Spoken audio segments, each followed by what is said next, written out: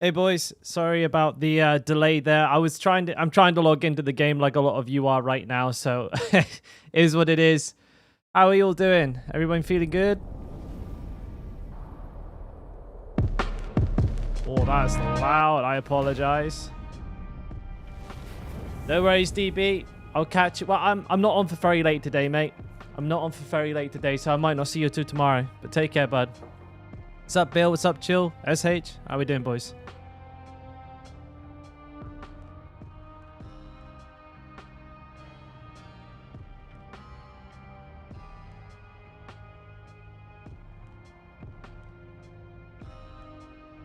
So, damn, I'm expecting to see the patch drop pretty soon. It seems to be a lot of chatter around the upcoming patch. I'm expecting it pretty soon. Hey, Devil Man, good to see you again, buddy. Been a hot minute. Look at that. Silver badge as well, buddy. Silver badge. Ooh wee, that's fancy. Fuck, man. I guess we're not gonna play right away. We'll chill and chat, I guess. You guys see, your boy was featured in an Asmongold video. I've made it. I actually was like really taken back by seeing my face like on a seeing my video in a video from a creator I watch. That's very I don't know, it's like pretty intense, honestly. You've been busy, been lurking. Ideal, mate. Well, at least you've been hanging out. I mean, you gotta make the most of that membership, ain't you?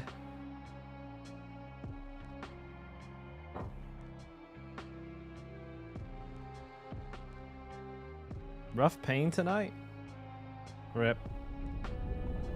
Hopefully not for too long, Bill. Yeah, maybe we just react to Asmongold reacting to our video. Hey, glad to hear it. None of your business, man. Appreciate that. Yeah, our live streams are kind of a little bit all over the place, but you know how it is. I'm trying to be online at regular times, but it's difficult. The real life gets in the way a lot of the time. No, to be fair, I think I'm doing a pretty good job. I'm streaming like 9 hours a day on average. Today will be a short stream, like I said. Today we're going to do like 5-6 hours, just a little shorty. Today going out for a meal, watching a movie, you know, doing some IRL stuff with the missus. I've been like too far in the Diablo hole.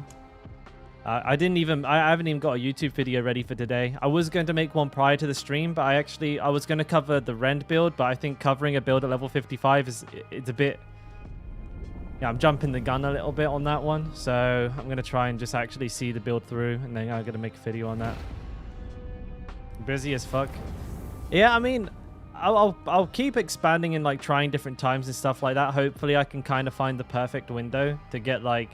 Because I live in South Korea, it's very difficult for me to like have a good stream time for most of my audience, because a lot of you guys, not all of you, but a lot of you are from America, which means you're like literally on the opposite side of the clock to me. So whatever time it is for me, it's that time for you, but at night time. So midday for me is midnight for you, you know? So unless I start my streams at 1 in the morning, it's kind of like a bit rough, but I actually would love to do that.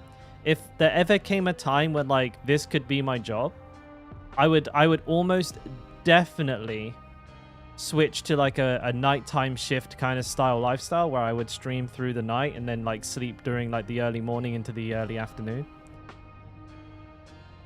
What should you do with your Fury? There is a number of things that you could do. I have a whole video on it, Floppy, but there's basically a couple of things that I could tell you right off quick. And if you don't understand these, the video might be able to explain a bit better, because I put it all down and I went through it all. But basically, you're going to need some glyphs. You need aspect of. You need some glyphs. So let's have a look at those first. You need Martial, Wrath, and Disembowel. Those three will help with your Fury, as well as the legendary aspects, Echoing Fury and Bold Chieftain. Once you have like all of those things, your fury issues pretty much go away, but you know, it's a lot of conditions to hit, so it can be quite difficult to do that. You've got a 1-year-old. I wouldn't know anything about that. I can barely look after myself, but yeah, I hear they can be a handful, mate. I have a hard enough job, like keeping myself alive. I wouldn't trust myself with a kid. But at the same time, it's good for you, man. Starting a family. Good for you, bud. Alright, well, this isn't happening. Invalid license for Diablo 4.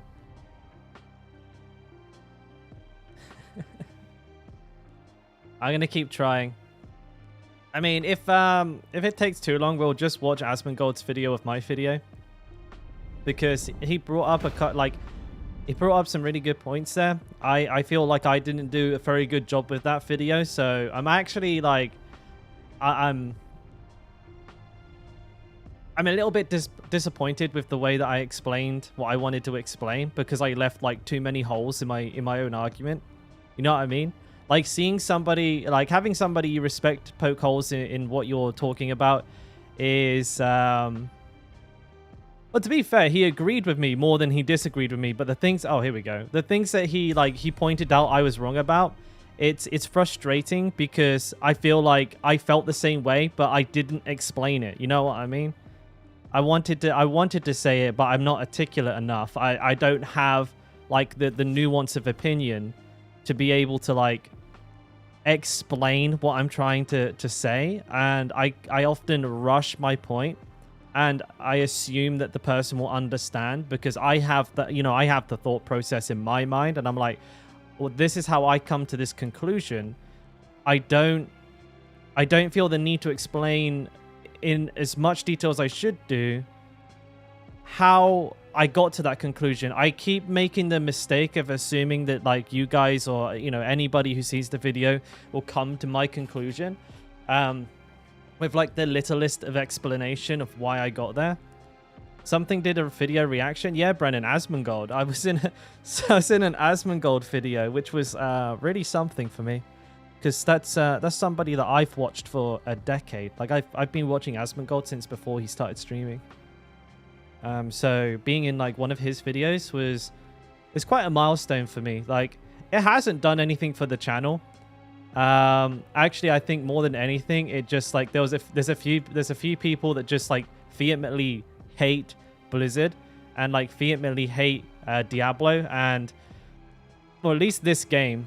But like there's a lot of comments like Blizzard chill, you know, Blizzard apologizer. I got a couple of nasty comments. But it is what it is. And yeah, so if anything, it's actually just kind of given me a bit of anxiety this morning. But I'm really happy to have like achieved that. Like it's kind of cool. It's almost like I had a conversation with somebody that I've watched for years, and that is a really cool thing for me. Like I could consider that kind of like a content creation milestone. For me, like that's something that I didn't think would ever happen, and for him to say things like he's right about this, like to hear Asmongold listen to your video and say he's right about this, that's it, dude. That's bucket list shit right there.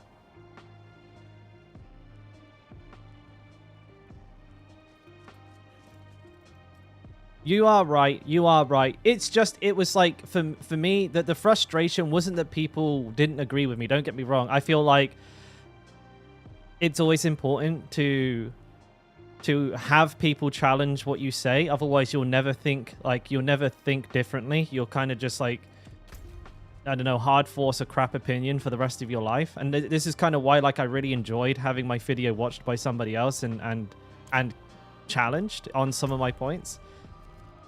But it's when like you see them challenge your point correctly, but at the same time, you know that you agree with them. It's just you didn't say it properly. Like, for example, the video that we're talking about is the endgame is boring, right? And what I wanted to say was that, like, wait until season 1. I don't think that the game was I don't think like the game is released in its full state right now, but I didn't acknowledge that it is boring.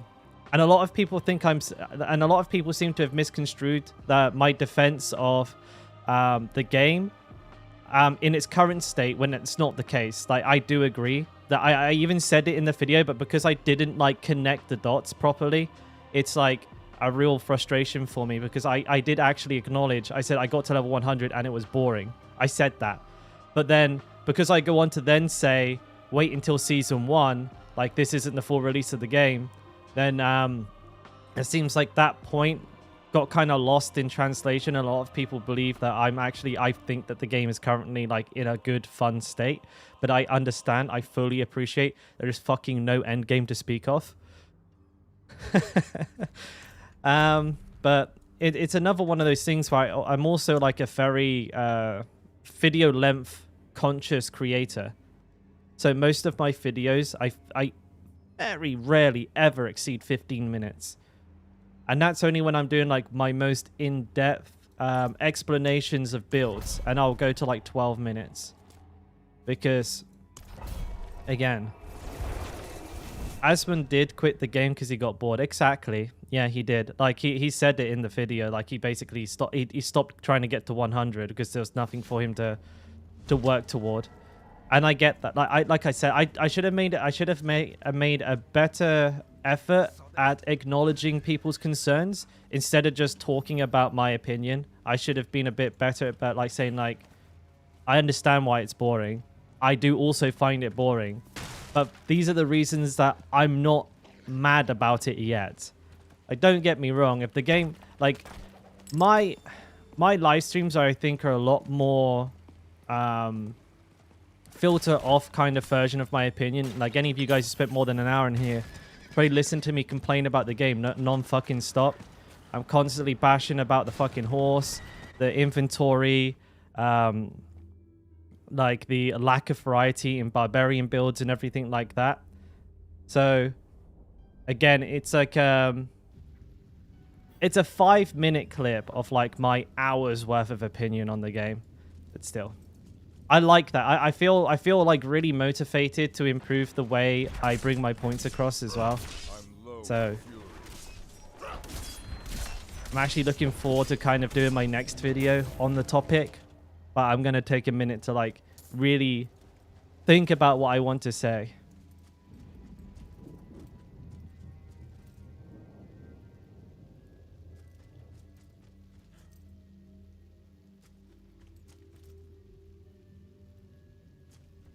A common thing that I'm seeing a lot of people use, or they're saying that people haven't completed the campaign because it's bad. But I mean, honestly, again, it's like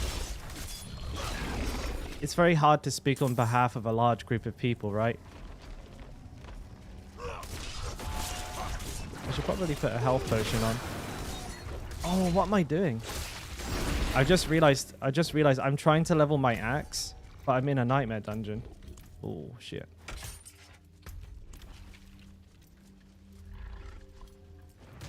I shouldn't be in here with this. I shouldn't be in here with this at all.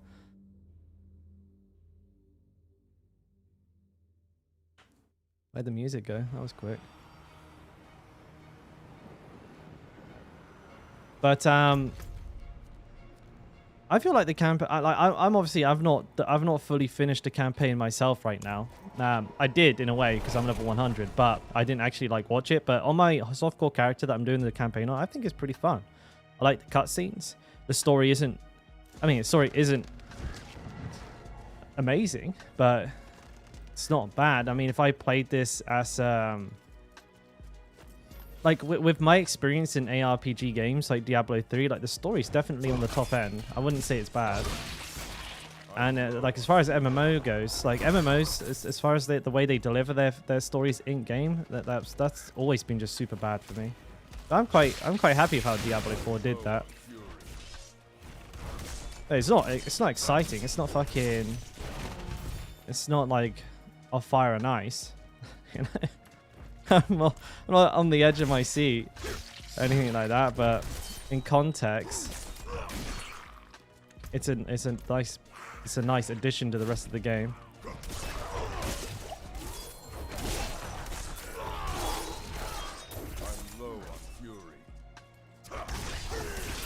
Yeah, I mean, Fex, I wish I could stream at better times, honestly, mate. Like I said, if this ever became more than just like something I kind of doing, it's like right now this is a constructive hobby for me.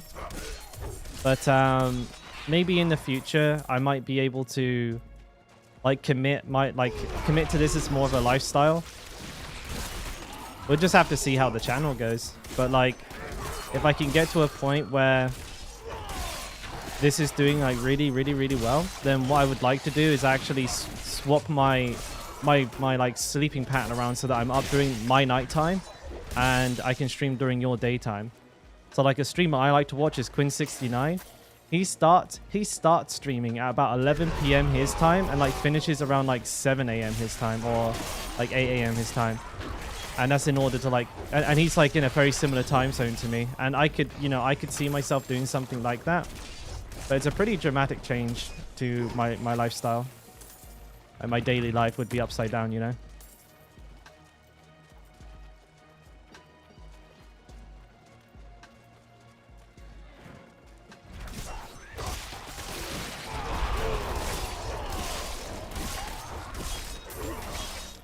Also, I'm trying to like push the streams as late as possible. So like if I don't catch you like in your evening, I can like I'll at least be online for a little bit in the morning.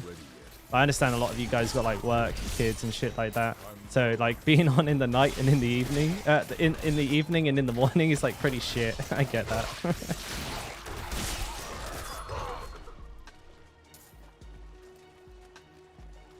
Do you level a HC character? So Tanner, it's kind of a bit of both, mate. What I typically do, and this is like the reasoning I'm going to give you is from the perspective of somebody who has access to like a full power of codex of power, right? Oh, almost. These aren't for my class, so I don't care about those.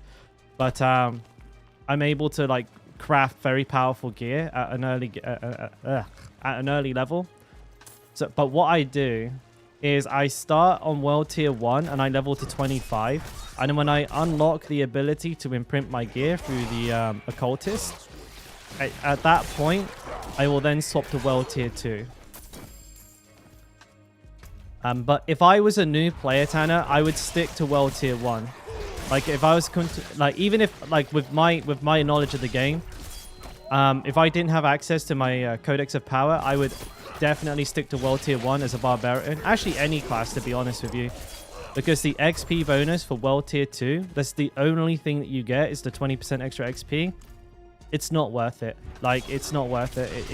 You end up like spending so much more time fighting the monsters that you end up leveling slower a lot of the time, which is a bit of an issue.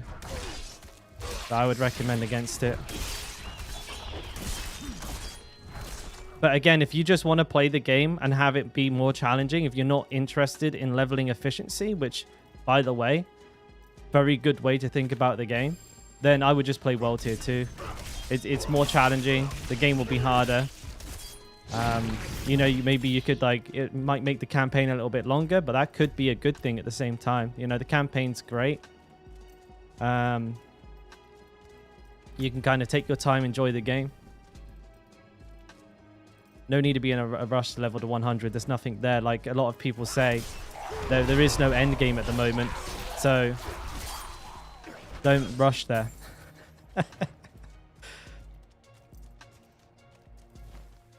You still watch the VODs while you're at work? Yeah, I mean, I'm not a big VOD watcher myself, and I don't know why. Because I'm not a chatter in streams. I'm a lurker. So I watch quite a few streamers.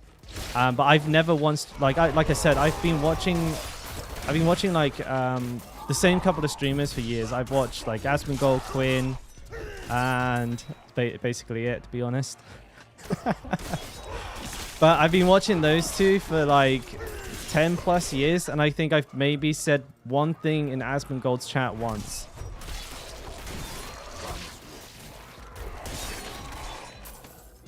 And it was probably, I think I just saw him like die in a game and just went, bro. Like that was it. That's the only thing I've ever said in a stream.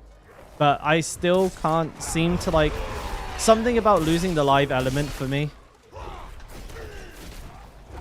Hey Noah, thanks. I don't think it's going to do anything for the channel because I'm not sure too many people in Asmon's chat agreed with my takes, which is fine.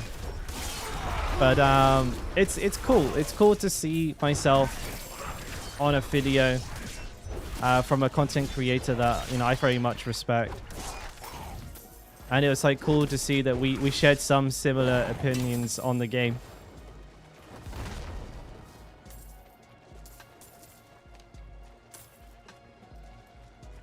I don't even care if the campaign is good. You love the gameplay. And there are a lot of people like that. I feel like that's something that gets lost in the whole like pro versus con debate in Diablo. It's like a lot of people enjoy the games for different reasons. Like the game, like subjectively or objectively, you could say like by most ways you could measure it, there is not actually like an end game system. There's nothing to grind toward. There's a pinnacle boss, but that's very limited content due to its difficulty.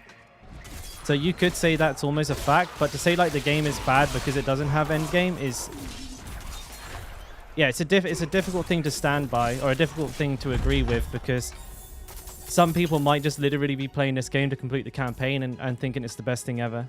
And that could be a lot of people. No one has the math on that. No one's polled every single player in the game.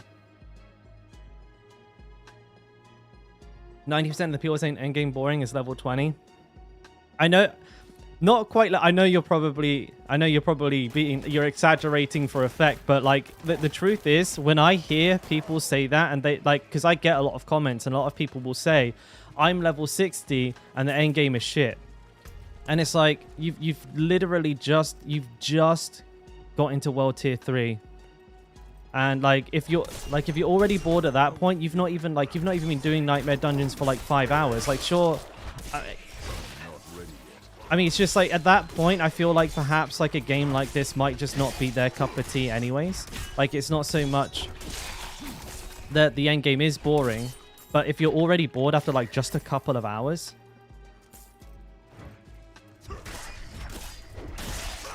because I think any game system Diablo brings out, it's like you're going to be doing the same like handful of things for an entire season.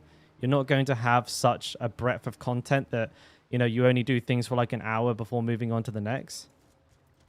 Oh, Bangkok, there's an issue with the login service right now, mate.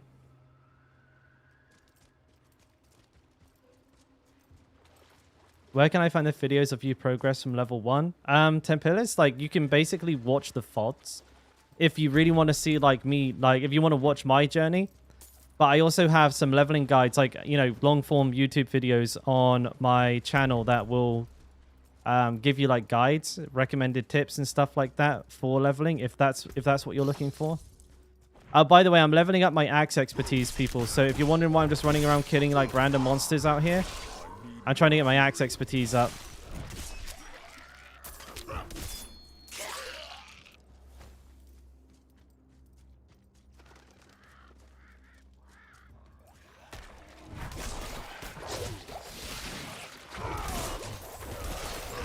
Yeah, I don't chat. Like, you're just basically screaming into a void with, like, big YouTubers, big streamers.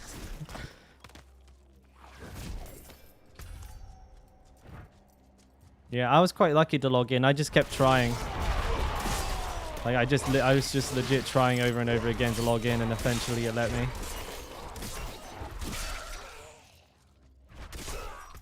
Man, leveling up the techniques is kind of slow.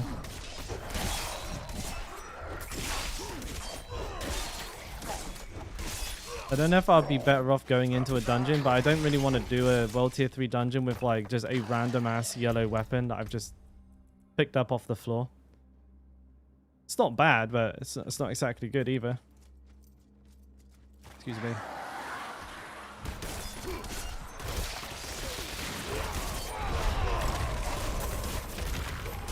Oh, 2 elites.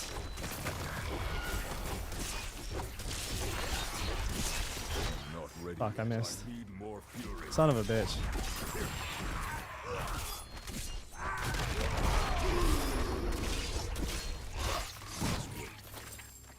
Did I win?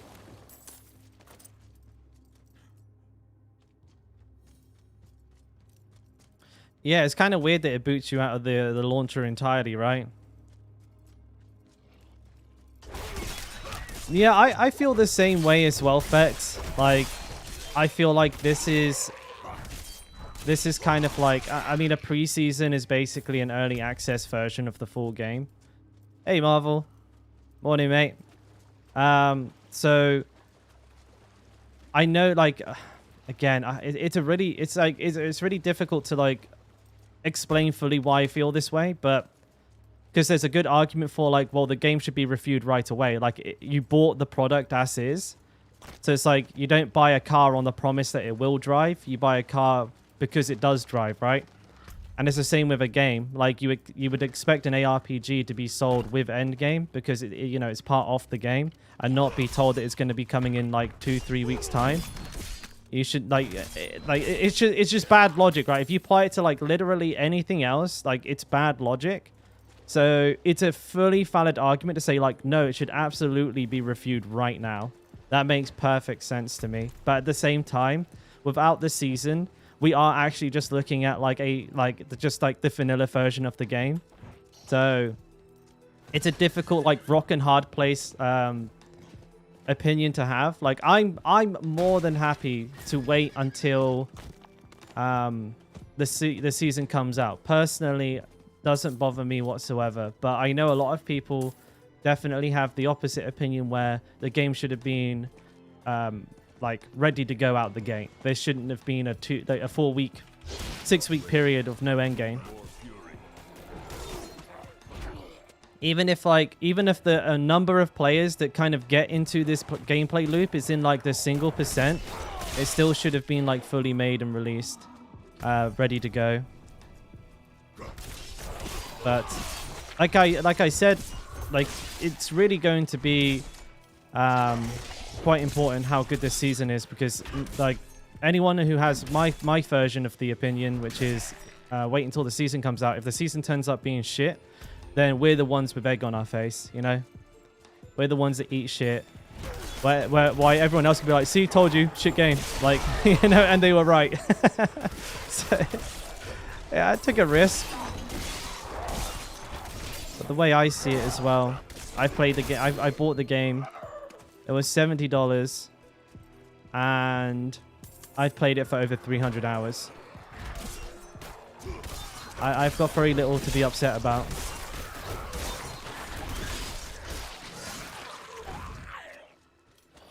Like, you name one other thing you can do for 70 hours and enjoy. That, sorry, I got the numbers mixed around, but like name like another thing you can enjoy for 300 hours that only costs $70. That's a difficult ratio to match.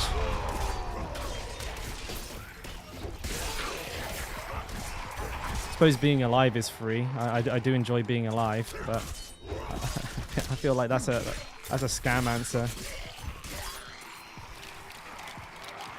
Congrats on being famous. It's probably going to end up being infamous as a Blizzard shill, but there you go.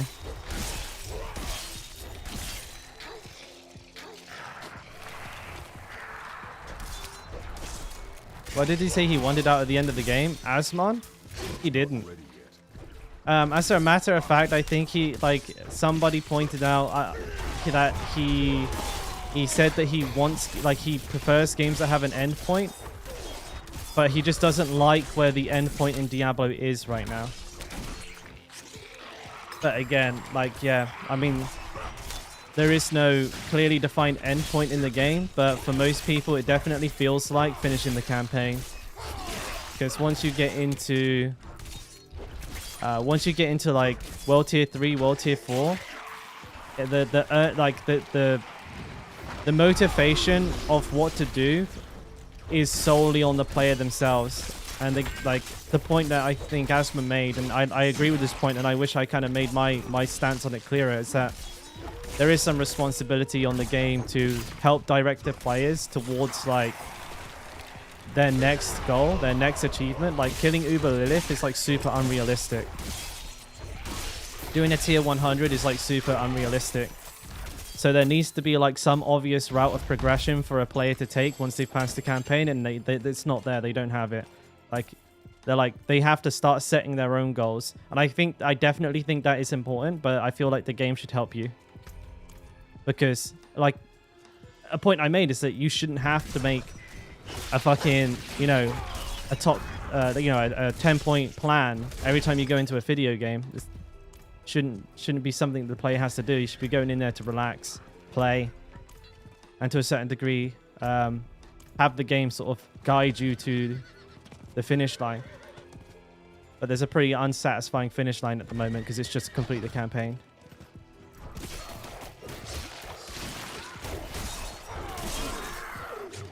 But it's very easy for me to like ignore that fact because like for me, I have 101 different goals. You know, given all the time in the world, I'd like to get every character to level 100. You know, I want to try every build. I want to kill the pinnacle boss. I want to do a tier 100. Fucking, I've got like about 500 million hours of content. Like I can just keep going and going and going. But that's because it's me. This is a personal thing.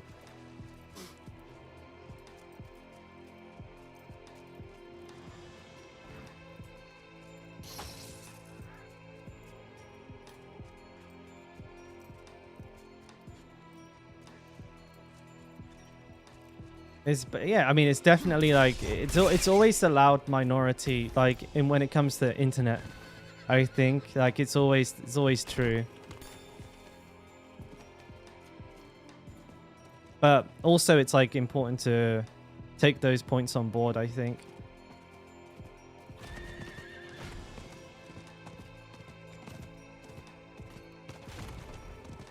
Yeah, that's another debacle, isn't it? The ultra rares. You guys, I'm assuming most of you seen the tweet, right? Where they talk about the ultra rares. There's 6 of them. Most of them are really powerful. They're like the Stargazer ring or whatever it's called. Just seems like a decent ring. Like it's got good stats on it, but like the resource cost reduction. To be honest, like you can only get them at level 85 plus. So by the time you get that ring, resource issues are kind of no longer a thing. Which is pretty unfortunate. But the Grandfather, Andriel's Visage, and Harlequin's Crest, they all look insane. I don't too much know about Doombringer. 20% flat damage reduction seems really good. But, like, you lose a weapon legendary affix. And, like, Harlequin Crest, it has, like, 20% damage reduction on it, too. I mean, if you had the both of them, that'd be insane for high content, but... there's like a lot of debate now around the items because there's only like 3 confirmed drops. There's like 1 Doombringer and 2 Harlequin Crests, and like nobody's even seen the other 3 items even once.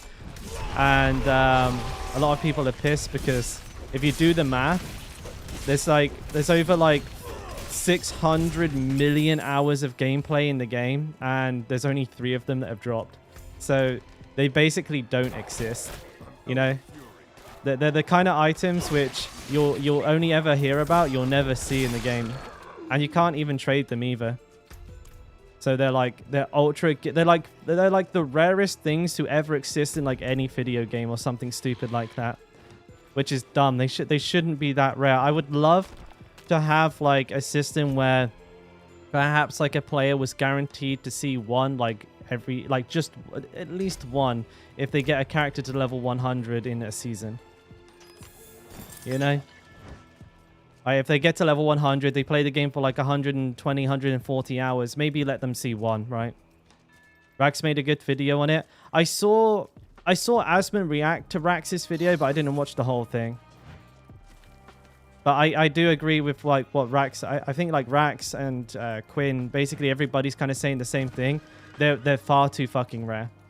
They're like if it was like if there were no resets, if they were tradable, then it wouldn't be so bad because like in time there would be quite a few circulating.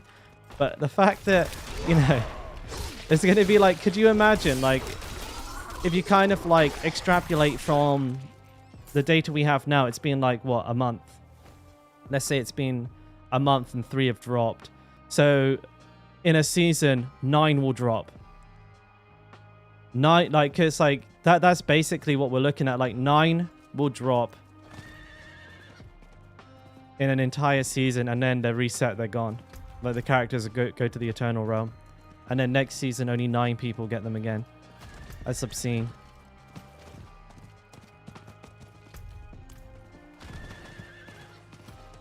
Did I kill all the enemies around here? Are they just all dead?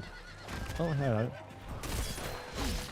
Getting my axe expertise up is a nightmare. Oh yeah, and then dying. Do you imagine dying with an ultra rare on your account on your hardcore character? Ooh, that would be painful, man.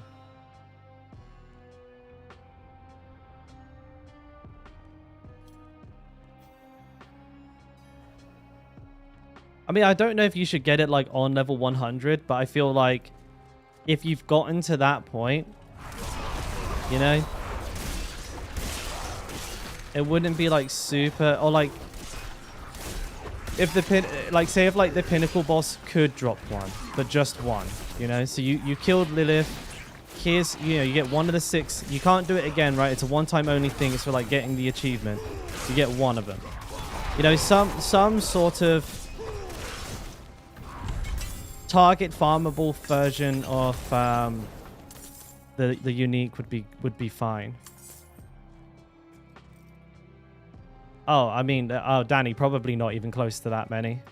Probably not even close. Like, you know, if you look at like the tweets from like Diablo, like I know they were like 2 weeks ago now, but there was only like combined between hardcore and softcore like 6,500 level 100s.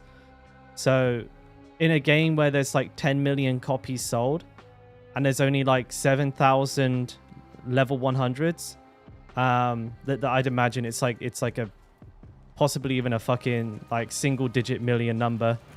But like I don't think people are gonna like, I don't think people are gonna level like super much differently in the seasons because of the reset.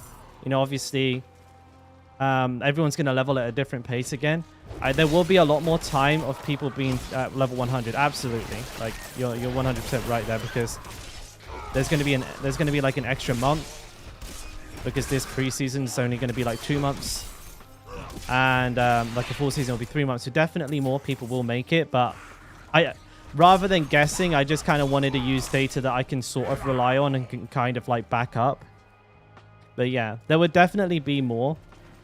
But like, it's not going to go from 9 to 1,000. You know, we could probably realistically expect it to be maybe like, you know, 33% higher, because there's 33% more time in a season. So it'd go from 9 to 12. I must wait. But speculation, I hope they change it. I think it's too rare. I don't want to play Diablo for 5 years and never see one, which is very, very realistic with the current drop rates. Like, I could literally play this game all day, every day with you guys, stream it for 5 years and not see a single super rare. I could probably not just not see one, but never even know someone who got one. So like, everyone in chat here, plus me, we could play every day for the next 5 years and not one of us will see it. That's how rare it is.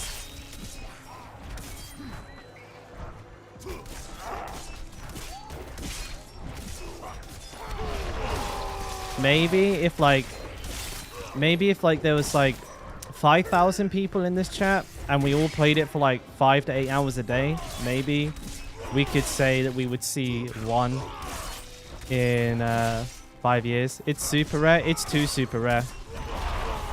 There's super rare and there is like unobtainable. And I feel like the game would be a lot more fun if like people could, you know, actually use the item, because it's as good as not in the game. Not ready yet. Like, for example, they could take it out of the game and it wouldn't make any difference because nobody gets it.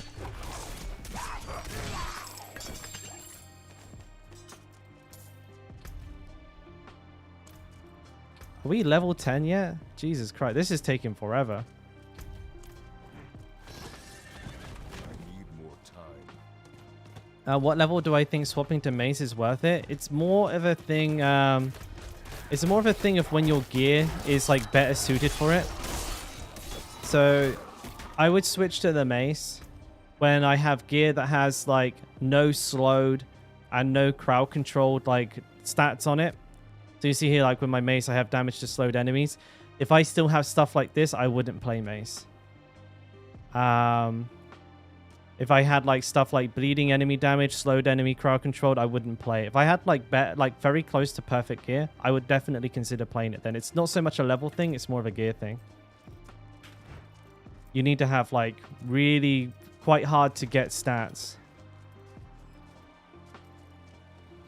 Plus the wrong person gets it, we can't even do tests. When you say like wrong, you mean just like some casual Andy doesn't even know what it is. He's like, oh, what's this? 20% damage reduction? Shit, that's not even got damage on it, and just sells it to the Fender. That's what I did with my first Temerity. I didn't like read it properly. I just saw like increased health potion, increased healing. I was like, oh, this sounds like shit, and I sold my first Temerity. Crit vulnerable core. Yes, crit vulnerable core strength. Like, if you could get that on most of your weapons, or like, you know, you could have close instead of core. You could have all stat instead of strength. But as long as like your weapons are more like that, then I would move into the mace build for sure. Because the crits crits are going to become like a lot more more valuable. They're going to scale a lot more because of the mace two-handed the mace two-handed thing here. So critting does 15% more multiplicative damage, and you know, obviously you want to scale that as hard as humanly possible.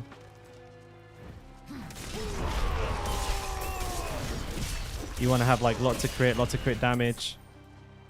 You can hit so fucking hard though with it as well. But it's also just like, if you have those stats still, they're practically useless to you if you're playing the mace build. But you know, it's going to force you to play Berserk Ripping, which you might be doing. There's so many variables. It's so hard to say.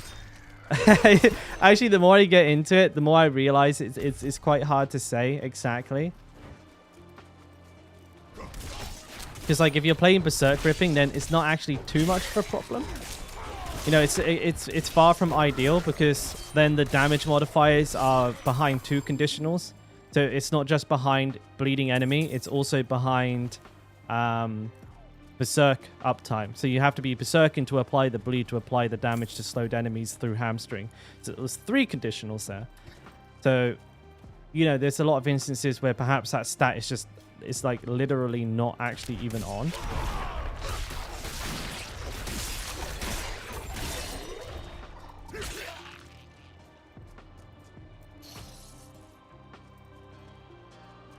Yeah, like super rare drops from raid bosses in WoW. There are not many people who had them, but you know someone who did, possibly had a chance yourself to get with it. But they weren't this rare, were they? Like there was like multiple people on every server that had like, you know, the rare shit, the mount, or the legendary weapon. Like every server had one, and each server was only like 10,000 people. So like if you were to like look at it by a numbers point of view, probably a hell of a lot more people. Also, it was deterministic. Like you knew where, like you could go somewhere to grind for it.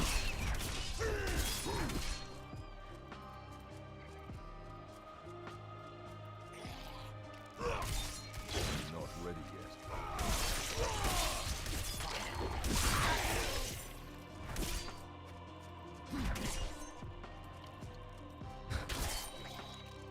I'm in.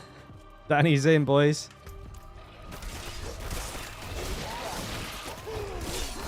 This is time consuming. Surely there's a better way to level this thing up. I might just go into Dead Man's Dredge itself and level it up in there. I need time to do that. Like, it's important that I do this because I actually need this expertise. I'm gonna try and do it in here. Maybe it'll be a bit better.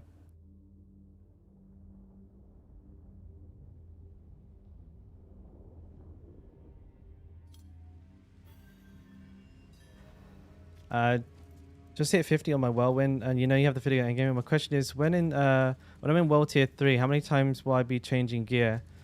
Not very often, Drew. So, I can't remember if I said this in the video or not, but basically, when you find a piece of gear in World Tier 3, it's always between like 625 and like 700 item level. Or like, I think you can go up to like 710. I'm not 100% sure. 720 maybe is the highest. But there's no like level scaling on the gear anymore.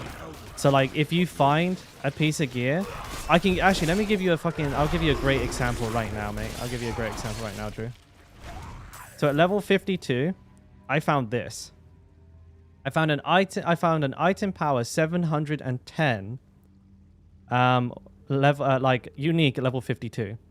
Now this is actually upgraded a higher item power than some low roll ancestral gear. I will not replace this until probably I'm like level 90. Like, this is ridiculously good.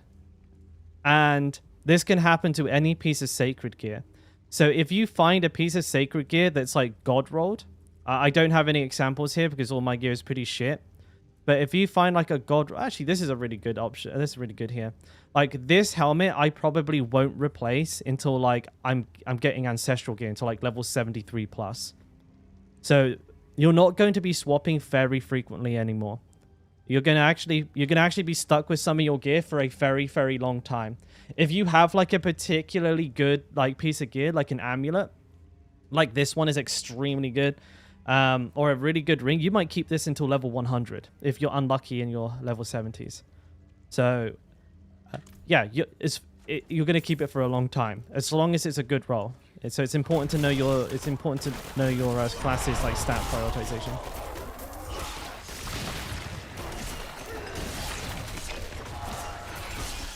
I'm still doing pretty respectable damage despite not using my main weapon.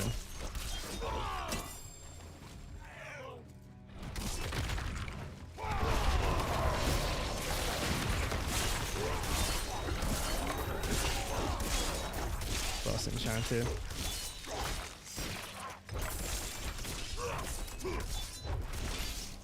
Move away from him. Hey, no worries, Drew. Easy peasy, mate. Is it worth using it without bold chieftains? It is, Nabi.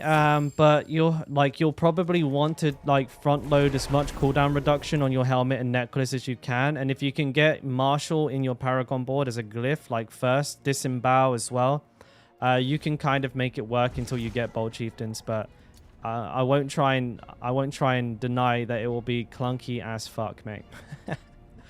It's gonna be clunkosaurus. A max roll accelerating? I'll take that.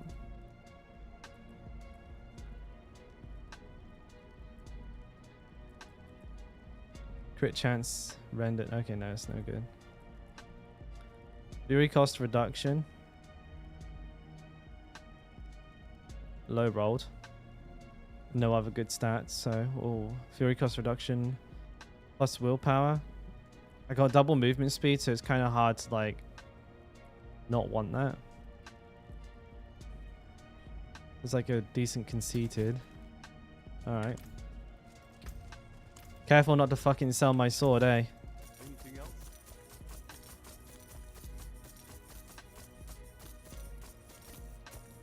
Don't need that. We'll have this axe leveled up in the next like 20 minutes, I think.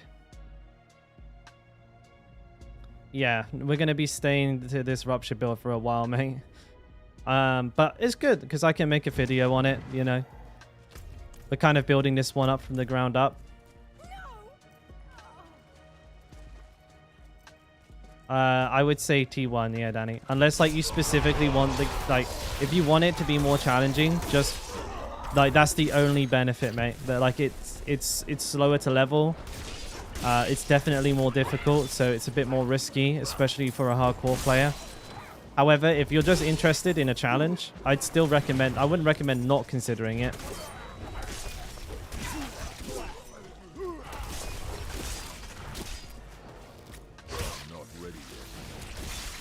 Oh, that was a beautiful run.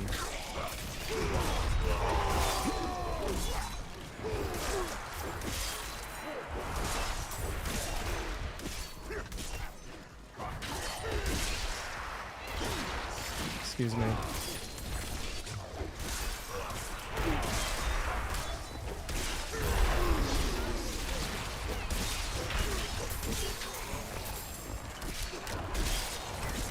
I might go hemorrhage board on this build as well.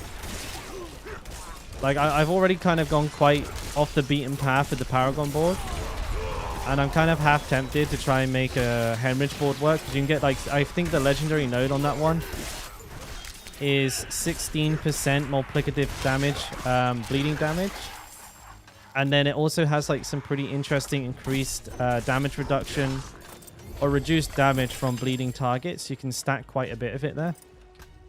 And I feel like that could become quite a valuable stat. Like, everything's bleeding, right? You got in, Whiskey? Yeah, I mean, for anybody who's having the login issue, just a bit of spamming login seems to be doing the trick. It's not ideal, but this is what we got. When do I go tier 3, Lion? I typically do it around level 45 to 48. It really depends on how lucky I've been with gear, you know? But I would probably recommend 48 for hardcore players. 45 was a bit risky. I did it because I had good gear, but it didn't feel too good, you know? I'll be honest with you. Pretty sketchy.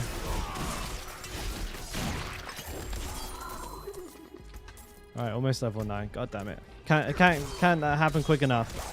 But to be fair, I've done like half a level as well, which is pretty good, considering I've just been killing open world stuff.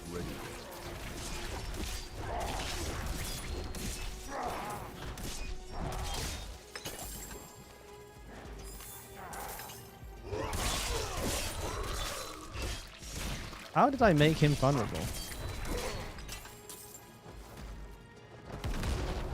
I didn't cast Rupture for a while.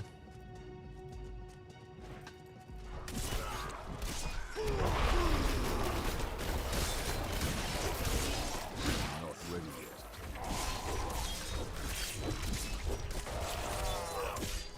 You're dead. Oh shit. I'm not ready yet.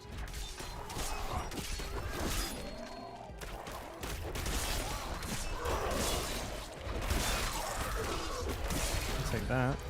Probably back this way, innit?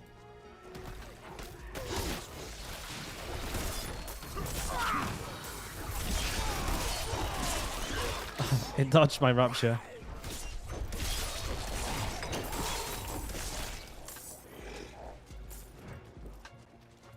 No, Nico. You want to be using either your two-handed slashing weapon, aka your sword or your axe, or your mace.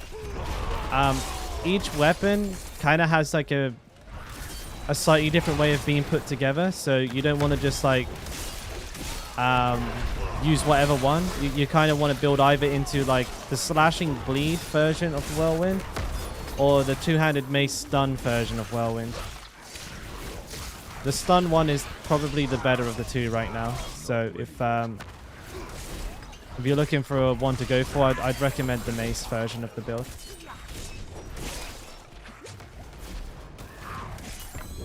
Oh, Lego. What's a good alternative to build to run until I have the gear to run Whirlwind? This one that I'm running right now. Rend Rupture. Rend Rupture, Rend Deathblow. Possibly I would recommend running like, instead of running like Warcry, maybe Ground Stomp to get the extra Fury from it, because Fury will be pretty bad. Brennan, yeah, kind of, because right now we have an opportunity to like really go balls deep on the Rupture build. So I think, yeah, we're going to transition away from it and come back again a little bit later on. But when I start getting Ancestral gear, I'm going to be putting aside an upheaval set of gear so I can come back and give it a try. I will be streaming still in 30 minutes, Devilman. Absolutely, mate. Get him safe.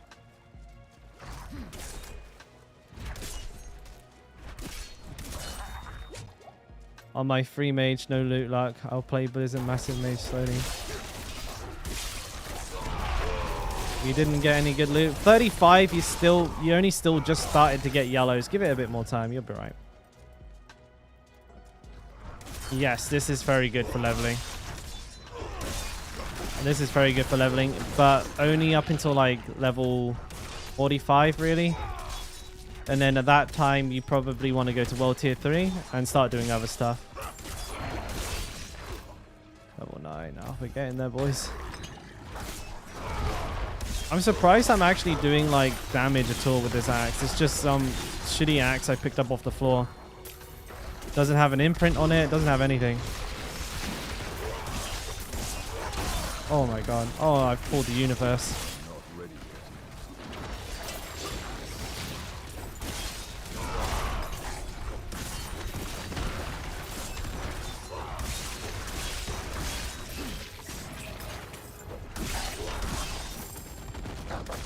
Okay, well, I came out of that relatively unscathed. I'm pretty happy with that. This is one of my favorite dungeons to grind. I'm constantly in here. Like if I'm sort of like confused as to what to do, or if I need, you know, if I need to level things up, like my weapon expertise, then I'll come in here and do it. It's just quick, easy XP. The mobs are pretty, you know, they're pretty simple. I am fully body blocked in that. I'm not ready yet. I mean, it'll be dead in a second.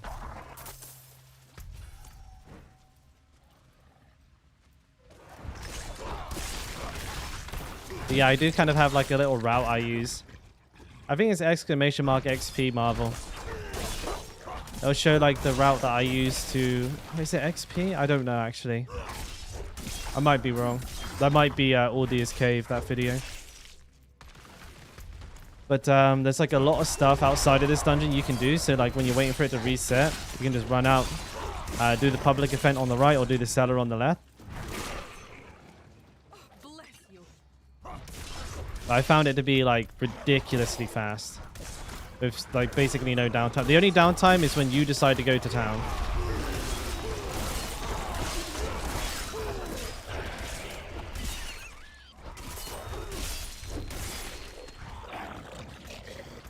Getting there.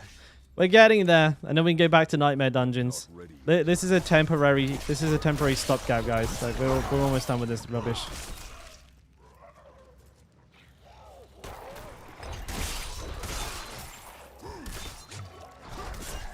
Kind of hoping that would be cursed, to be honest.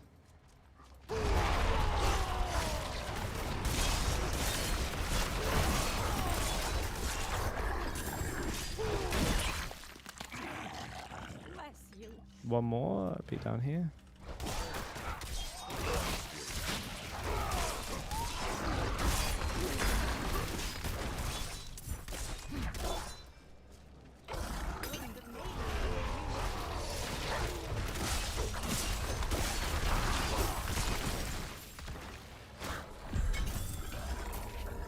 Kind of liking this. Do I random rupture? No, I rupture first. I rupture first, and the reason for that is because of a talent I have. I have a talent here called Exposed Vulnerability. So dealing weapon damage with a weapon mastery skill, Rupture, will make my next core attack make the enemy vulnerable.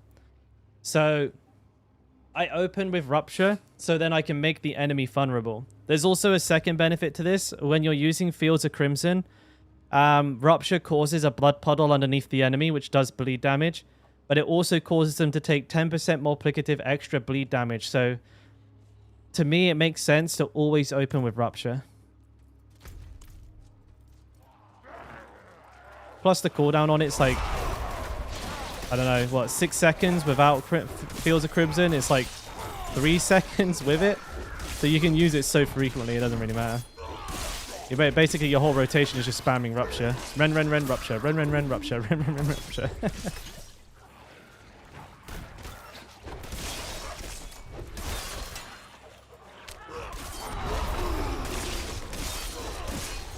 But if I'm just killing, you know, if I'm just killing groups like this, I don't really need to use Rupture. I can if I want. It's just quicker to do a quick rend and run away.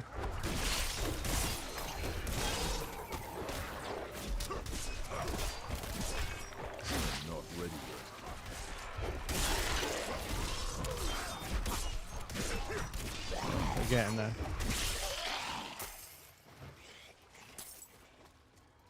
The curse pools I got so far, all of them look like shrines on the map. I've noticed that as well. I don't know if it's intentional. Like, I think it's supposed to like not be obvious, but yeah, you can actually see. And if you see a conduit, like a pylon icon on the mini map, but it's a health potion, it's 100%. It's 100% cursed. Hey, thanks, man. Glad it helped. This is the next build in action here. Or, sort of. We're still kind of leveling. Hey, Shidra, what's up?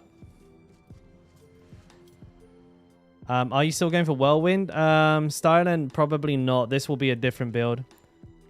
Basically going to be building this one out for nothing but Lilith. This will be a full Lilith kill character. Or, you know, an attempt to kill Lilith. And also just an opportunity to experiment with the other sort of meta builds for the Barbarian. I'll probably be mixing between Upheaval and Rend Rupture. I know, right? Asmongold watched me video. It's so weird. Like when I saw that this morning, I didn't even know what to feel. It was a very strange sensation because it's like, you know, I watch Asmon's videos every day.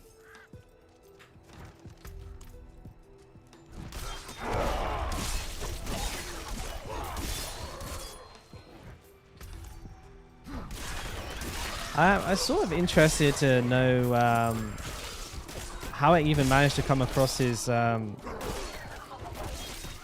like his attention. You know, that video only has like 5,000 views. It's not like a lot of people have seen it. It's run better with Rupture or Death Blow. You probably have more success with Death Blow because you can get Fury from it until like a little bit later on. Can I? What the hell?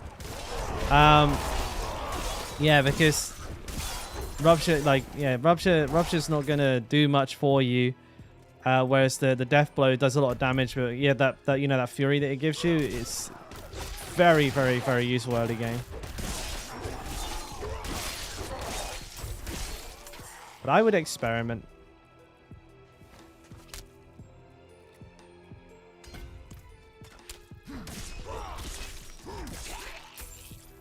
What am I working toward here?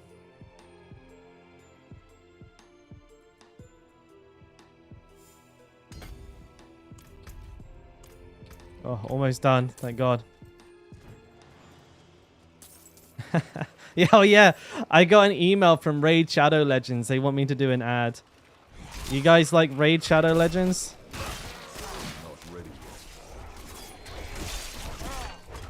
I don't think it would be worth for me to do. Like the viewership on my videos is like woo, woo, woo, all over the place. And I think they work on like a referral based, I don't know how they work, but I'm pretty sure like you get paid like a certain amount, like a small amount up front. And then you get paid like a little bit for like everybody who downloads the code. And I can't imagine many of you are going to be keyed for Raid Shadow Legends, boys. Look at these amazing graphics and this crazy new hero, the orc female that you can get by using code Dalkora. I actually did play it. I'm not even going to meme. Like, I did play Raid Shadow Legends for, like, Marvel here for a couple of weeks on my phone because, I mean, if you're at work, you got nothing better to do. You know? Why not? But, it's one of those games that's like monetized out of the fucking wazoo, innit? So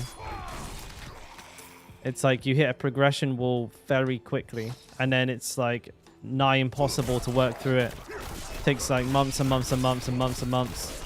And it has that energy system as well, right? So you can only like play for half an hour a day unless you like pay $3 or some shit.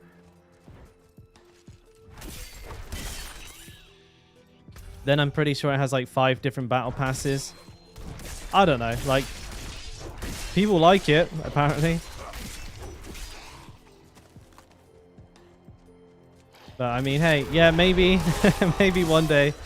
I might start doing ads, but I don't feel like it would fit the tone of the channel particularly well. So for like how many, you tell me guys, how many videos do you watch, like Barbarian best build video? How many of those start with an ad? 0. Never. People don't put ads on those videos because I'm fairly certain somebody did and discovered that it fucking destroyed the engagement on their video. It just doesn't fit the tone. Before I tell you how to build Barbarian, here's a quick word from our sponsor. That's hilarious. Ad blocker. Oh, Madnox. A paid for promotion ad is in the video. Like I would be promoting it. So you would have to watch it in order to get to the guide.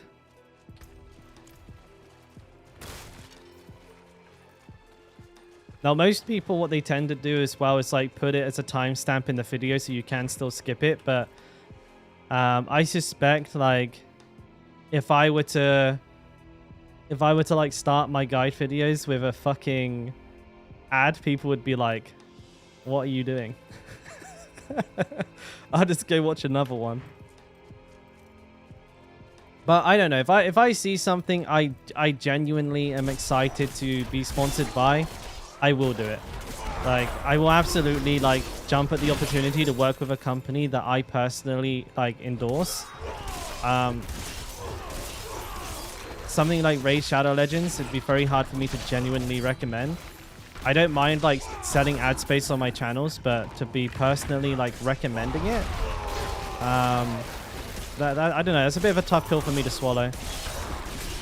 And I want it to fit. I want it to be like, I want it to feel like appropriate to. I want to feel it like appropriate to the content and to the channel. So like if I was to do like a Blizzard, not a Blizzard ad, but like, you know, if I was to like do a hashtag Diablo 4 sponsored stream, mate, I'm doing it for free. I'm already doing it for free. Hey folks, Riker here. You gotta love that guy, right? Riker here. Today's video is sponsored by Hero Wars. Get 500 million silver for free by using code Riker. Yeah, that's another guy's videos I've been watching for an infinite amount of time. So we're done. We can start doing dungeons now. I'll just go through this gear really quick.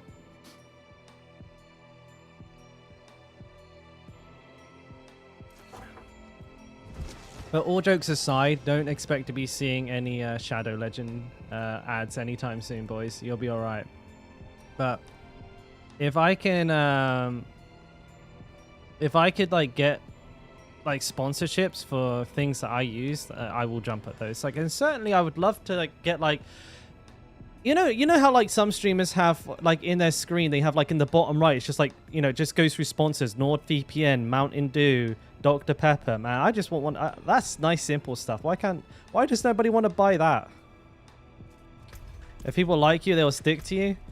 Oh shit, what am I doing? True, I feel like I still haven't built up that kind of broad community. I feel like the streams are doing fantastic, but as far as like the YouTube videos they go, all I have to do is look at the performance to know that 90% of the people that are watching them for the topic only. Like when I see a video, like one of my guides, one of my whirlwind guides, and like 95% of the view time on it is from non-subscribed people, then you know, those are people that are there for the guide. They're not there to watch me. So I still need to earn that. I still need to build that up. Oh, I didn't check it. Damage reduction from close. Okay, no, it's garbage. Oh, wait, why did I buy it back? Yeah, we have a lot of work to do, but like, you know, we haven't, you know, I started creating content like 6 months ago. I'm completely and utterly brand new to this. I don't even know what I'm doing half the time. I'm like making videos. I feel like I have a pretty reasonable idea of what is good and what isn't to make videos on, but every now and then I make absolute fucking stinkers. So, you know, obviously I still have a lot to learn. This is kind of good. If I can get flat movement speed on it.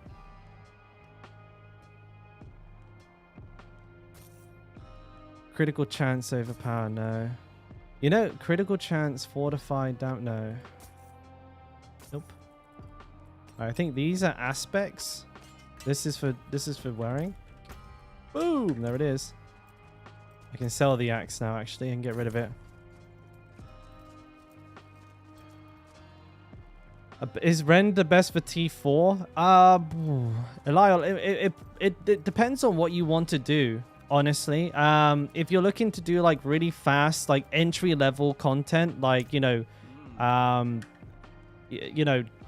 dungeons that are roughly your level, hell tides, regular dungeons, stuff like that, Whirlwind is probably the best because it's the fastest.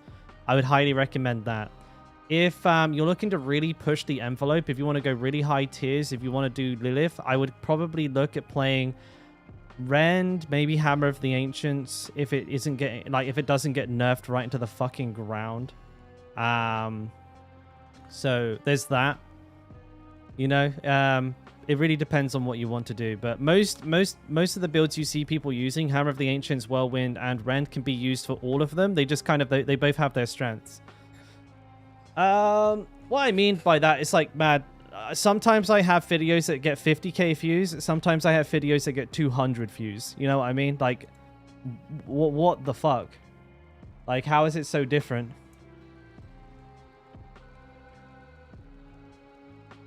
Oh, it's getting nerfed, but I don't know by how much. Like, it's hard. I can't predict whether it's going to be usable or completely unusable after the nerf.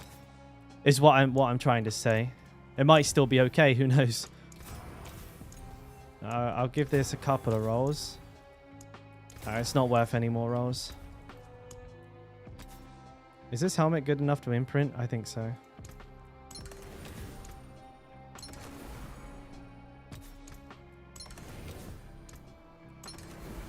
I'm gonna put a better aspect on here. This numbing wrath is way more powerful. Limitless rage. Father bless. Yeah, I know. Like, the quaking aspect on Hammer of the Ancients is broken and producing much higher damage than it should do. But once they've hot fixed it, it may still be okay. It might be completely useless. Who knows? Best aspects for Rend.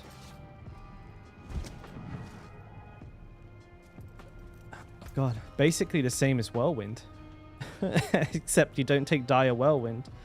Ideally, if you can get your hands on a Field of Crimson, that's like the best thing you could do. Ones that I'm using though are like Anemia. And what's the other one we're using? Anemia and the one that blows up. What the hell is the other one called? Like, it explodes when enemies...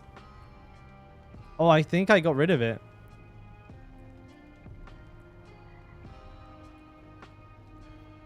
What was the other one? Skullbreaker, right? Yeah, I think I don't have Skullbreaker right now because I got rid of the piece of gear that had it on it. So Anemia and Skullbreaker for some pretty cool synergy, but I don't have it. But honestly, most of it, like 90% of it, if you just take, if you literally just take Dire Whirlwind off your two-hander and put like any other enchant on there, boom, you're done. I wish I was joking. Obviously, you don't want Grasping Whirlwind either. Yeah, it's a huge difference, Madnox. Like, my most recent video has 275 views. And then before that, 3k, before that, 15k, 6k, 5k, 32k. It's... I have a very bad time telling what's going to do really well and what's going to do really bad. Like, every now and then, like I predict, like when I make certain videos, I can tell, I'm like, all right, this one's going to be an absolute banger, and then it will be. And then like there's some that most of the videos I'm uncertain. I'm still trying to figure out what people watch, what people don't watch, and I guess it's going to take a while for me to nail that down. I mean, obviously I I don't want to be doing it. I don't want to be putting out videos that get no views, but at the same time, like I need to do the experimenting to find out what actually is successful and what isn't. Did I not use one of these the whole time?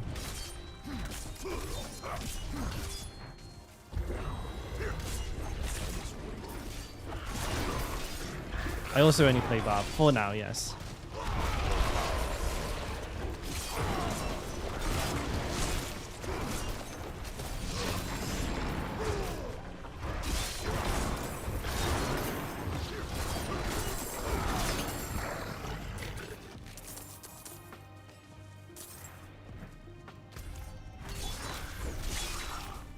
What did I do before making content? Most recently, I was actually just traveling Southeast Asia for like the last year and a half. Before that, what I did was I worked for a B2B like business trade show company. I was like a client manager for the companies that were at the trade show. Like I helped get them there. I got them there. Actually, would probably be a more accurate thing to say. I helped them set up and like, you know, get logistics, shit like that. Make sure they got the right customers. I would, because like everyone at the trade show was like a registered person, so I would like direct the right people to the right stands and stuff like that. Basically, trying to make those businesses as much business as I could. That was the whole idea, and that was like specifically in the like private label goods sector. So like most of like the shit you buy on like Amazon, Alibaba, stuff like that. You know, I help those factories meet the marketers that slap a sticker on it and sell it to you as something new. It was an alright job. It was basically like a glorified sales rep slash like, I don't know, fucking secretary for hire, honestly. What is power leveling? It's just leveling quickly.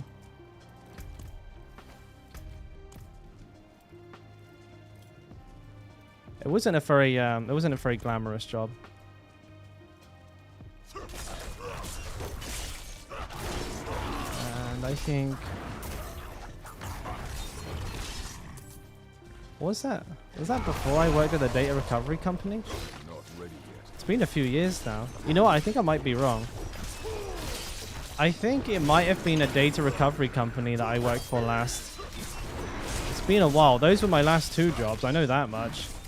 I'm pretty sure I worked at the data recovery company before then, last. So,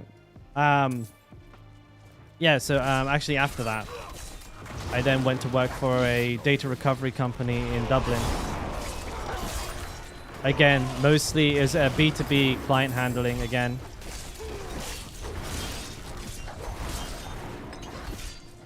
Though to be fair, I did like a bit of everything. I would have to do like data, like I don't even know what you'd want to call it, but basically they would tell me what they were looking for. Our engineers would recover all of the information, and it was like my job to go through and basically tick off what it was that we were able to recover and what it wasn't we were able to recover. And to be honest, half the time I had fucking no idea what I was looking at. You know, you had all these like, just like, I don't know, like business specific documents that didn't make a single bit of sense to me. And they're like, yeah, we need like the F3C6 confirmation form for the, you know, the articulated like glory check spreadsheet. And I'm like, yep, that's in here, I think. Other times it's like I never really saw anything too crazy. Like I helped like an I think like probably the most noteworthy thing that happened, and this is like super boring. It's like I helped a relatively well-known author, I think, recover a book, and that was about it. This is gonna hurt. I must wait.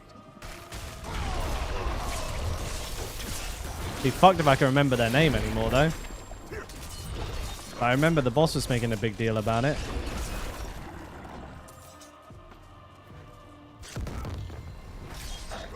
But I remember like the client, they had like this 11-year-old MacBook that was like dented to fuck. It was like in the shape of a banana. It was like they sat on it or something, and they written a book, like an entire novel on it with zero backup. Like what the fuck? I mean, like even I'm not that bad with my data security.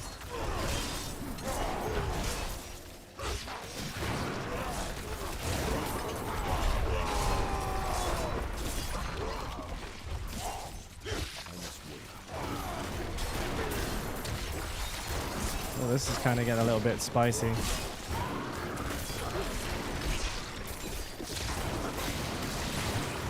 Oh my word.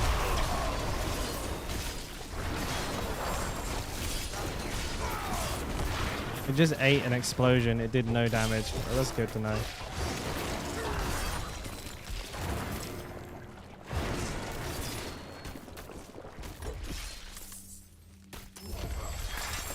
Alright, we did pretty well there, I think. Couple of keys. Got a totem there. I'll probably just leave that on the floor. Why am I getting so much gear from other classes all of a sudden?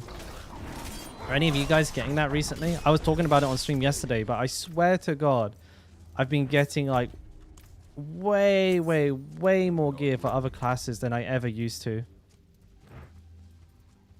It's like it's absolutely cranked the drop rates of like druid gear. Which is like a kind of like a pretty funny ironic twist on the bug for the druids always getting barbarian gear. You need to tell people about my stream. I mean, my stream's doing really well. There's 96 people in here. That's wild. I don't know if they're all real. But it's always I do try my best to advertise it without advertising it, you know what I mean? Like, I try to be pretty subtle with it, and I think that might be... It's the way I enjoy to watch it. Real confirmed. Alright, Danny's real. Travis real. Yeah, can I get everyone to type the number 1 in chat just to confirm you're real? But like... typically it'll be like in the top of the description. I'll say like live streaming here, or I will say like today on the live stream. You know, I try to be subtle. Maybe I'm too subtle, so I'll have a look at that, Travis, see if I can oh shit, I didn't expect people to actually type the number 1. Oh, thanks guys. Hey, look at that, there's actually a bunch of real people in here. Holy shit. Hey Nick, how's it going, buddy? That's exactly what a bot would say. Well, stop snitching on me. It's me on my phone flicking through all my Google accounts, pressing 1. But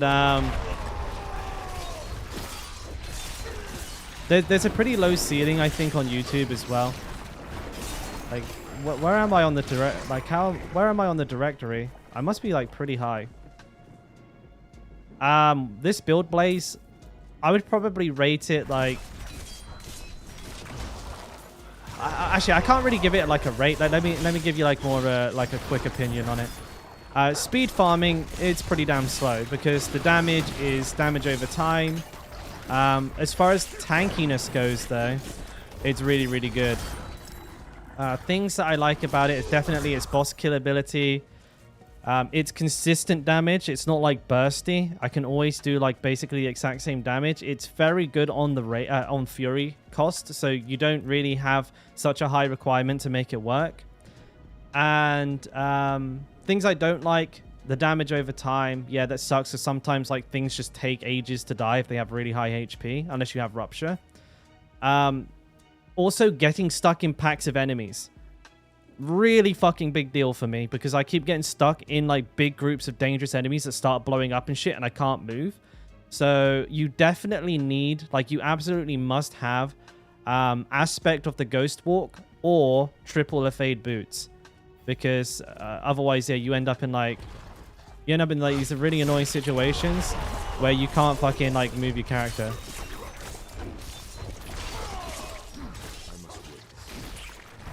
I had no fury going into this fight, so this is not a very good representation. Am I stunned? Is that... Oh, wow. She actually stunned my rupture mid-animation.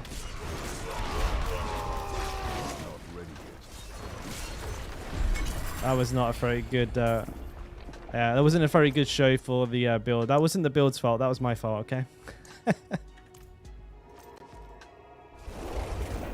I like Whirlwind more. Kid, yeah, the server's kind of down. Login servers are down. If you keep spamming it, eventually you can get in. I did. Most people seem to have. But they are kind of fucking up right now. Cultist Refuge, tier 4. Yeah, it's a really easy build to get into though. Rend is like super easy to build for. There's a lot of like versatility in the stats you can go for. You can get like bleed damage, slowed enemies, close enemies, vulnerable crit, core, of course. You can get stun sort of works. You can get crowd controlled, man. You can like run so many different types of damage bonuses. Crit and vulnerable is still the best, but like you have like so many options. It's super easy. With gear early on, Whirlwind is actually like my favorite for leveling. My like second and third Barbarian, I leveled them just with Whirlwind. 1 to 100 Whirlwind, nothing else. It was pretty good. It was pretty fucking good and it was pretty fast, but I got really lucky with gear. Like each time. And also, you know, I have access to a full power. I always see power first, but a full codex of power is what I'm trying to say. And like you can get aspect of the Echoing Fury, aspect of the Umbral, and aspect of the Dire Whirlwind, all from your codex of power. So you can get like nearly the entire Whirlwind build just from that. And if you get like 1 or 2 lucky like, you know, cooldown reduction things like earlier on, you're flying, mate. It's so good. I'm not ready yet. Hey Denver, how you doing, mate? Good afternoon.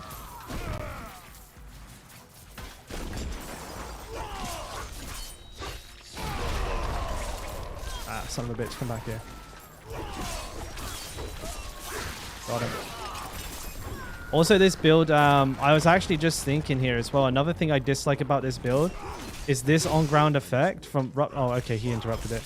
But the on-ground effect from a rupture is extremely frustrating. Like this here, it looks like something I shouldn't be standing in. And it covers up enemy on-ground effects, which is really dangerous for a hardcore player because I don't see explosions, I don't see poison. I probably wouldn't fucking see those volcanics.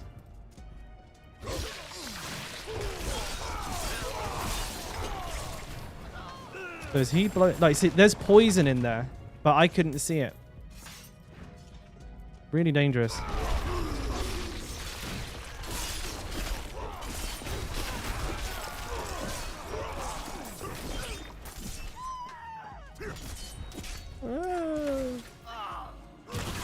Oh, nice teleport.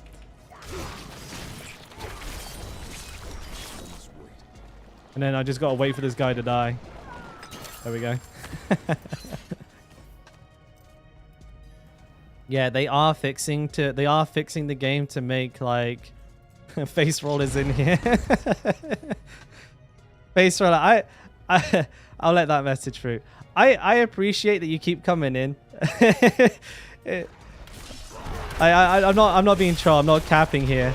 It's funny because like you're kind of like diametrically opposed to the way I feel about the game. So it's nice having you in here because it's good. We get into some conversations.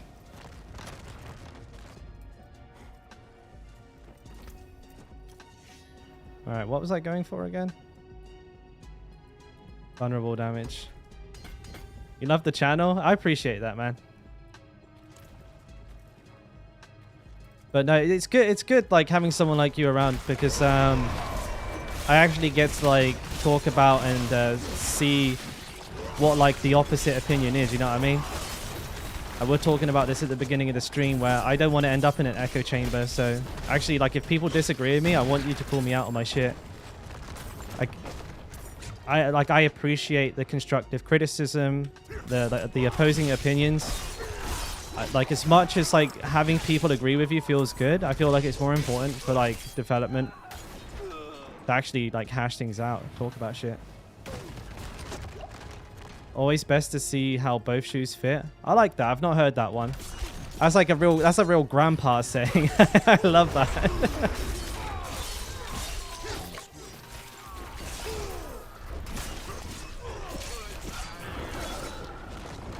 What do I think of Paragon levels? Starting a new character so they can just continue with one every season. What do you think of Paragon levels instead of... what do you mean? Like, how do I feel about leveling up the Paragon again?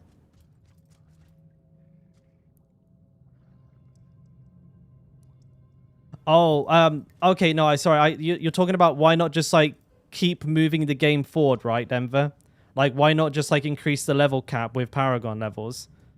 Jody, the login servers are down. If people are getting in by just spamming it.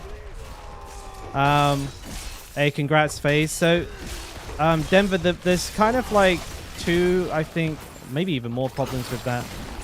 The first one is power creep. If characters are already hitting like into the hundreds of millions now, just imagine how fucking hard we'll be hitting in the future. It's going to be like the game's going to scale ridiculously hard, and if you do that, you also invalidate all the previous content. So for example, Uber Lilith will be like killing a level 10 mob. Like, you wouldn't be able to go in and kill her. Like, she would just be completely useless.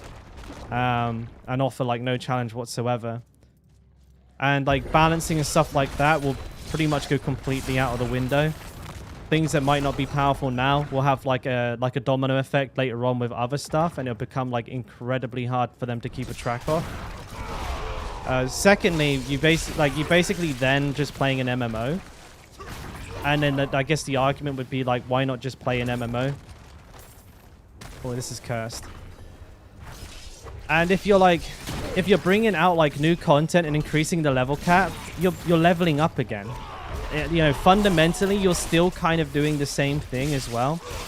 Like, if you've got a level from 100 to 110, but it takes like 30 to 40 hours, you're kind of just leveling up again anyways. But yeah, I mean, I don't think there's a world in which that wouldn't work. That you could probably like figure out a way to make something like that work, but I couldn't imagine like what the fuck the damage numbers would be the biggest thing. Like just a white attack hitting for like 10 million or something would probably be my biggest issue. I guess I wouldn't be able to see anything on my screen. Because that's kind of like they did that with like Diablo 3, right? They increased the level cap. They increased like, you know, they increased the Paragon cap and everything like that, and basically everything like prior to the latest content is completely and utterly pointless. Like, you can go in and kill like Diablo on like the hardest difficulty in like one attack, and then like characters in Diablo 3 do like 1 trillion DPS, but it doesn't solve a lack of endgame. It would come after that. I would hope, anyways. Like, hopefully, like, you know, when they would be introducing level caps, if they were to do it, it would usually come in a form of an expansion, I'd imagine. But yeah, I feel like from a game design perspective as well, you probably have to appreciate that they can stretch a season further by making everybody re-level as well. And I think that's probably something that we have to admit that they are doing at the same time, because they can kind of add this content in. Like, say, for example, if the new season content sort of slowly ramps up as you get further and further into the game, it means they could take something that might have only have taken a level 100 character like a week to go through and make it like a 4, 5, 6 week thing instead, while like gradually introducing the player to the system over time.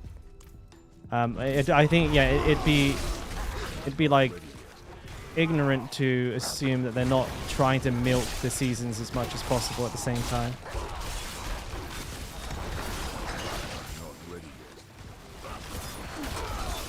I'm gonna get frozen if I stay here. Okay, my guy wanted to rupture that enemy.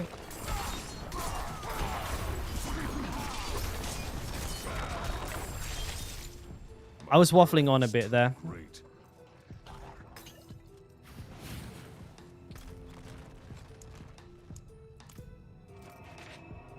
Finding the altars again? You don't have to do that.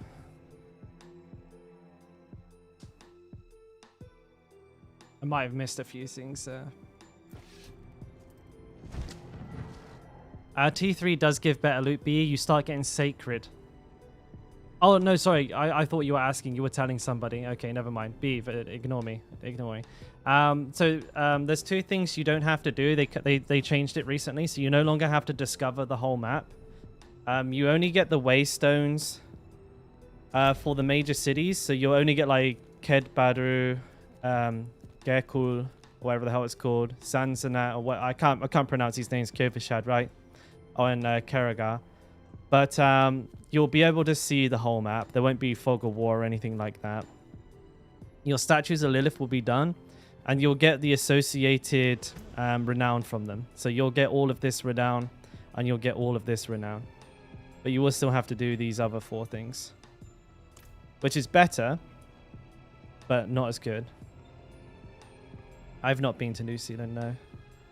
I've not really been anywhere.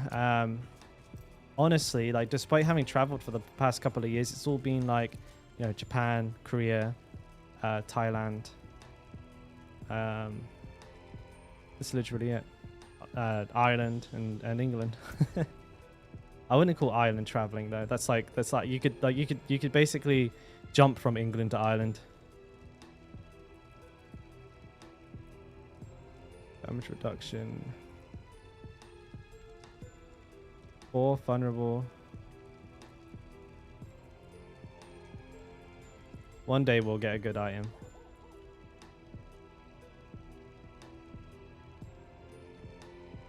Might be able to roll something onto that one. So we'll give that a try. Also, it might be nice to move away from this axe. Honestly. Damage to healthy. I'd rather have the crit. Berserking, fire damage. That does like no damage whatsoever. I have no idea why that's even in the game. Rings. We got a lot of sacred rings here. Maybe we get lucky. Crit damage. Fortify. Lucky hit. Nope. Crit damage. Fortify. Max fury. Nope. Is it a needle flare? Yuck. Cooldown. Movement speed. That's really good. I'm going to try and roll that. Okay, let's sell the rest of it. I'm not going to go crazy on the rolls, but I'm going to see what I can get.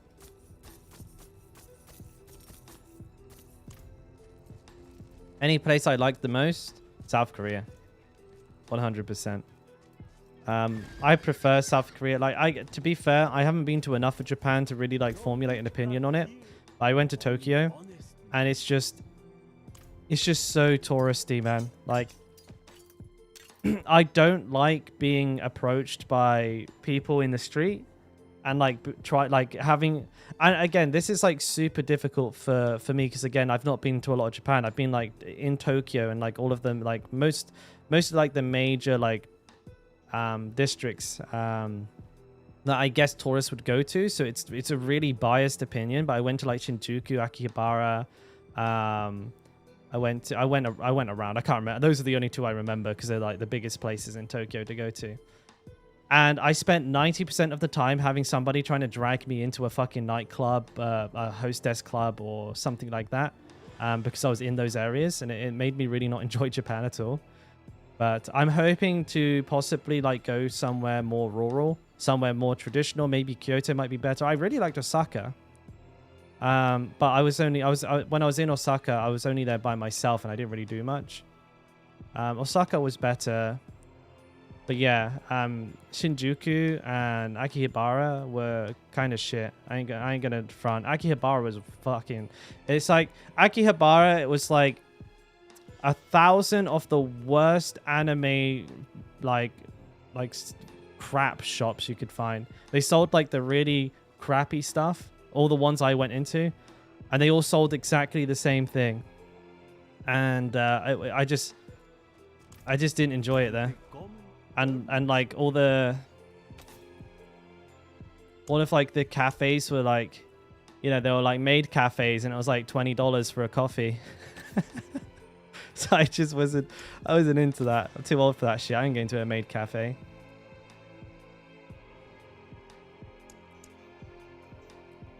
They're not that good. Like 90% of them are like these really cheap, rundown, dingy crap fucking, like they're basically like running purely off of the gimmick itself.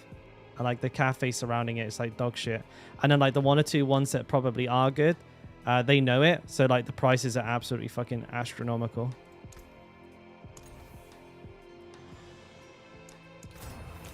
What's it got on it?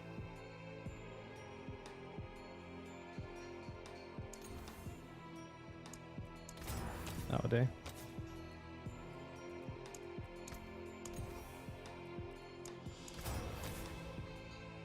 Any fury cost reduction?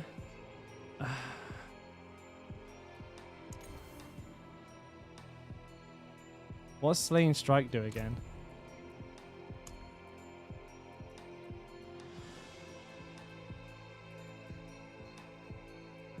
I don't remember.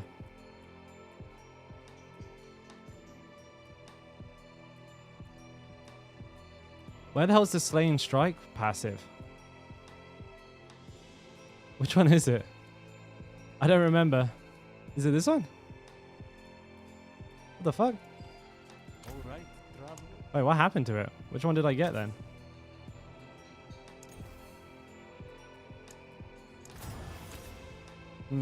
+1. Okay, +1 no mercy. Is an extra 3% crit. That's not bad, right? I can take that. I think I can take that probably. I don't know. I kind of want to get the fury cost reduction on it though. What's my opinion on them? Really, the rare unique Shinra is just that they're too rare. Like, because like they're not tradable. They're not target farmable. And like basically nobody's got them, and it seems like nobody's going to be getting them. You know, they're so rare. Like right now, people could possibly play the game for like years and not get one. I'm not going to roll this any further. It's getting too expensive. I have to make my mind up. Is the cooldown, is the movement speed, damage reduction worth the fury cost reduction? I'm gonna say. Also got a good edge masters on it. Do I have one more? I have a decent one there. Increase damage to injured? Nah, like typically you're gonna try and avoid that. It's too conditional. That damage only applies when the enemy is below 35% health, which is like never, because I just one-shot them. Yeah, I went over it a little bit earlier on, Shinra, but the general takeaway was I feel like they are far too rare, and I'd like to see like the chance of getting them increased so that perhaps like a player could expect to get one, at least one, like maybe just one in a season if they play a lot. That would be nice.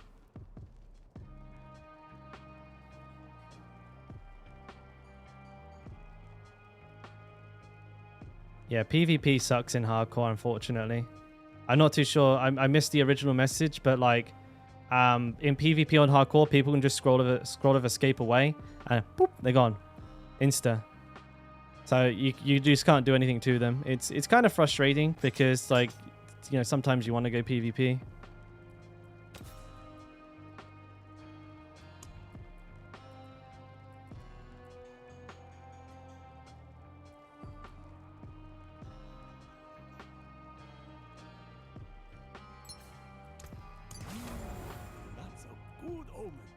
I'm just thinking. I can't decide whether this is better or not.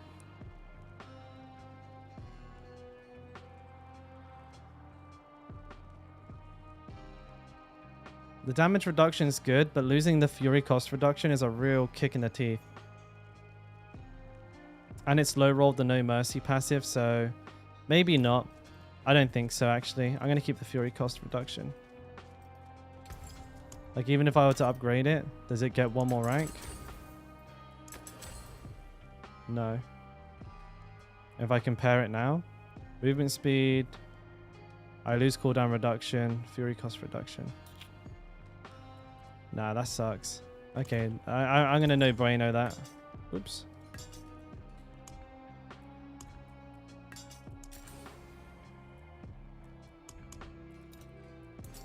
It's a shame I spent like a mil re-rolling it, but that had potential to be something I wouldn't have replaced for a very long time. I think what I'll do is I'll leave that in the bank maybe. If I don't get lucky, I can just try re-rolling it again later on because it is pretty good. But right now it's not good enough.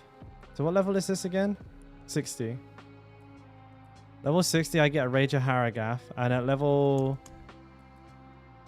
66? No, level 62 I think I get a Bold Chieftains. Yeah, so that's pretty good. Level 60, level 62 are going to be pretty good for me.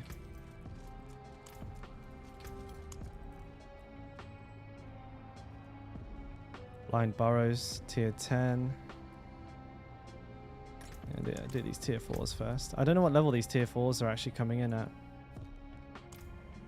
That's what I just did, wasn't it?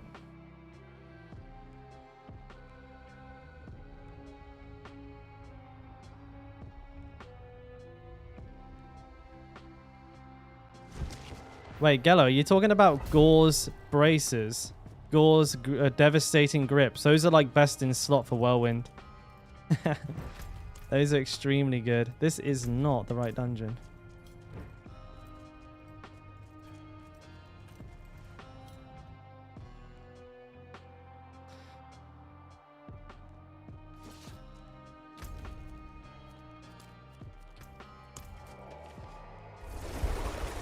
How many butchers? This character? Maybe like 10.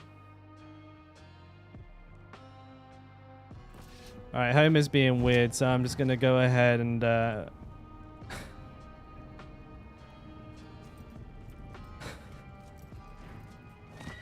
while I'm in town. rip Bozo. I couldn't tell you, I've killed a lot though. I've killed every butcher that's come into my dungeons. I need more time.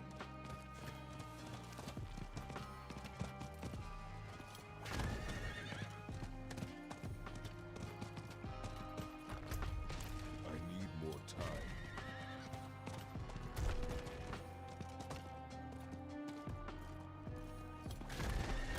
time. What's going on with this PvP discussion here? People who are not blood marked cannot get killed by other players who have.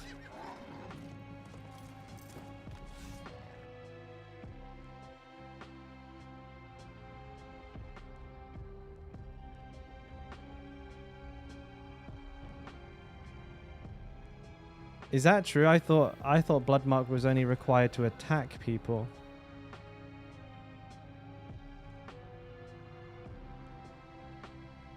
I haven't been in a while.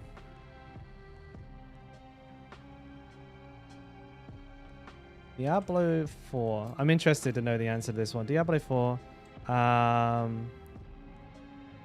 Can anyone...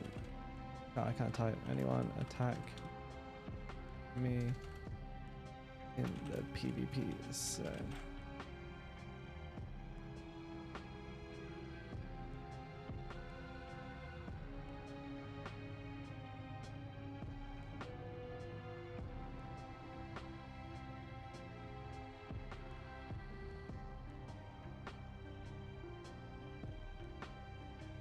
When I first entered the zone,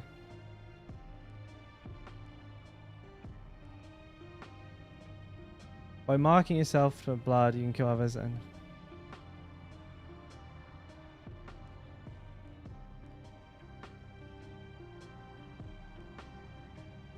if you are blood marked, you can attack anyone and can be attacked by anyone. If you're not blood marked, you can't attack others who are unmarked. Yeah, so it seems like you can attack people. That's my understanding of it, is that you can attack people. As long as you're blood marked, you can attack other players that aren't. It's just that if you unmark, you're basically saying that you're not PvPing and that other unmarked players, that they can't attack you and you can't attack them. Which I don't understand that system, because like if you walk into the PvP zone unmarked, and a blood marked player is there, he just knows that you don't want to fight him, so he's going to go ahead and just fight you anyways. Like a Bloodmark player is just going to attack everyone and everything they see.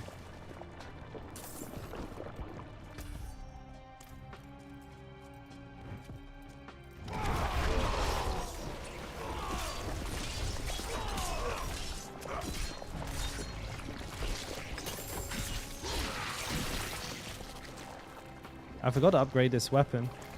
I'll have to do that.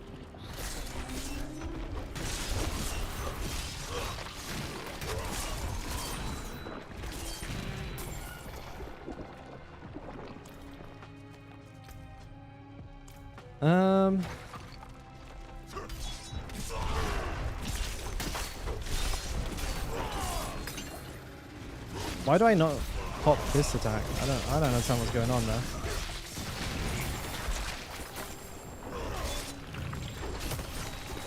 Can't see the on-ground effects as always.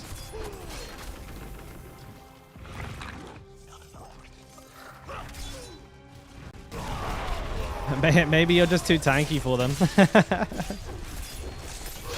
But if they try to attack you and they're not blood marked, they won't be able to do damage to you. So perhaps that's what's happened there. Hard to say without seeing it for myself.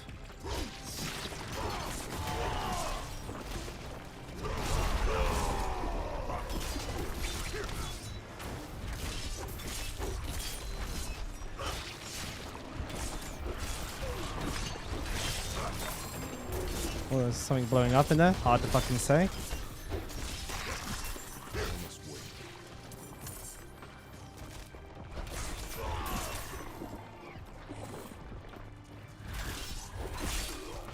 Yeah, they have a red aura.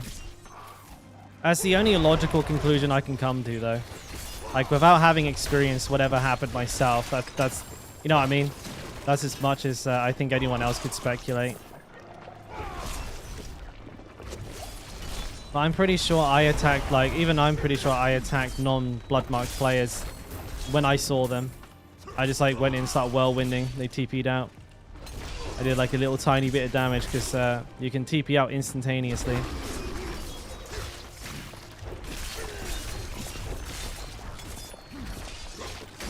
Blammo.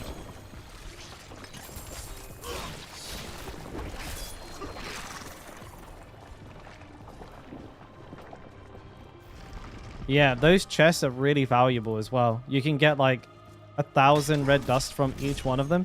So I always bloodmark.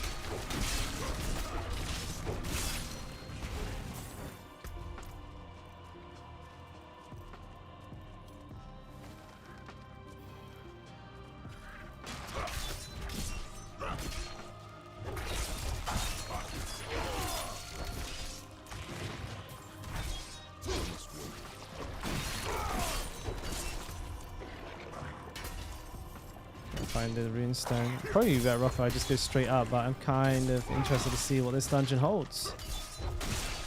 I must wait. There's a lot of elites in there. Holy shit.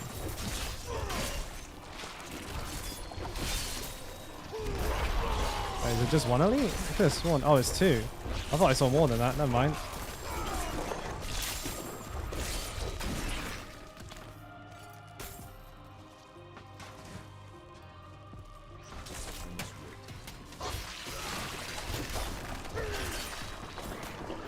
Well, oh wait, what level are these? 57. Oh, so I don't want to do tier 4s. These are too low. I need to go up a notch. Possibly do tier 7 pluses. Actually get some bonus XP for doing these.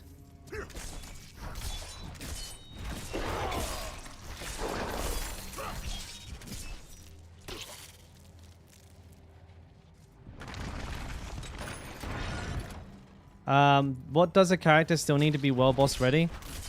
Honestly, world bosses are not that hard once you get like past a certain point. So I'd say like probably once you're sitting pretty comfortably in your first set of like sacred gear, you can more or less just walk into a world boss and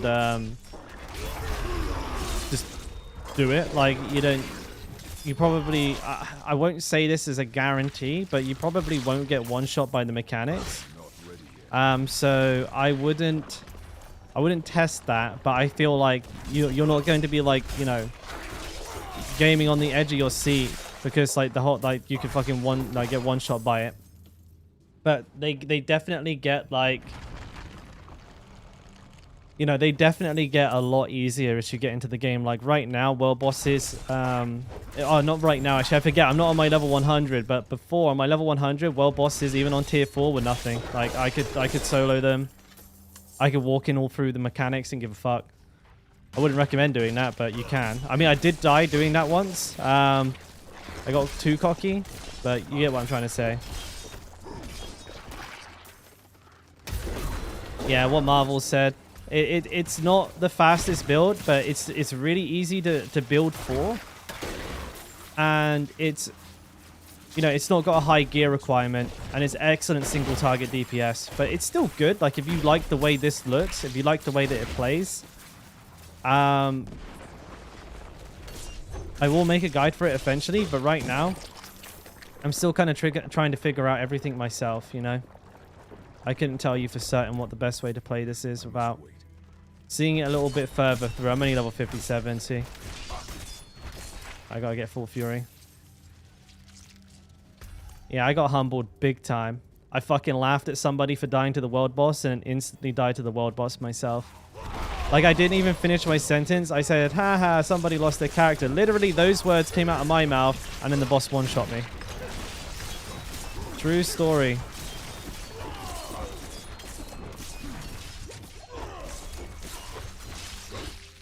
Not ready yet.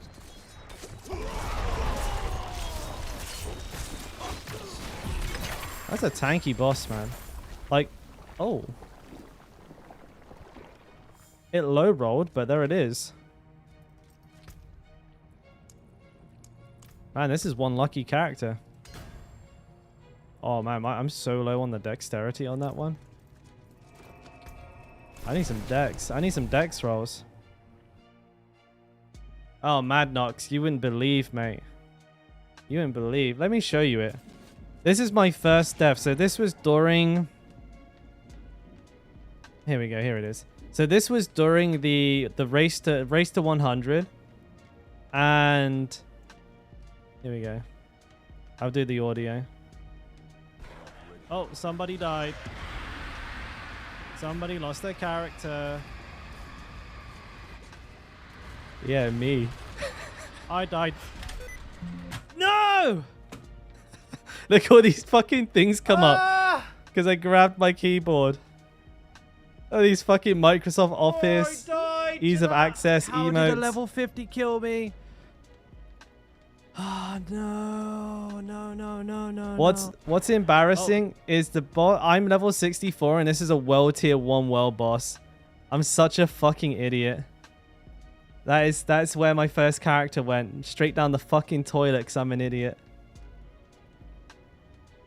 I can't. Why'd I do that? Somebody lost their character. Like, what am I, 5 years old?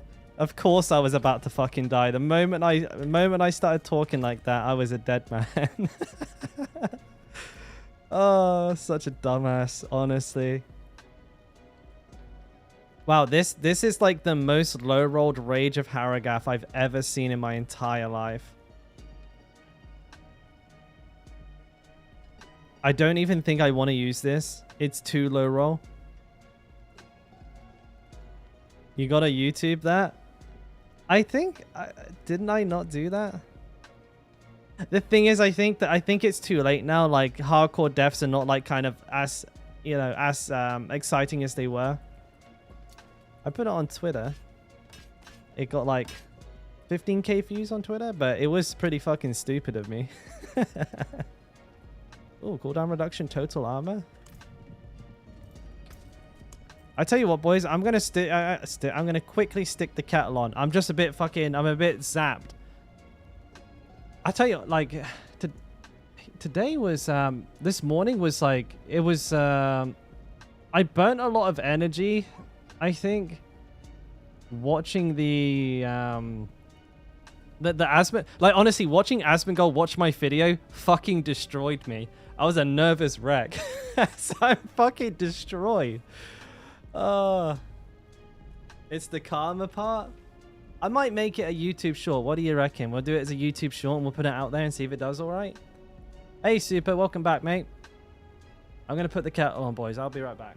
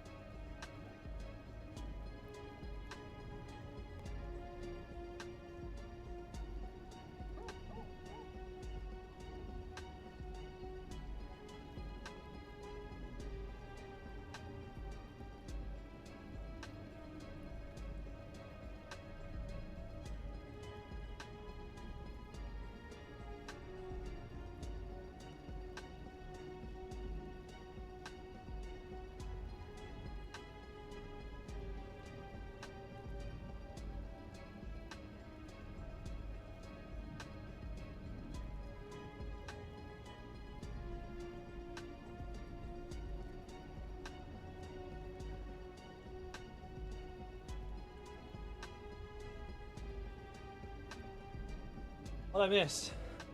Can you use Fields of Crimson? Got a 58? I do. I use it. I got a really good one here. Absolutely. This makes the build like way more powerful. Because you can spam Rupture all the time. Like when you have this, you can basically have vulnerable up on enemies 100% of the time. It's really, really good. I'll make a short. I'll make it a short. I would like to make more shorts and stuff like that. It's very difficult to scrub. My streams are so long and my memory is so shit. I can't remember when cool things happen. So just throwing it out there. I think I don't know how hard it is, but if you guys make clips, I will go through them because I'm pretty sure. Oh no, do I even get shown if people make clips of my content? I have no idea. Mine's so much better. Madnox, this is like a 1 in 1 million roll. This is like a 1 in 1 million roll. Like this is unbelievably fucking good. Like, but it's because, and it's level 52 and it's a 710 plus. This is fucking insane. It's a level 52. It's ancestral level. Because it's over 725. It's a tier 4 version of the thing. It's like basically in practice. This is absolutely obscene. I don't think I got notified, but like I don't expect anyone to do it, but it would be a tremendous help to me if like any clips were made and you DM them to me on like Discord or Twitter. Sorry, Twitter. I'm not on Twitch. I am on Twitch, but I'm not on Twitter. No, for fuck's sake. I'm on Twitter. I'm not on Twitch. I am sort of on Twitch. Fuck me. That took me 3 attempts to say, but no. It'd be a tremendous help because what I could do is I could then put them through. Yeah, I don't think they informed me that you guys have made them, which I really wish they did. There should be like, you know, like on Twitch, there is like, it says like clips, and like streamers can go in every day after their stream and say, oh, look, here's all my clips. But if there isn't a simple way to share them with me, I think if you just DM me the link on either Twitter or Discord, then I can put them into shorts and we can make more content from them. But honestly, I don't expect any of you to do that. I don't want anybody working for me for free because it's not. YouTube isn't very robust with its set of like community building tools. you guys, it's very difficult for you to make clips and like share them with everyone else, or like, you know, share them and go, ha, look what you did. But like at the same time, if you do, and then, you know, I'll be very grateful of that, and I'll make sure to put them into videos. I'll use them as like references to like find things that happen that maybe I want to talk about in longer form videos and stuff like that. Or even if like people just send me timestamps, honestly, because I always forget where these things happen. It takes me like hours to find the fucking things in stream sometimes. But don't do it if you don't want to, please, for God's sakes.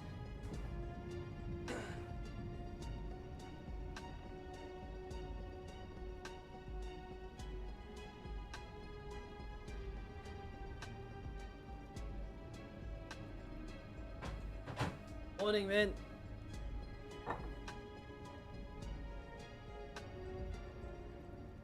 Morning, man. Yeah, I mean, at the end of the day, boys, as the content creator, it's my responsibility to make this stuff. I just wish YouTube was like a little bit better. I got some mods. I got Min and Lord. But yeah, I mean, like I said, I don't make people mods with the expectation that they're going to be like in here doing shit all day, every day. I don't feel like my channel in its entirety is my responsibility. Marvel and Min are mods. Like they were mods at my request. Like I kind of needed them, and they've done a fantastic job of helping me like manage all of the little bits in the stream behind closed doors. YouTube is not the easiest thing to work with. It does a lot of stupid shit. Like hiding messages, deleting links, banning stupid words. What was it? Who said fudging? Was it you? No, it wasn't. Who said it? Somebody said like, they said like this fudging game, like literally the word fudge, and YouTube deleted the message instantly. It's just like, it does loads of stupid shit like that. Yes, Nicholas, I would say so, especially if you roll a fucking god tier 1 like I did. PP? No, PP went through. But, I mean, YouTube has treated me really well. The music stopped. And I've gotten, like, you know, obviously I've gotten much more success on this platform than I think I probably could have imagined on any other. But the platform itself is... it's fairly clunky. I wish they would, like, make it better. Like, add... I mean, they added gift subs, right? They've added subs. Like, having clips that, like, work. Like, having a clip system that worked is great. Would be so fucking good. Or, like, having VODs that don't cut off at 11 hours, 50 minutes. That would be magic. Oh, when people ask if I died, that gets censored? I've not even caught that one. Really? So if people ask, oh, did you die? And it filters the message out. That's quality. Yeah, it's just it does stupid stuff like that. And I have like very little control on it. Because like that's the relaxed auto mod. If I turn that off, then people can start dropping end bombs and shit in chat and it won't get picked up. So it's like, you know, it's the lesser of two evils. Nick, level 60 would be fantastic, but it's a short stream today, mate. It's a short stream. I'm going to be finishing... I got like 3 hours left or something like that. Yeah, it can be very weird with the way that it auto mods like really odd things. Better than Whirlwind? Not for everything, but like if you're looking at like boss killing, I would definitely say so. For speed running, not so much, mate.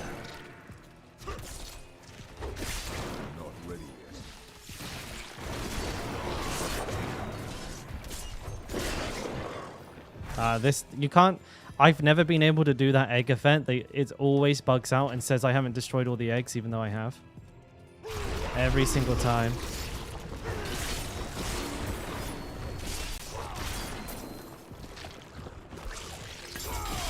Excuse me.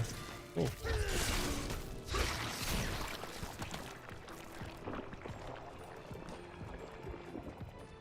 I play a lot of Destiny tournaments, and one of my teammates is a decent content creator here on YouTube, and I moderate his chat, and holy moly, I wake up in the morning to like 30 pings. Is it that bad? Holy shit. I mean, I don't know much about the Destiny community, but yeah, like modding isn't fun. I don't feel like the admin side or the customizability of your channel is particularly good.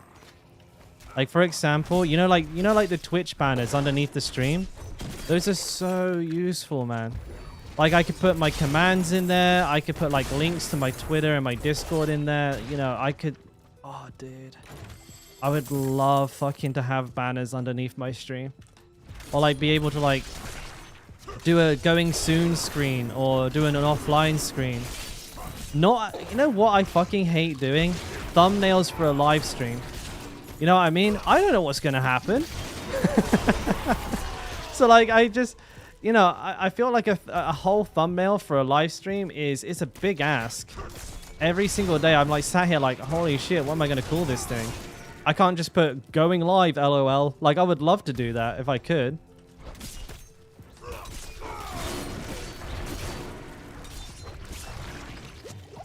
Hey, look at Nightbot actually working. That's another thing as well. Bots like not working on the platform is quite an issue. Like Nightbot will constantly break or not respond. But I don't know if YouTube are like on it. I've only really started streaming in the last like 2 months. Slamming should be in your title every time. Do I say that a lot? Absolutely slamming, folding it in half. Cracked up gamer. But there is there's a lot of things I see on other platforms that I think would be a tremendous benefit to YouTube, but I think YouTube's been kind of like this quite a while now. You know, it's not like it's a tiny live streaming platform. They have some like really big creators here. They have Ludwig, they have Dr. Disrespect, Tim the Tapman. Like I think like is Nick Merckx? Is Nick Merckx on YouTube or is he a Twitch streamer? I can't remember. I know he plays with Dr. Lupo is on here. I'm sure like I'm sure I'm missing like other like really big content creators, but there's a lot on here and the platform still seems to be like he's on Twitch. I just remember like seeing him with the aforementioned streamers quite often, so I thought maybe they were like all together here on YouTube. But even so, the features on the live streams are relatively light. Like, what can I even do? Can I do polls? No, I can't do anything.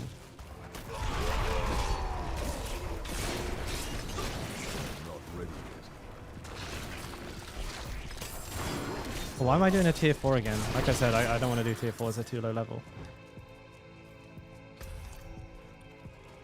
I must wait. Yeah.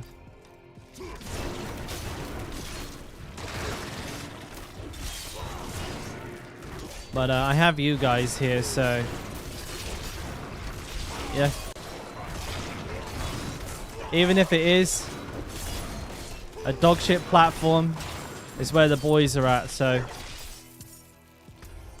it's a winner chicken dinner in my book.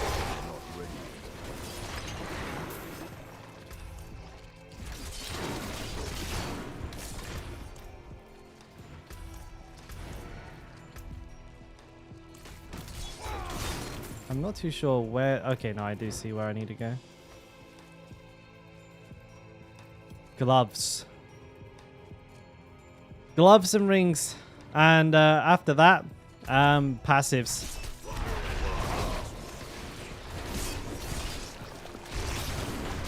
Oh, you can get some crit from aspects as well, but the only place you can have it as a modifier is is your gloves and your rings. So you have to get as much as humanly possible there.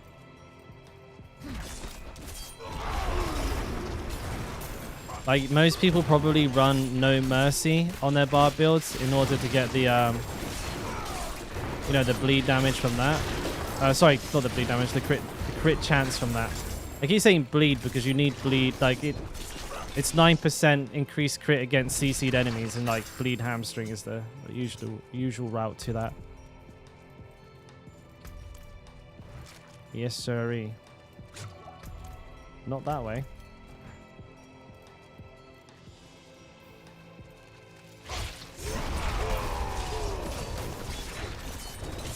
Big bleeds. I might just go all... I might try and just see if I can get the boss all the way down. Oh, wow. The boss died so quickly I didn't get a chance to rupture that damage. Fuck. Never mind, eh? I wanted to rupture the damage to see how much I was going to do, and the boss just straight up died first. Ah, damn, dude.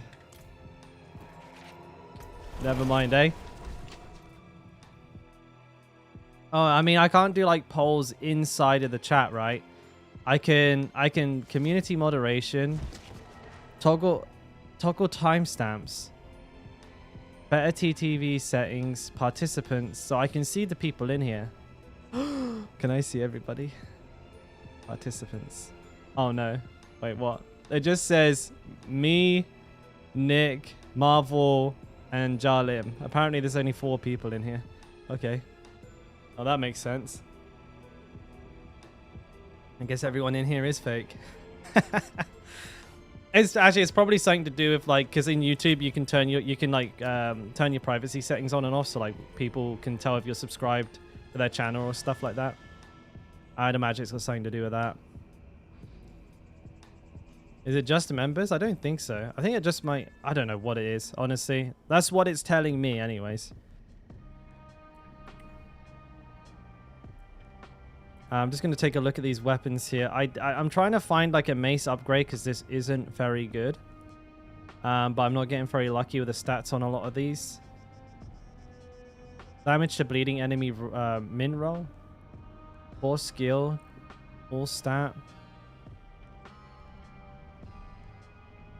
I could probably give this one a roll. I'm not going to spend a lot of money on it. I'm running out of gold, boys. Like, I'm actually slowly but surely running out of gold. So we're gonna be pretty conservative with our rerolls here. But this I think could be a potential upgrade. I need the all stat. Vulnerable crit. Got slowed. We're looking at 300k. Compared to my current weapon, how is it looking? Basically trading 82 strength and 22 close for... Oh, that's a bad trade. No.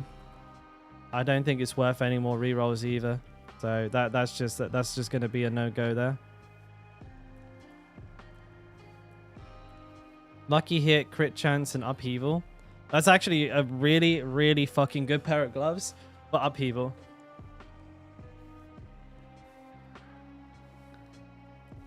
I've just realized I have upheaval gloves still. I'm basically using these just because I'm using these just for the attack speed crit chance.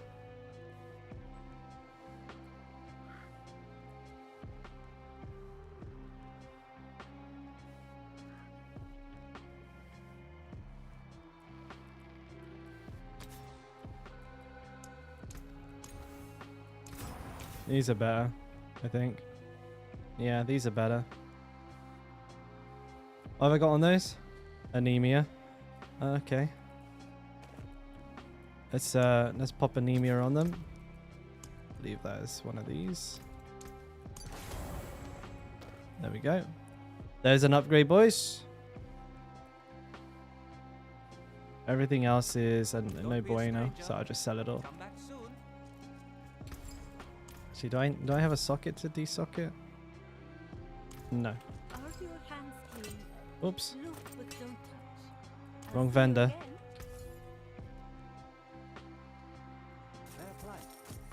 What was that actually? Iron Warrior. Max roll? I'll keep that then. Anemia. Min roll. What was? I'm going to sell that Haragath because it's like super min roll. I'm not going to use it. Iron Blood max roll. I'll keep that. We'll take those out. Crimson Field hard carrion. This thing is a beast. It's a literal beast. Are any of those close to 720? This this is. No, it's not. I can't make it. That's unfortunate. Almost 83. Let's fucking go, buddy. Now you're in. Now you're basically halfway to level 100. I think I saw somebody somewhere talk about like the XP, and like, yeah, essentially it's like once you hit level Death Pulse on this dungeon, this is gonna be spicy. Once you hit like level 100, level 85, you're halfway to level 100.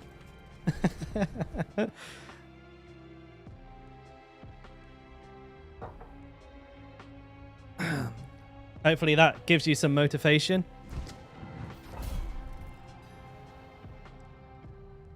Playing old school RuneScape. Man, I actually get the craving to play that game so much.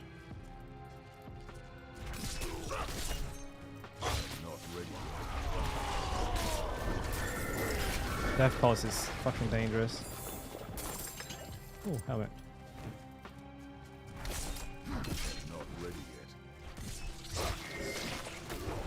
Probably have to like take it little by little. If I get too ambitious here, I'm gonna end up getting destroyed by these Death Pulse rocks.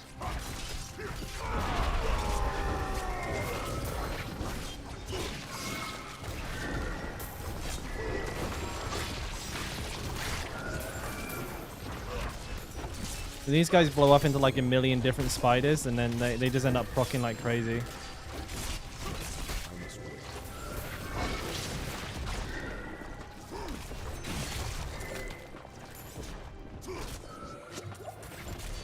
Level 59. Oh, Crush Beast Bone. I ain't passing that up. Yeah, Min knows. I like number go up. It's my favorite game. It's my favorite end game mechanic. Number go up.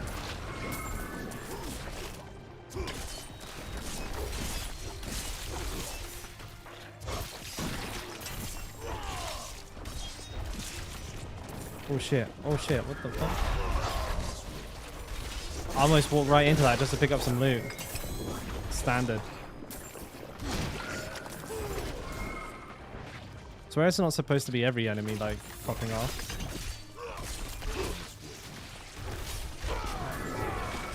Yeah, also like one other problem I think I'm kind of discovering a little bit with the bleed build is, you know, the enemy champions that provide the damage reduction to the enemies around them. I don't have a super good way to like target them and get them dead quickly. Like I can run up to them, rend them like once or twice and then rupture them, but that takes a lot of time. And sometimes you can't get to them because they're in a pack. And that's actually become that's been a problem for me like a couple of times recently. Oh, it's cursed. Perfect.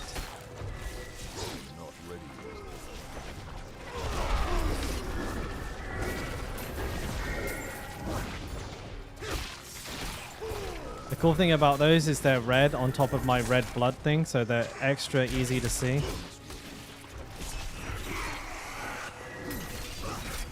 I'll grab this protection shrine, screw it.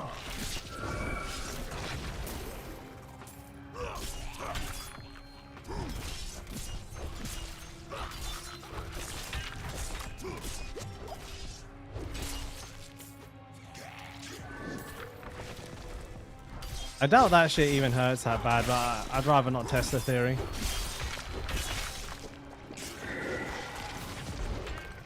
Maybe if just one goes off, I'll test it. Typical. I was going to test it, but he didn't blow up.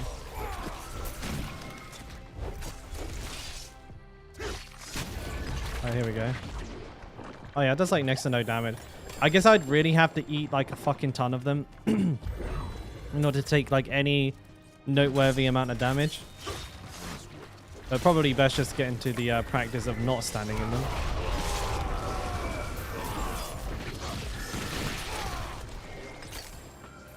And having this headset on my head like 24/7, I feel like I've got a permanent dent around my ears and on my head. Like my hair is like stuck. There's like a massive kink in my hair where the headband is. And I can't get rid of it, like even like if I don't wear the headset for like a day. Like permanently a feature of my my hair now. Got the gamer head.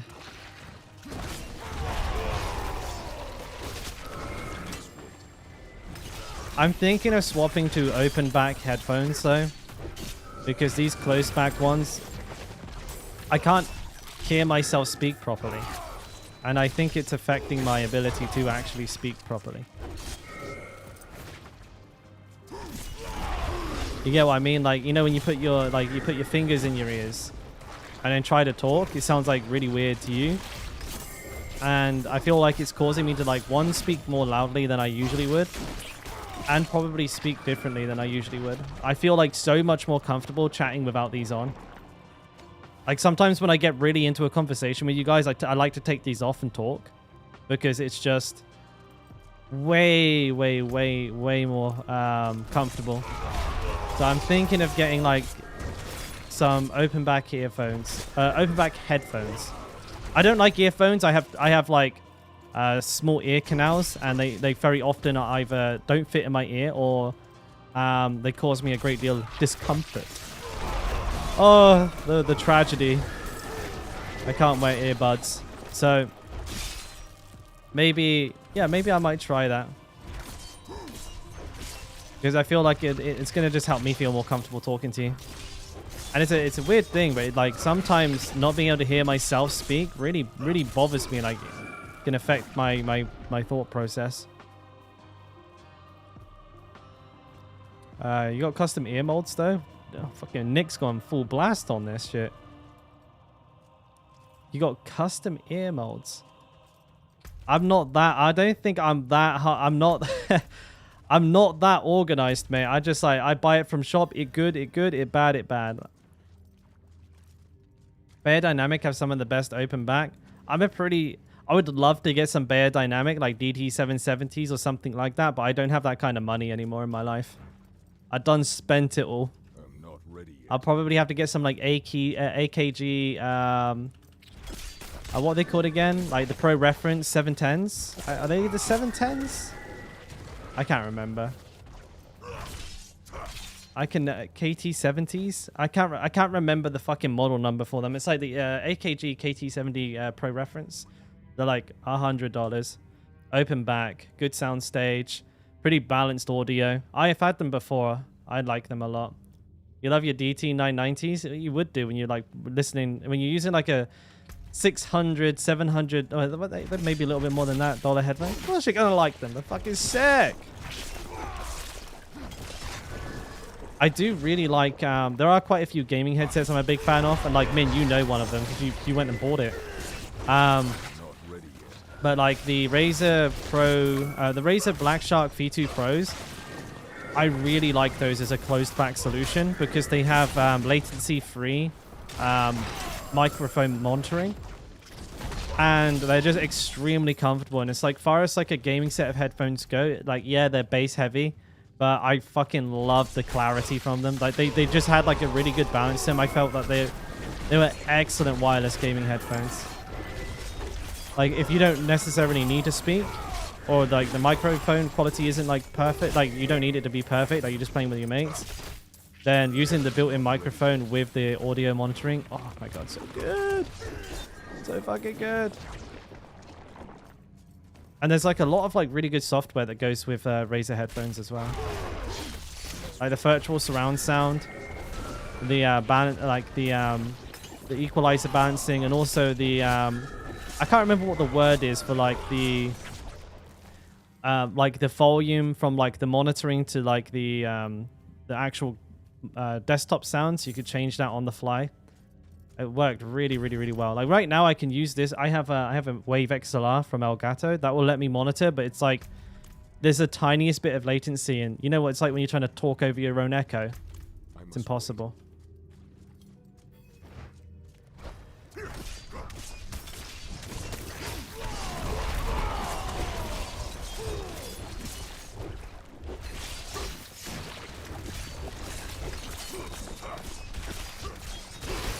Oh, what happened? Not ready yet.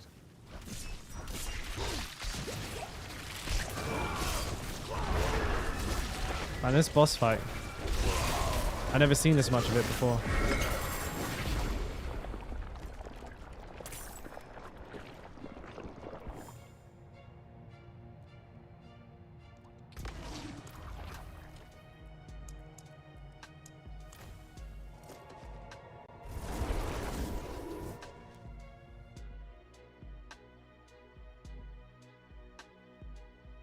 When you extract aspect from an item but didn't use it, can you extract it again from a different item when it rolls better? Pan, no. So when you extract an item and turn it into an aspect, when you put it onto the next item, it will say imprinted. Like this one here, you see it says imprinted. This means it can no longer be extracted again. It is now stuck here. You can overwrite it. You can put another one on top of it. But you can no longer take it out and turn it into a new aspect. It's done at that point. It's gone forever. Once it's on this item, if you overwrite it, it's gone. You can keep it there, but you can't take it off. It's only legendaries that you found in the world that you can take the legendary aspects off. Sorry, I was so sidetracked with the whole headphone conversation. I didn't catch your message. I'm gonna disenchant all these smaller ones that I don't want anymore.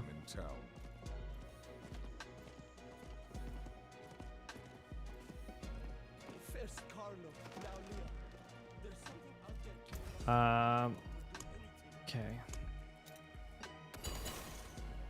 I'll keep the 5s just in case I don't get lucky with the crafting here. I should be able to craft a few though. Yeah, good. I'm lucky I had some dust left over. Because even though you can only craft like 1 or 2 of these, which I was doing, you know, it's like crafting 1 at a time. Like that's enough dust to craft like fucking shit tons of these. So I got like quite lucky. Man, my dex is very low. I need to sort that out. Probably do 1 more dungeon before needing to do my bags. So see, I got a 10, 10, 10.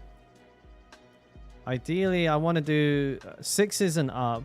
Crit, cold enchant, monster cold damage. I could probably handle this, to be honest. Where is it? Up here, innit? If it drops again on an item, you can extract. Yeah, that's right, Pan. Yeah, that's right, mate.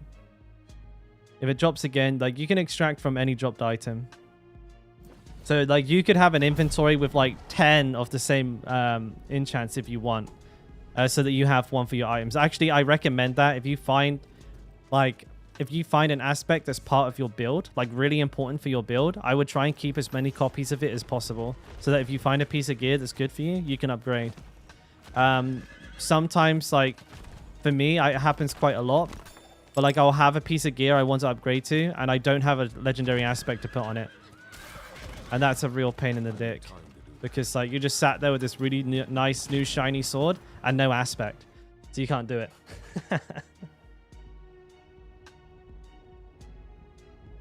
Yeah, 3 bold chieftains. Me too.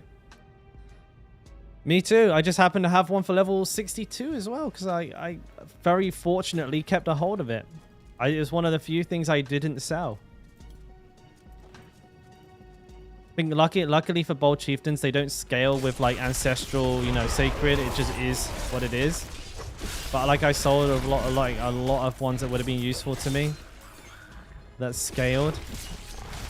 Or I just got rid of the low rolls, which I shouldn't have done. Like, I think I had loads of numbing rafts, but I sold them all.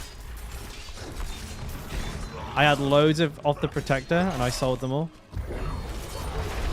All of these scale with like the like quality of the gear that's on them. Not every legendary does that. Oh, actually, not many do. It's very rare for them to scale, actually. But yeah. And I got rid of like all the low roll ones that I thought were no good. But like right now, I'd fucking love to have all of those. Because I'm replacing my gear so often, I don't need a biz roll. Like all those limitless rages and conceits and fucking expectants and edge masters I sold. I'm such an idiot. And all that level 60 gear I could have used. Level 60 to 80 gear I could have kept. I'm such a clown.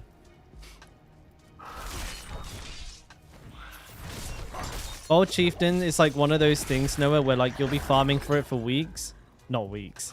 I'm exaggerating. But you'll be farming for like days, and then all of a sudden you'll get like 5 in one day.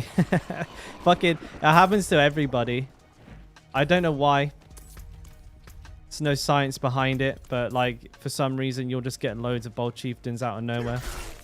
Now, I couldn't say for certain, but I feel like Bold Chieftain as well is something that can only drop from like higher level gear, because I've just never seen one below World Tier 3. Bro, Tier 20 here? Why are you fighting Tier 6 dungeon? I'm hardcore HD. I don't want to die, mate. Also, what level are you?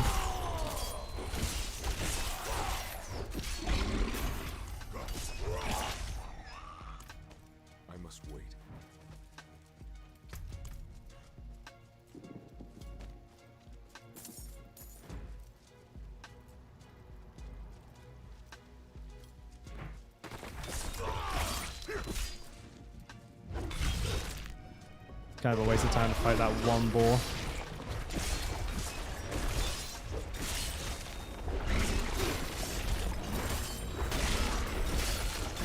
I'm loving quite like how high the bleeds can go after like a rend. I can like basically 2-shot.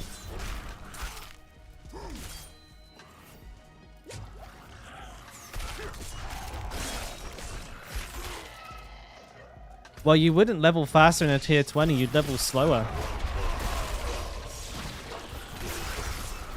The amount of extra time you'll be spending on the dungeon, it would be greatly less beneficial than like the extra 40% or whatever XP you'd get.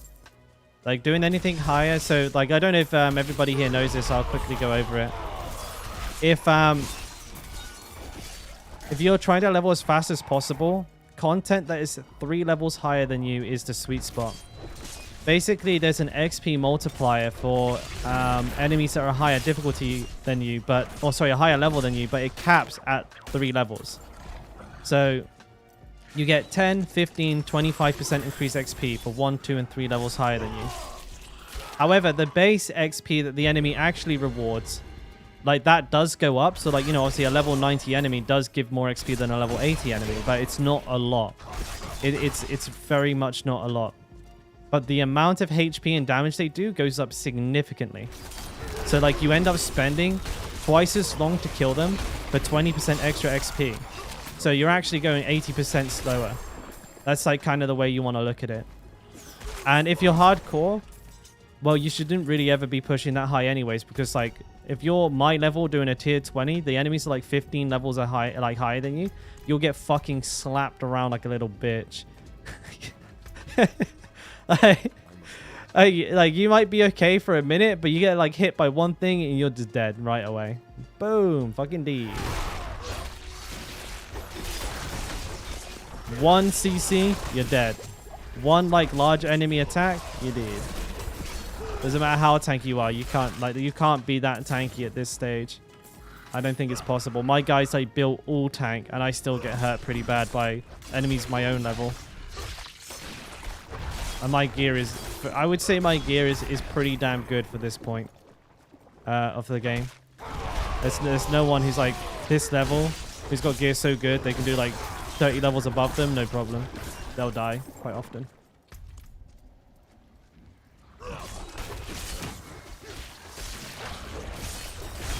No worries, Marvel. I might be gone by the time you get back. This was a little baby stream today. I kind of wanted to hang out, talk a little bit about the video, and then yeah, I'm going to take a rest. I'm going out for a meal and a movie tonight, mate. So if I don't see you when you get back, I'll catch you tomorrow, mate. Have a good one, bud. Excuse me. Oh, wait. Did you see that? That beast just triggered the trap and died. I didn't know they could do that. Good for me, though. I tell you what, leveling in Nightmare dungeons is way slower, though, than, like, regular dungeons. I can't wait for the buff to come through, because this is depressingly slow. It's fun. It's more fun because I'm dealing with the modifiers. I'm doing different dungeons and stuff. Don't get me wrong. Way more fun. But it's so much slower.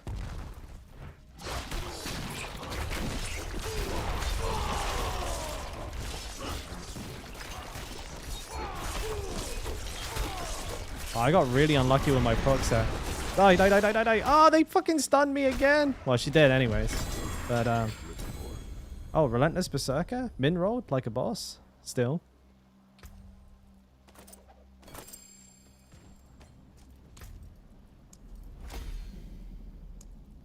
I forgot how bad the XP was. Thanks for the help. Hey, no worries. Come back anytime, mate. We'll be here.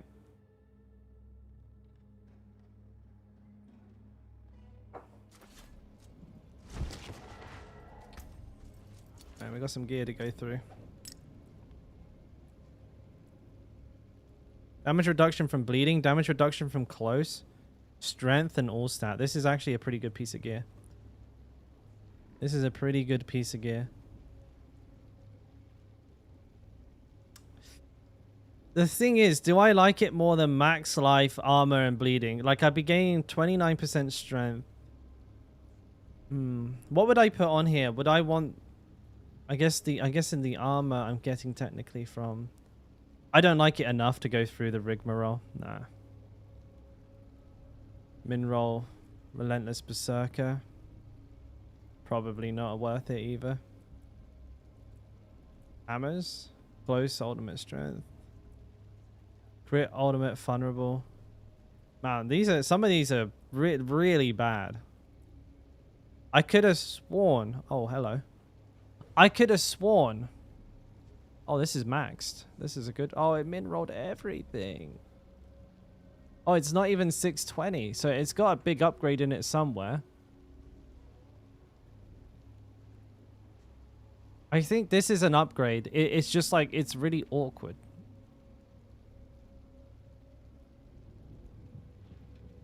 I also need to use an aspect of the accelerant. Okay, I think we got a good piece of gear here, but we are unfortunate with, I think, the aspect side of things again. Counter offensive. Good passive roll, bad everything else. Okay, shit. I'd need to reroll the ultimate skill for basically dex or all strength, all strength. All strength. Ultimate. Close. So close vulnerable core is like pretty good. And the weapon I have right now has core and slowed. So this would be a pretty significant upgrade. Did I just hit reroll again? The thing is, I need to upgrade it to 625 to see what it's actually going to be like, because it'll go up, it'll hit a breakpoint, and it'll become quite a bit better at that stage. All stat strength stunned. All stat bleeding overpower. No good. So like items have breakpoints, and then like usually it's like 625, 725, etc. and so forth. So this item... Oh, this item can't even reach. It can't reach it, right? If you add 20 onto that... 25... No, 1, 2... So I can only add 20 onto it. Shit, it'll be... It won't make it, will it? Shit, it'll only be 617. Oh, it's not even gonna make it. I shouldn't have re-rolled that. I did the math wrong in my head. Whoops. No good. No fucking good, boys. Fuck, I did the math wrong. But if you hit one of those breakpoints, the weapon will become significantly stronger.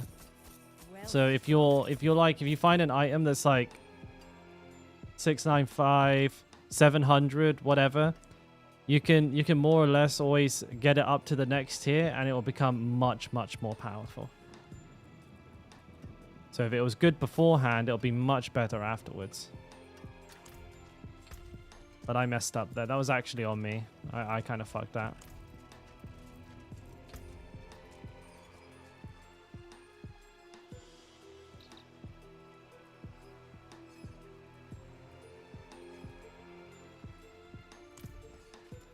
Do another one.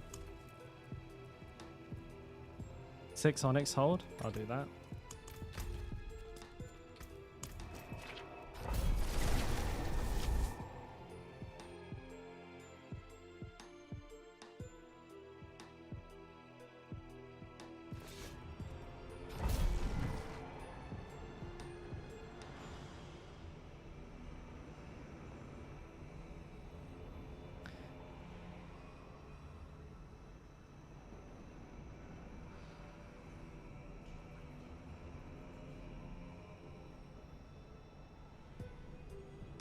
Sorry, just checking a couple of things there. All right.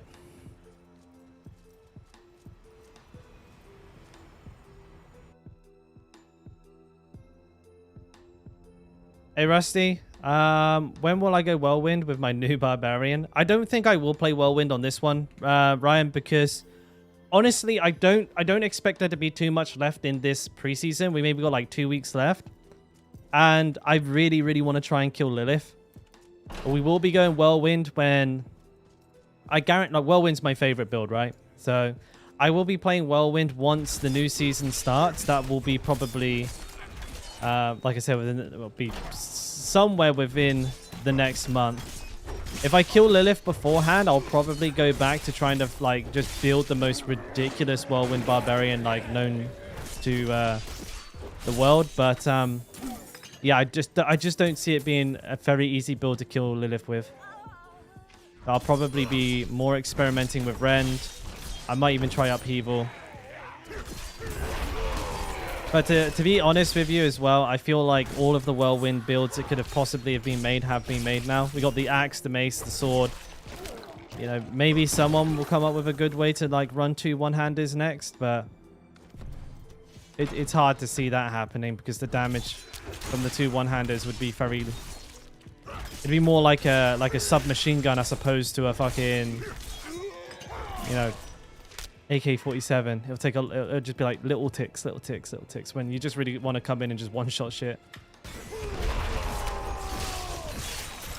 I mean, someone will probably like just equip the Magnum Opus, 2 double Magnum Opus, and go big dick.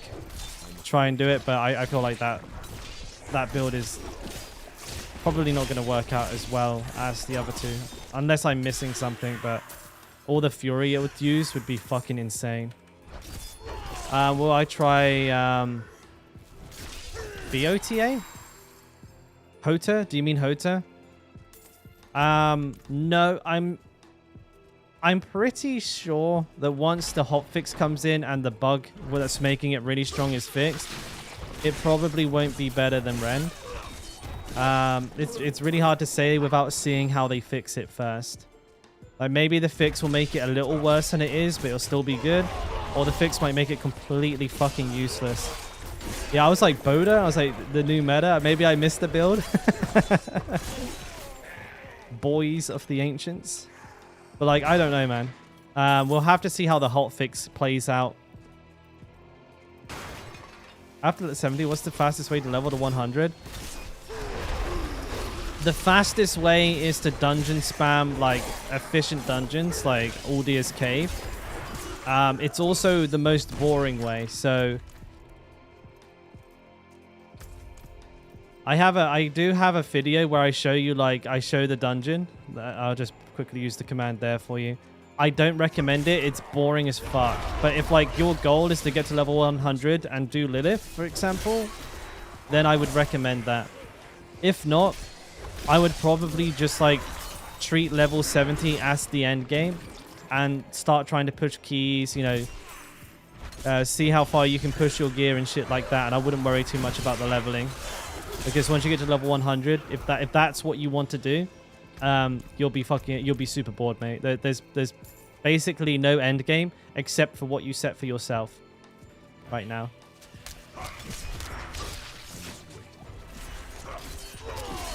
It seems like Nightbot is having a nap, so maybe a response will come through. If it doesn't, then it's on my video. It's just called like XP Farm. Or the name of the dungeon is Caves of Uldir.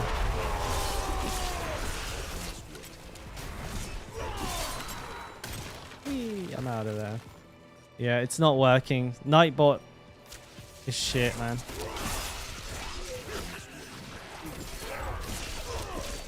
It is a command. It worked earlier on today. I'll probably like send the response through in about 20 minutes time when nobody wants it. I think I've been using Ren Barbarian.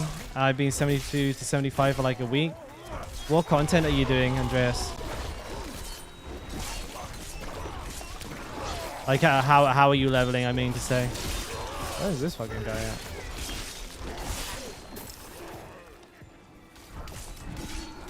I mean, there's nothing wrong with that. Like, leveling takes... Like, leveling to 100... Even if you're... Like, if you're a solo player... If you're a solo player and you are blasting it like a goddamn crazy person, you can probably hit, like, level 100 in, like, 90 hours of gameplay. Which, for most people, would probably be, like, 3 to 4 weeks of playing. It's a really long leveling experience, and I personally don't mind that. Like, I like that it takes a while to get to level 100. It makes me feel like more accomplished when I do it, because you know, on hardcore it means I went a longer time without dying. But I can understand how, like, for some people it's just a bit too long. But you have you like the difference between level 75 and level 100 right now, nothing. You have access to the exact same content. The only thing you can't do is Uber Lilith. And if that's what you want to do, then yeah, like power leveling in a dungeon will get you there the quickest. D4 is not down, Finny, but it's like the login servers are busted. If you, excuse me, if you keep trying to log in, you will eventually get through. I had the same problem. A lot of people have had the same problem. You can just kind of get in quite easy if you just keep spamming. But yeah, they're trying to fix it. They tweeted about it a few hours ago. So oh man, I wish my link would work. But there is a cave called Aldia's Cave. You can't log in. Ah shit. Yeah, they posted about that like 3 hours ago. I'm surprised it's still down. Just keep spamming it, boys. You will get in. It'll take a couple of tries, but you can get through. Aldia Cave. That's like basically the best XP farm I know of. If you have a group of 3 people or more, the best thing you can do is probably Champion's Demise, where each of you run a different way. But still expect it to, like, I've seen like the best players in the game power leveling together, and it still takes them like 50 to 60 hours to get to level 100. And we're talking about like the best people getting like boosted, and it still takes that long. It is very, very long.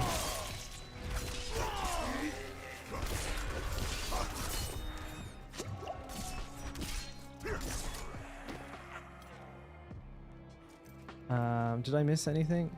Yeah, sorry guys. I don't know why it's I don't know why Nightbot isn't working. It's on, it's live. Sometimes it works, sometimes it doesn't.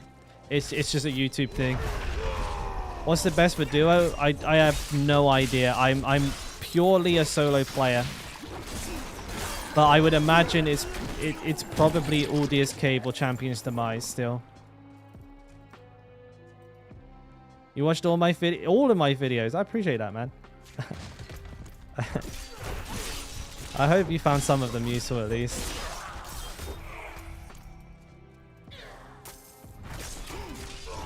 Yeah, I don't know like if Champion's Demise would be better in a duo, because there's you need to pick up 3 stones to go through the dungeon. So it would probably be a pretty close match between the 2 of them, honestly.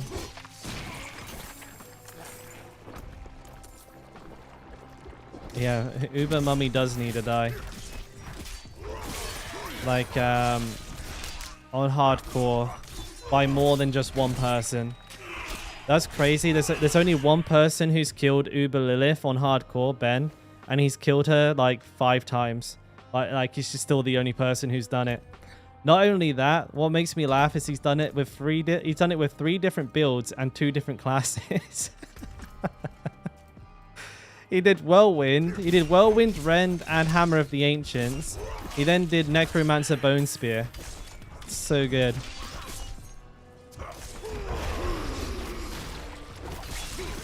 The Bone Spear build was insane though. He like killed like his Hammer of the Ancients kill took like 15 minutes because it's like she has a lot of HP and it doesn't hit that hard. The Bone Spear one took like 3 minutes. And it was like a freshly dinged 100 as well. he still had Sacreds equipped. Like what the fuck? Wait, where the fuck those elites just go? You see them just run away? I'm gonna go get them. I'm not ready.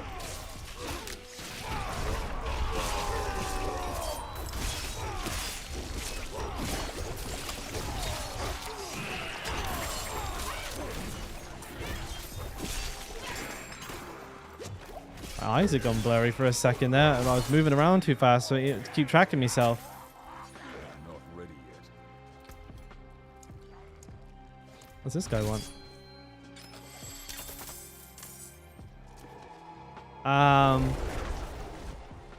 I'm lucky. If you keep trying, Bushi, you'll get in eventually. You just gotta keep trying. It is working. The login servers are kind of working. You have to keep trying, mate.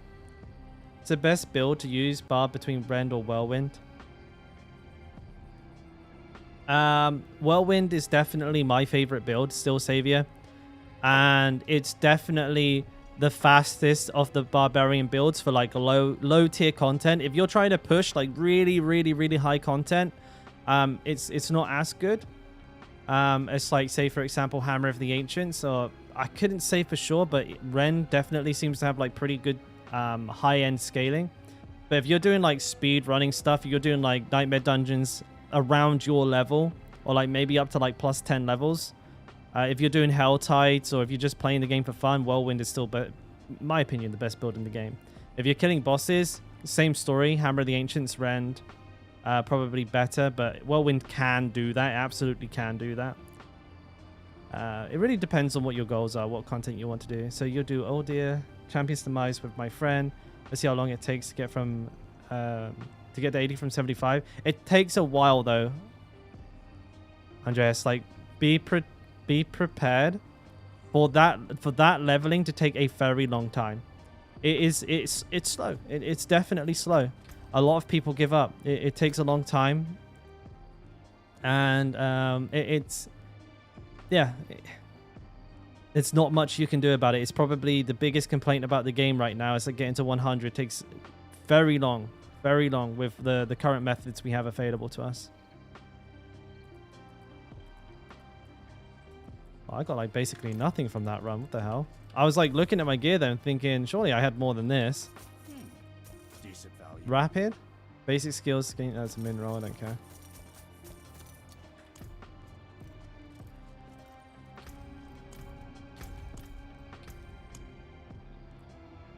Cultist Refuge tier 7. I got more tier 6s now. Tier 5 would be, what's tier 5? I forget.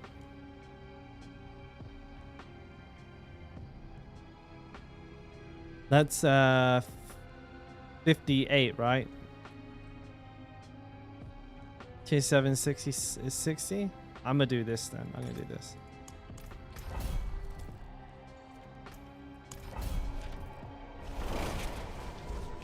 I want to open the World Boss Cache. Oh shit, you got one that was a high level.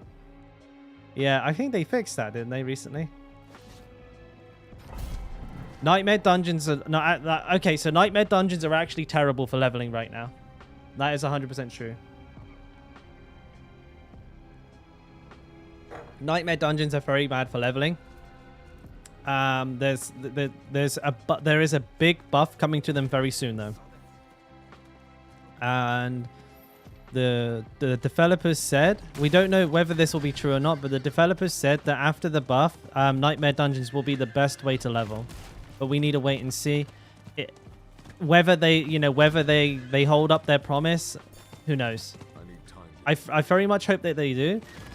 I like doing nightmare dungeons. I like the variation. I fucking hate walking to them. Don't get me wrong. They're fixing that as well. So the buff, you're going to be able to teleport to them. You don't have to walk to them. You can just teleport to them.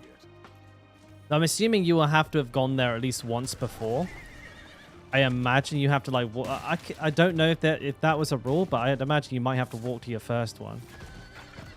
But... Oh yeah, there's a much higher chance of getting uniques in Nightmare Dungeons as well. The gear quality is better in them. They confirmed that as well. Like if you're trying to grind like really high-end gear, Nightmare Dungeons are definitely the best place to go. Like there's more chance of the gear being sacred or ancestral, depending on what tier you're in, and also you have a higher unique chance. That's confirmed as well.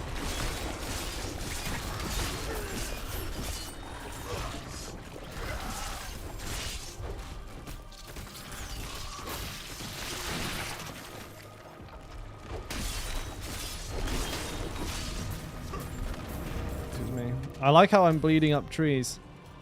Excuse me.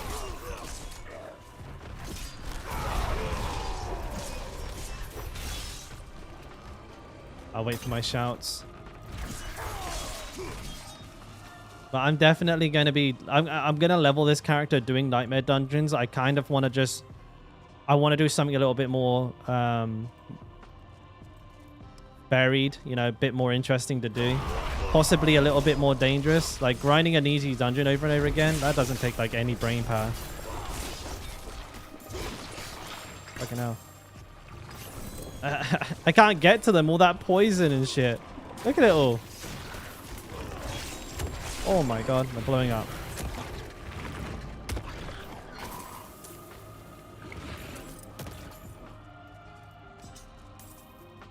You can't log into the game, Julian. It's a bug everybody's having at the moment. Just keep trying to log in, mate, and you'll get in eventually. That's what I did.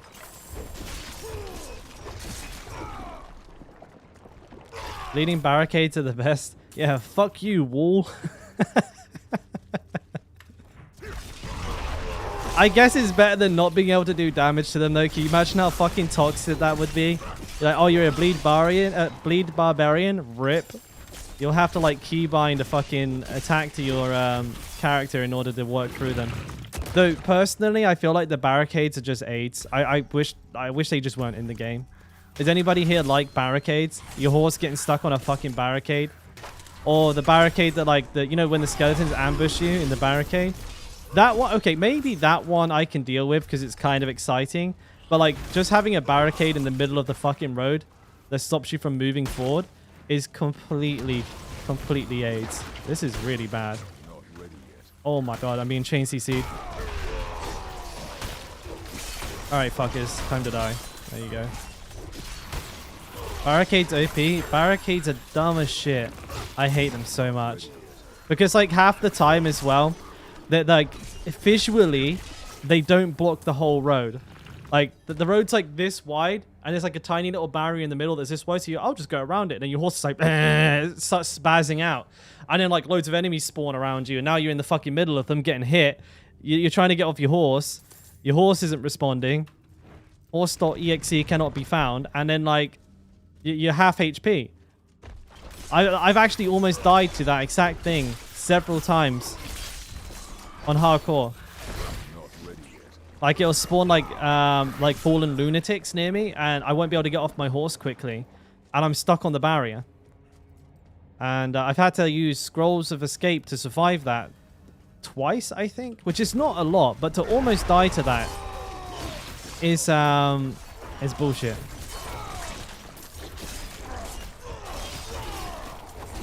Or should jump over it. True. I've seen the Grand National. Horses can jump. Horses can really fucking jump. Especially a couple of planks of wood that a fucking zombie put there. Like, you know what I mean? I think we can all agree the horse needs a buff. Like the horse needs the world's biggest buff. It's probably the most underpowered class in the game. Horse spec.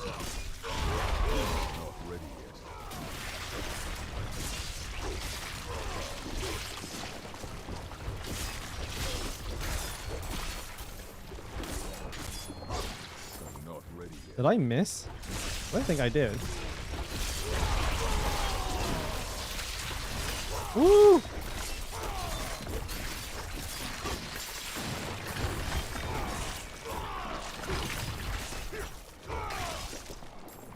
That was good.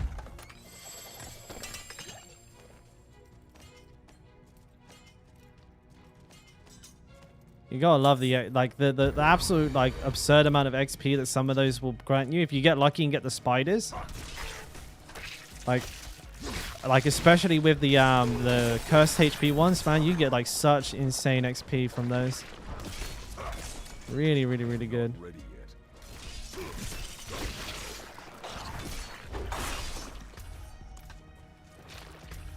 I don't know if I'm going the right way. The horse collision is terrible. Horse collision. Yeah, absolutely. It like gets stuck on practically anything. Like a little twig or a leaf sticking out in the middle of the road. Your horse comes to a fucking immediate full stop with like a million enemies around you.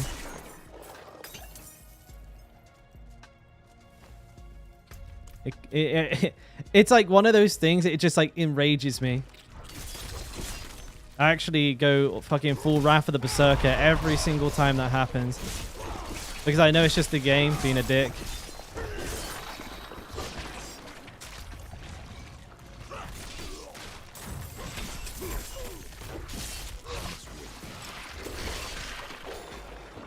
Oh, retry. AKA movement speed.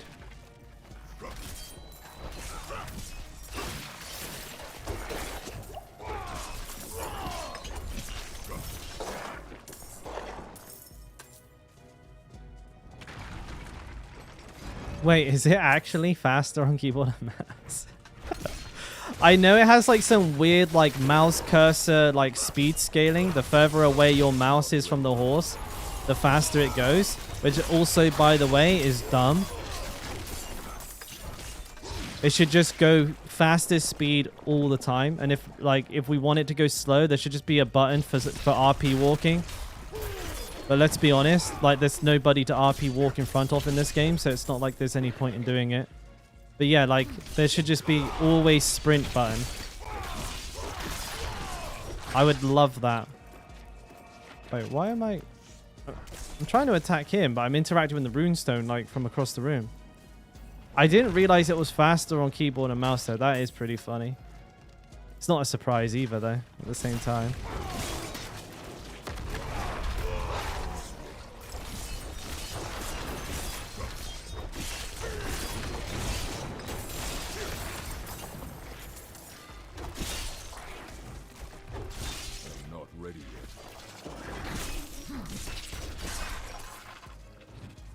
Boss time. I want to go get some fury.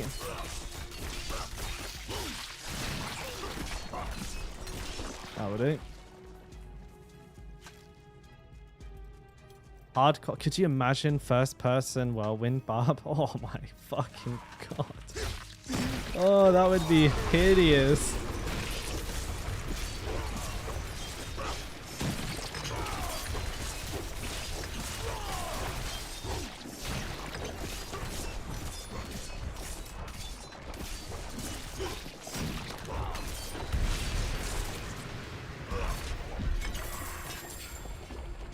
It's a good idea, though.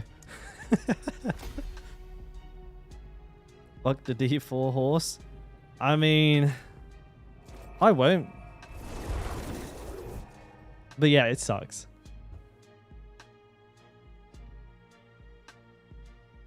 Is it illegal in most states? Yeah, true. Do I imprint aspects on all of my gear to complete level 50 capstone? I would recommend holding on to good aspects for the sacred gear you're going to get into tier 3. If you can get away with it.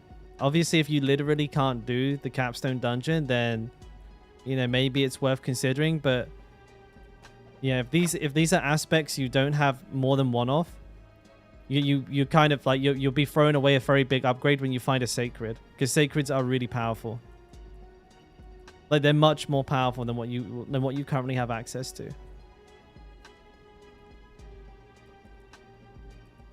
Oh, this gear is poo-poo. Sometimes the best Yes, defense sirree. is a stronger offense. Well struck. Berserk ripping, min roll. Cool beans.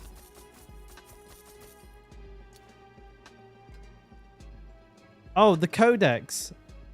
Okay. When you said imprint aspects, like like in my mind, like yeah, like I think of this as the codex apparent. I think of these as aspects. You know what I mean? So absolutely, yeah, 100%, mate, 100%. Even the store down is at Blizzard. Oh shit! If the shop is down, oh man, dude. Blizzard must have been hit by a fucking bomb or something. Like, there is no shot that the shop is down. Wowza. Yeah, something must be really wrong with the game. Holy shit. That ain't good. He's unable to make offers at this time. What a shame.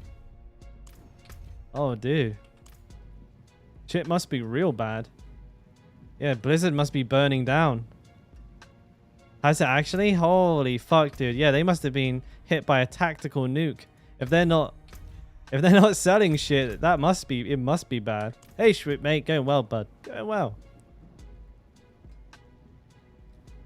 They brought in everyone to fix it. They're fucking flying in specialists from across the world. They've got top men working on it. Top men. Yeah, holy moly. I didn't realize that the shop was down. It's not like I check the shop every day. Don't log out. I had the login issue when I was trying to log in. I just kept trying and it worked eventually. Like I just kept blasting it and it went in. I think a lot of people get in after like 10 minutes or something like that if they keep trying. Depends how badly you want to play Diablo. I can't do that here. But yeah, I can't guarantee that'll work. It worked for me and it worked for a couple of other people in chat as well.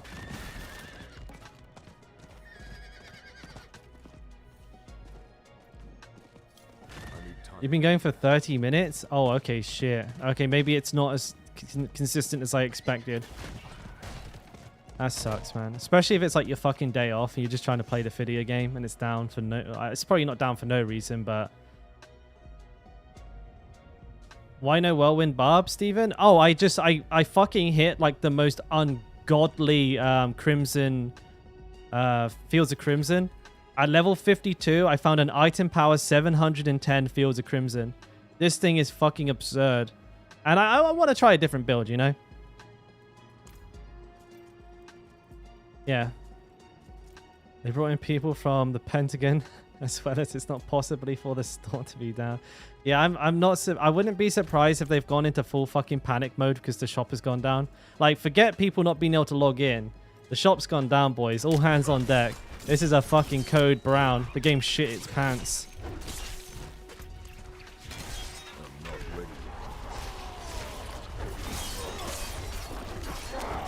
Ren's been doing really well today as well. Like, I've been quite enjoying this build now. I'm kind of like used to the way it behaves.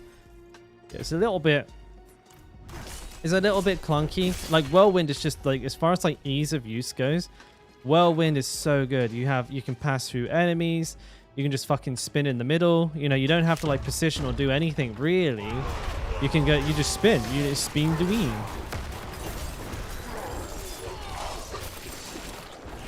Easy as a game. This is bad. He's cold enchanted and he's... Yeah. Luckily my cooldown is not too bad, so I managed to get through that. Good.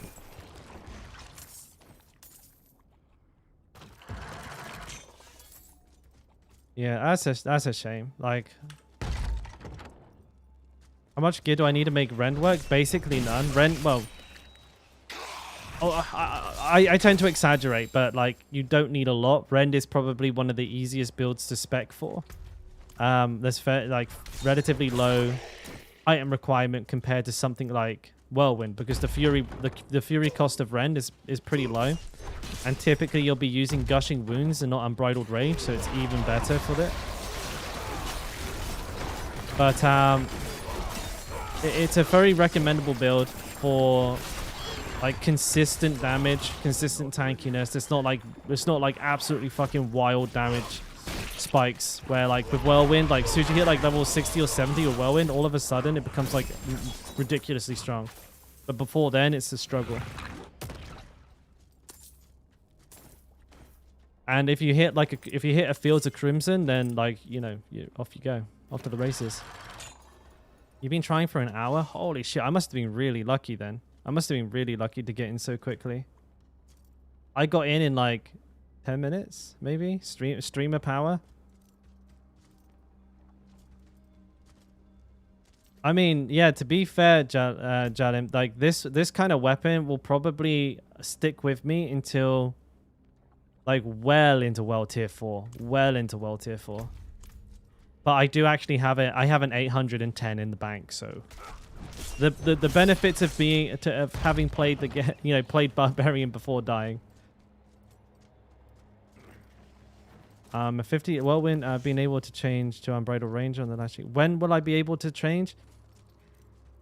Hang on. Let me just try to collect my thoughts here. Really, it's down to you. Because like there are like varying stages of how easy it's going to be used, be able to be used. But like you need to like basically tick a couple of boxes. You want to get Martial on your board. You'll probably want to get Disembowel on your board, and you'll also want to get Wrath on your board, as well as having the Warbringer. I don't have it here, but you'll also probably want the Warbringer Paragon board, and you'll want the Fury on Kill from that. I would say that with Echoing Fury, which is this aspect here, is probably the best time to switch to a Whirlwind with Unbridled Rage, because you can basically use it most of the time, if not all of the time there. And then your Bold Chieftains is like that is like the crowning jewel of the build. But it's like almost always like the last thing people get is that item. That aspect. The Bold Chieftain reduces the cooldowns of your shouts. But once you have all of those, then it's really, really, really, really fun. For me, I almost always, if I get Fury on Kill, Martial, and Wrath, that is the minimum that I will use. Unbridled Rage for. Sorry, I'm a bit tired today. Can't get my brain to engage. I hope that helps. If you're having issues with Fury, though, I do also have a video guide on my channel. You can either like, I don't think Nightbot is working. I'll try in a second. But you can either scroll through my videos and it'll just be called like Fury, Guide to Fury. Let's see if I can get it to work. Good thing that shit wasn't doing damage. Let's see if Nightbot is going to work. I go into like, yeah, there we go. I go into like good detail on it there. And that might give you a better idea than I just did, but I'm pretty happy with what I said there. I think I more or less got the right point across.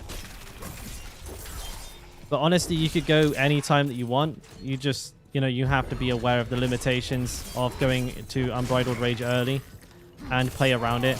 Have a resource generator. Be prepared to actually have to, use your basic attacks in fights. Pick your Whirlwinds very well. Don't just like Whirlwind onto like one enemy, because it'll be a waste of Fury. +9 on Rupture, I know, summoning it. I think if you look at my Rupture, I'm like 16 out of 5 as a level 57. You 1v1'd him? Fuck his shit up. Level 76. I didn't get my first Bold Chieftains until my 3rd Barbarian. So I had a level 64. I had a level 72. They both died. And then on my 3rd Barbarian at level 77, that's when I got my first Bold Chieftains. And then after that, I got fucking loads of them. But they are like pretty rare. The first one seems to take forever to turn up. But to be honest, it's like one of the most powerful and one of the most versatile legendary aspects for a barbarian. You might as well call it a fucking unique. Like it's like that powerful, and it works with nearly every single build. Tell a lie, it does work with every single barbarian build. Uses at least 2 shouts. Let's be honest. Also, I'm not too sure what you mean about my fort. Not too sure. Where does your fort come from? My fort. Fortify. Ah, aspect of the numbing wrath. So in the early game, you use aspect of numbing wrath. What button is it? Aspect of numbing wrath. This is how I gain fortify in the early game. I also have 1 point into thick skin. In the really early game, I have 3 points into thick skin. And then after that, it's like around about level 70, it'll be the Warbringer legendary node on the Warbringer Paragon board. I'll be swapping to that very soon myself. That's the next board I'm going to unlock, will be Warbringer. Because Warbringer also has Fury on kill in it, so it's a very high value board for us. I can't get to this guy. There we go,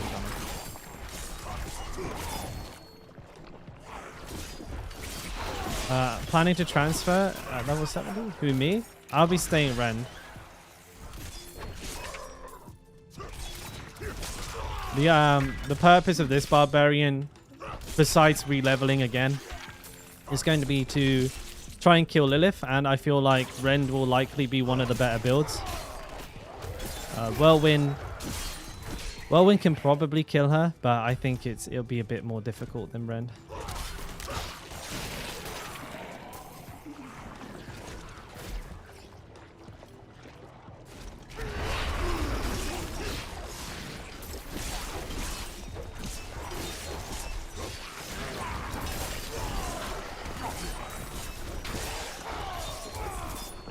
Oops, it's cursed. Oh, it's good. Good, it's cursed. That means XP, baby.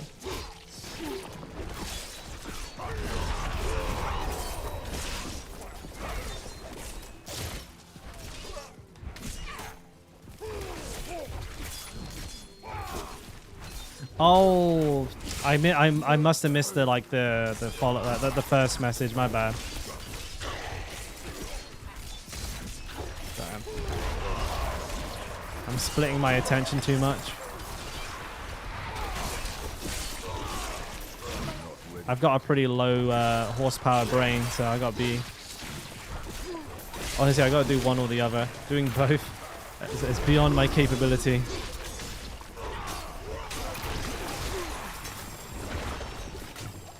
Don't like all that. I'm bugging out. I'm not using a flask as well. What the fuck? I just noticed I haven't had a flask on for like the longest time. Put one on now. Fuck it. That was a lot of gear right there. Hey, nice.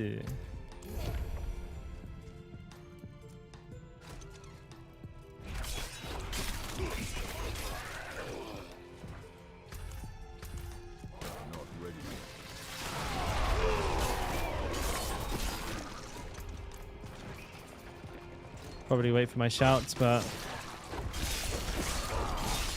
fucking crazy.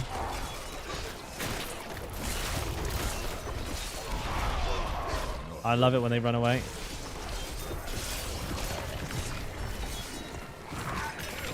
Lead ticking for 15k. I'm pretty happy with that.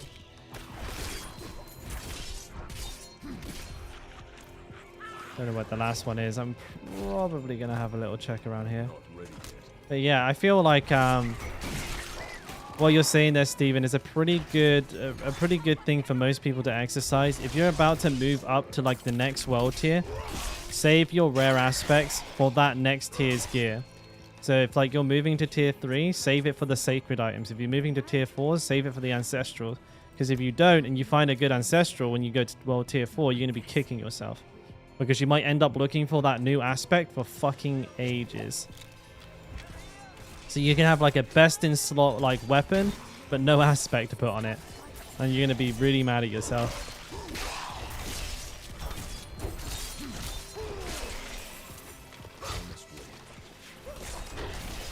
Man, these fucking guys die so quickly, it's not even funny. They're already dead. Like, we're like 1 second into this thing.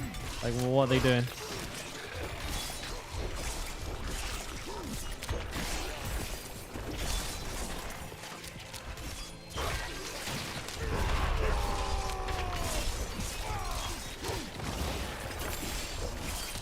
Not really.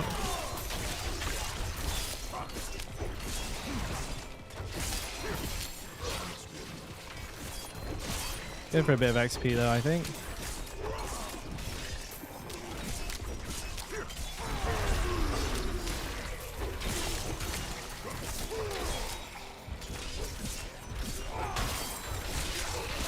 That bleed is dirty.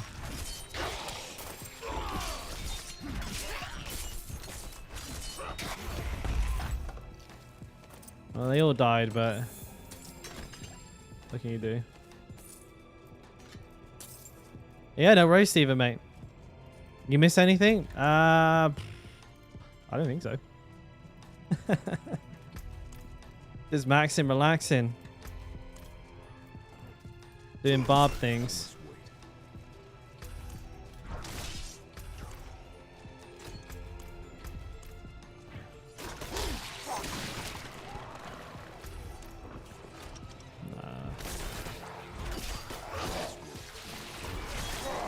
I should have known better. There wasn't going to be one down here.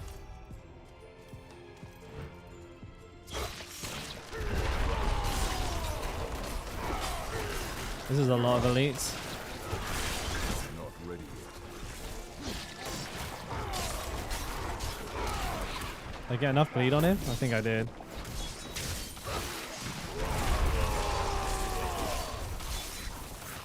Nope. One more for everybody. There it is. Oh shit, I'm actually fucking tapped out on gear.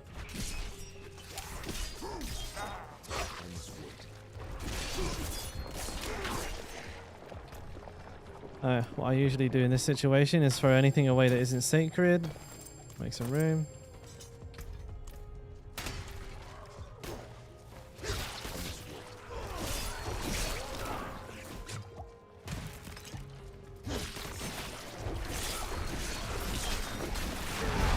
Is there an elite here?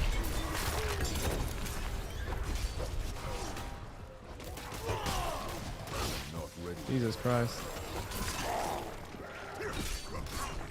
Oh. Ah, it's a magnum opus.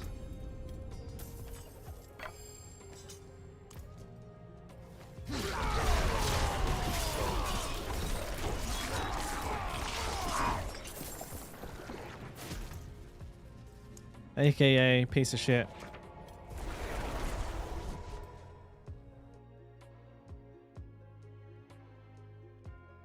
Happened to me. Took ages to get a second aspect of the Grasping Whirlwind. Oh, I have like 800 of those in my bank.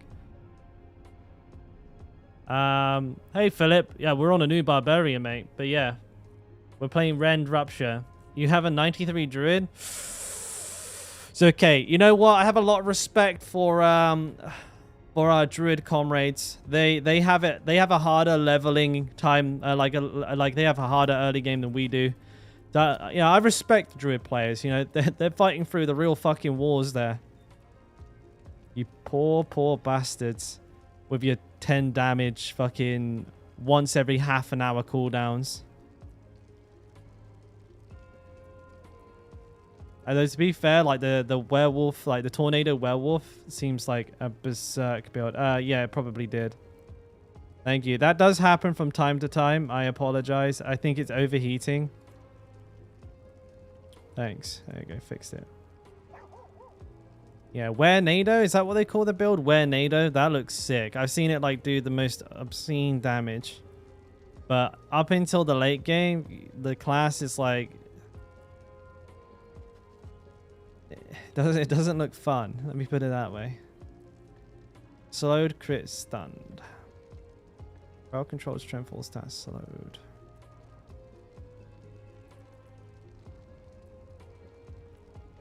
None of this is looking very good. Very cost dodge. Anemia. Almost max roll. We'll keep. Okay, it seems like the rest of it is CAC, so I just sell it all. Rune Gash.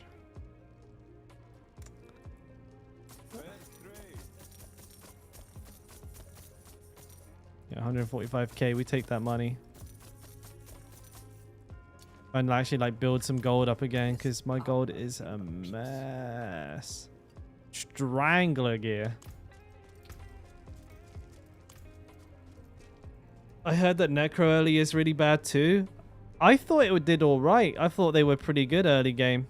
But then again, I haven't played one since the beta, so I imagine most classes are like bad early. But it's very hard to see how anything's worse than the Druid.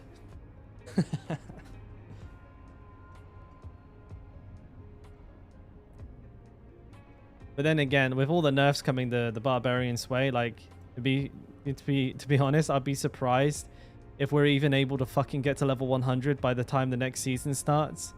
Because it seems like every time I read a hotfix, it's just the Barbarian getting less and less powerful. And the crazy thing is the Barbarian has like the fucking lowest, has like the slowest kill time on Uber Lilith. Like the Barb is like the hardest and slowest class to kill her. Druids can one-shot her. Necros can one-shot her. Sorcerers can one-shot her.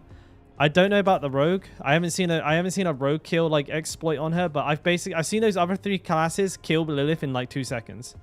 The Barbarian takes 15 minutes.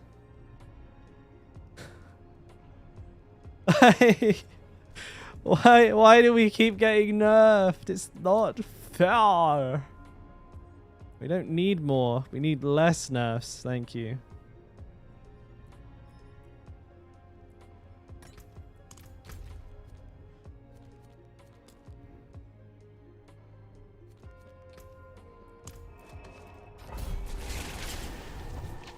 And it was with a bug. Yes, that's right, Shwoop.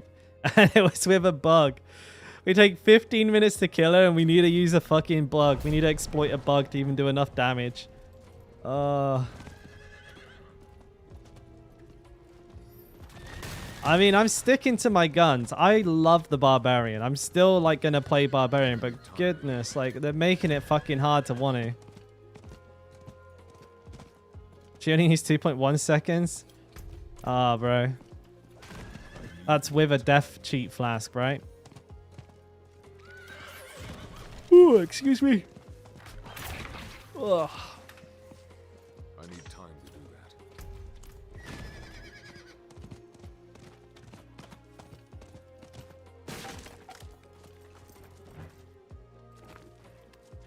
I'm not ready yet. What the fuck? We're getting nerfed again? I wouldn't be surprised. There's nothing official besides the Hota fix coming up. I need a reroll rogue. Min, you're like a level 5 rogue. What do you mean become one of us? You're not even one of us yet. What do you mean? I don't want to play rogue. I don't like it. I honestly, I'm not a big fan of rogue. I think if I rerolled anything, it'd be Necro.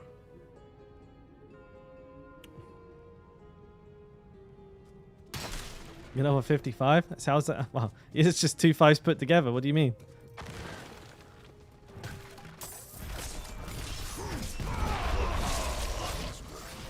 Level 60. I could probably push up. I go up one more tier, I think, quite comfortably. Tier 8. I'll do tier 8s from now on. I must wait. Oh, I just one-shot that fool. So, like, I did a 70... Like, I did a full HP in 1 rend. That's pretty good. Like, and even after I ruptured it, I did 76k damage.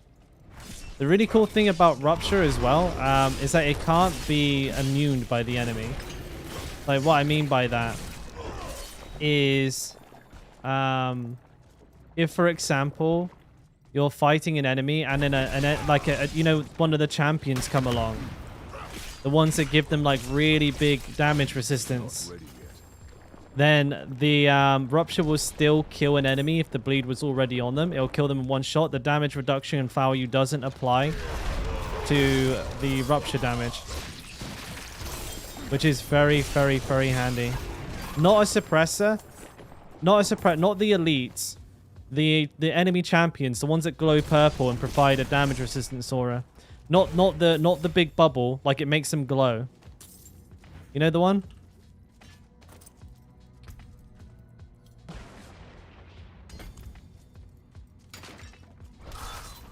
Yeah, so like usually if enemies are stood near one of those, they'll take like, I don't know, they take like fucking 0 damage, right? They take like 90% reduced damage, but Rupture completely ignores that.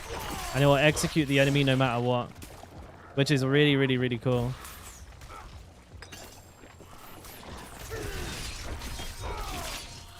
Not ready yet. Your bleed stack tick for normal damage? Yeah, so that's another thing as well. Like, as a Rend Barbarian, like, a lot of things I can work around a lot of like other annoyances for other specs for the Barb, which I find pretty interesting. Also, another thing I found pretty interesting, and this is probably an exploit, but the bleed damage will continue to tick even if you're not in the dungeon. So, like, there was an instance yesterday where I had to use a Scroll of Escape because I almost got killed by a bunch of elites. I used the Scroll of Escape, I came back, and I went back to where the elites were, and there was just a bunch of items on the floor because they died to the bleeds while I was gone. So that's pretty cool too. And I have a funny feeling you can probably exploit that, where like you can just pile up like a bunch of bleed damage on a boss, and then just TP out and come back and they'll be dead. Like, you won't even have to do the mechanics. I really, really want to try that, see if it does work. Like, maybe I'll try it on this boss. Like, what I'll do is I'll get the boss, like, down. I don't do enough damage to really test this. But if we get the boss down to enough where, like, its entire HP pool is bleed, and then I just piece it out of the dungeon with a Scroll of Escape and then come back in and see if the dungeon's complete or not. But it definitely seems to have worked the time that I did do it.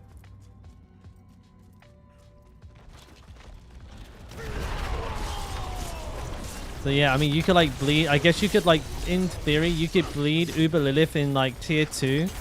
Get her like so that she's like fully bled on her health bar, and then just TP out and you wouldn't even have to do the mechanics. She'll just bleed and die while you're not there. It'd be very hard to try, but we'll have to see. Wait, why Rend over Whirlwind? Oh no, don't worry, mate. You're in here all the time, Math. I'll answer, mate. Not a problem. Actually, let me answer it in one quick little demonstration here. I got a fucking god tier Fields of Crimson, but also I wanted to just try something different. I want to build like a boss killing build. I want to get ready to kill Lilith. I'm going to practice this build coming up. I'm going to see if I can find like a really like powerful way to play this as well. Change of pace, really, mate. Yeah, change of pace. But also, Hammer of the Ancients is getting fixed. Whirlwind isn't very good. Next best option for killing Lilith seems like it's going to be the bleed build. At least now, you know, I don't have to do a respec. I don't, you know, I can gear for it early and I can get used to the way the rotation works. I keep sliding down my chat. Like, the longer and longer a stream goes on, like, the lower and lower I get.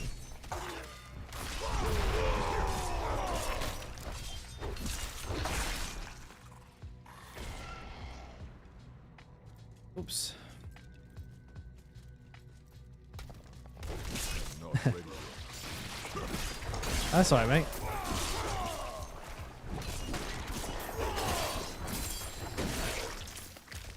I got no fuel.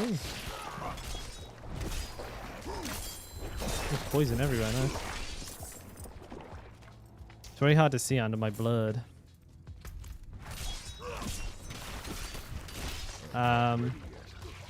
After leaving the game and entering the game again, you receive the festive appearance. I feel like that's some sort of bad attempt at like trying to get somebody to log out so that they can queue up because of the login issues.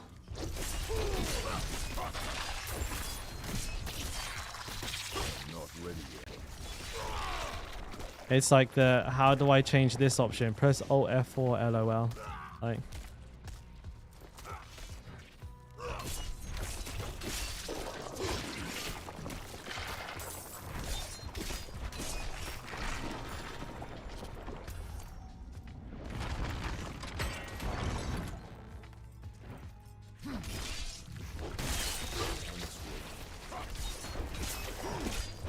So level 58.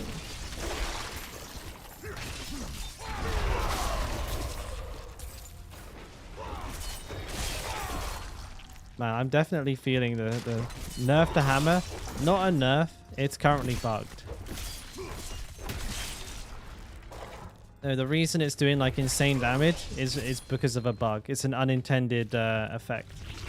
And they're going to be fixing it. So in a way, it is going to be a nerf because it's not supposed to be doing that much damage.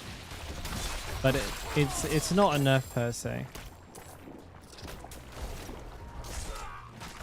But the weird thing is the Barbarian is already like the weakest. The weakest, like when you compare the classes that can kill Uber Lilith or have killed Uber Lilith, we're the weakest. Yeah, we seem to be getting fixed and bugged and nerfed like every 5 seconds. We discovered there's a bunch of aspects that don't even work for the Barbarian as well. Like what was the one we were using yesterday? Like the Arms Master, the one where you like get an overpower every time you swap. Like every 10 times you swap weapon, you get a free overpower. That is completely fucking broken. Doesn't work at all. Get fixed. Yeah. Barbarian is getting fixed once every couple of days.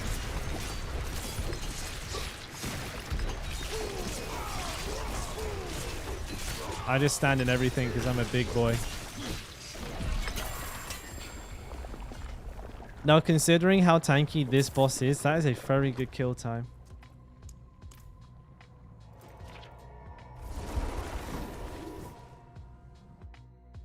Oh, F4 does make enemies disappear off screen.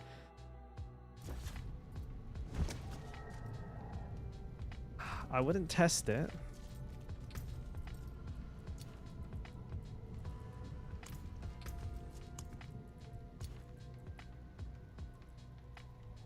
Let's move into a tier 8. I don't really want to do a shadow plunge.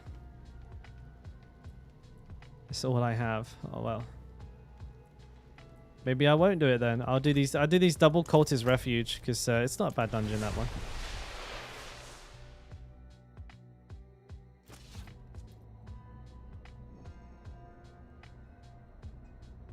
Daki, I guess really I can't speak for your friend's experience because I don't know what kind of version of the build they were playing or what their gear was. But I mean, right now I'm doing pretty high levels of damage myself. Tier 60 really isn't that hard. Like, depends what level they were. Yeah, there's a lot of variables there, but it absolutely is a decent endgame build. I'd have to imagine they were either under-geared, under-leveled, or their spec wasn't particularly well put together.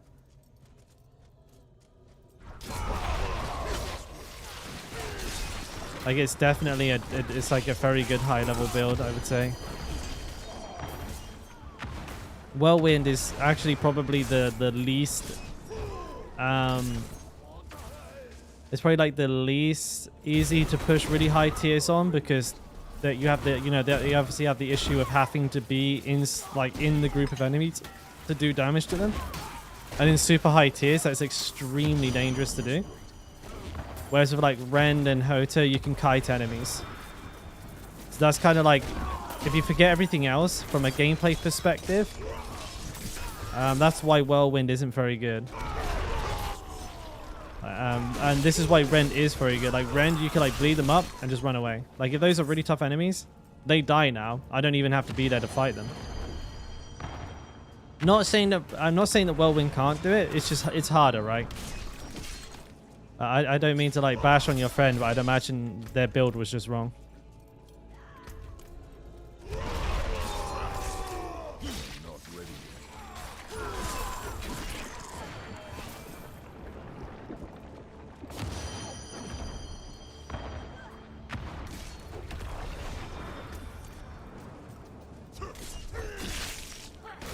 ready yet.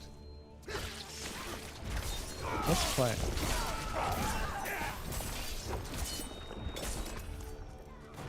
Spin to win. It is true. I mean, and also like, you know, I'm a whirlwind main. Like I'm a whirlwind Andy. My favorite spec is whirlwind. Like it's the reason I play Barbarian is because I play whirlwind, right? Right now I'm experimenting with other builds, and I understand like if I want to kill Lilith, I'm probably not going to do it as a whirlwind barb. Time to play again. Waking him up now to get to this stream.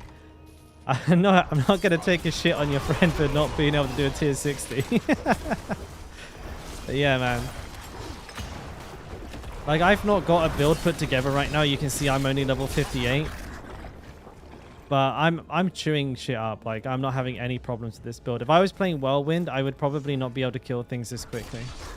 And I can tell you that with complete confidence because I've played 3 Barbarians on hardcore to over level 60 already. Like, I've sampled the Barbarian. That's really bad. Oh, good thing I'm tanky as fuck, though.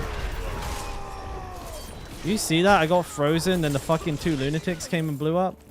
Good thing I'm built a fucking brick. Titanium fucking Barbarian there. Took that on the chin. that could have been end of the game.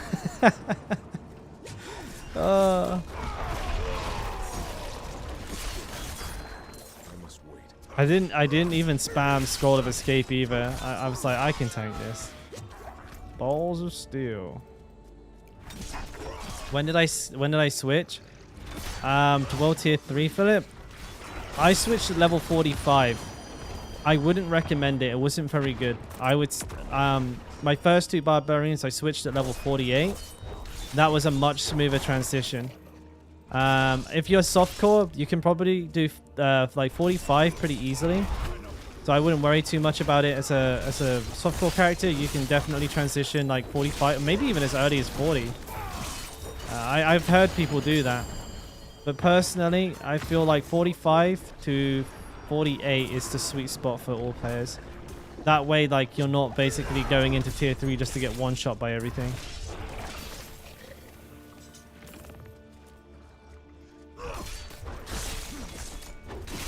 Yes, sir. But I went in at 45 this time, and I was I had to play so safe, and I just did no damage. I just wouldn't recommend it. If you're a different class, maybe it's not so bad, but as a Barbarian, it was rough, man. We're already very weak at that time.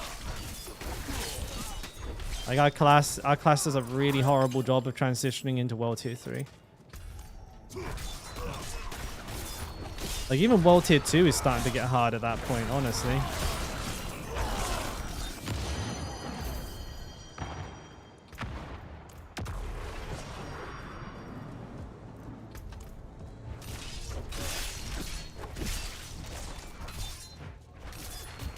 Okay, here he is.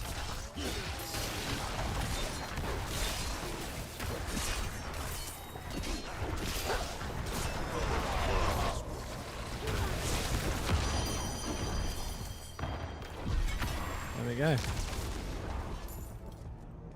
2 pairs of pants. 1 for each leg.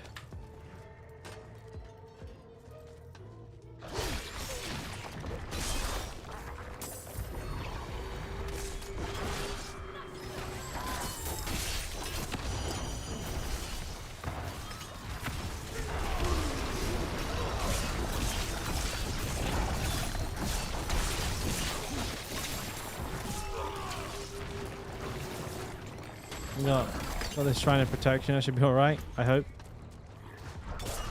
There's a lot of elites in here. I'm glad I stayed. This is like my 4th elite. Not ready yet. Somehow missed the rupture though.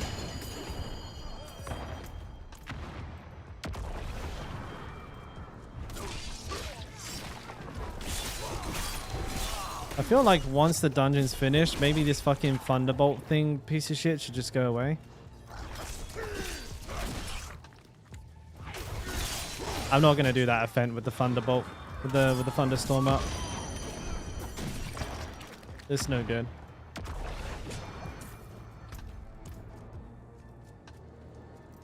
Alright, we're done.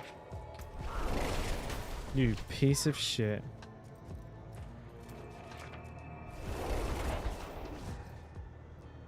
I'm hardcore. I'm not sure when I should do that. Whether I should get some extra skill points first or just go world tier 3 at 50. I would probably like try and do... So what I did is I finished up to this here. So I like before I did world tier 3, I actually got... I believe I got every second skill point. Maybe I was missing 1 or 2 in like the last area. I think I was missing 1, but I tried to get here and I went in at level 48. That's exactly what I did. And as soon as I went into world tier 3, the first thing I did was get the 4th one. And I went around and I did all the strongholds, the side quests and stuff like that. That's how I tackled it. Because I was like playing safe, right? I wanted my character to be as powerful as possible before I started doing world tier 3 content. That's how I went about it. But you definitely want to do the secondary stuff like when you move into world tier 3 because you get all the bonus XP for it, which is really, really good. But if you have to do some of it to get strong enough to go in, then by all means, like.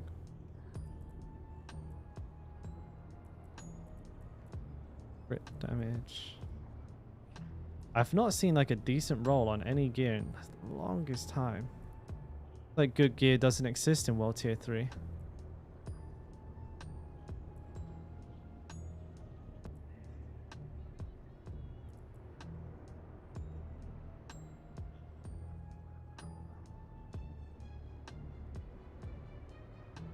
.636. Damage reduction, max life, dodge.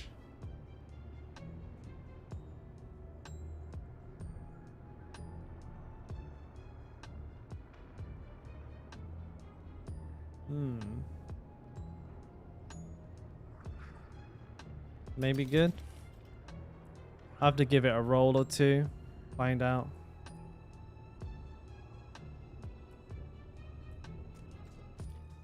What's on this one?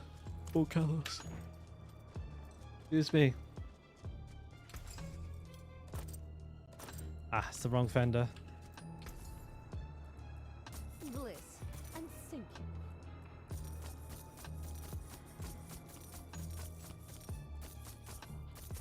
Come back and see us.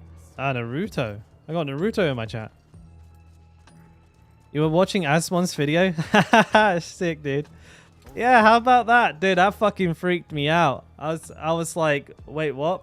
The thing is, right, I saw that video on my, because I watch Asmongold all the time, and I saw that video on my feed, and I was about to watch it, and I realized I had like a bunch of people tag me and like send it to me in my Discord. I was like, wait, what?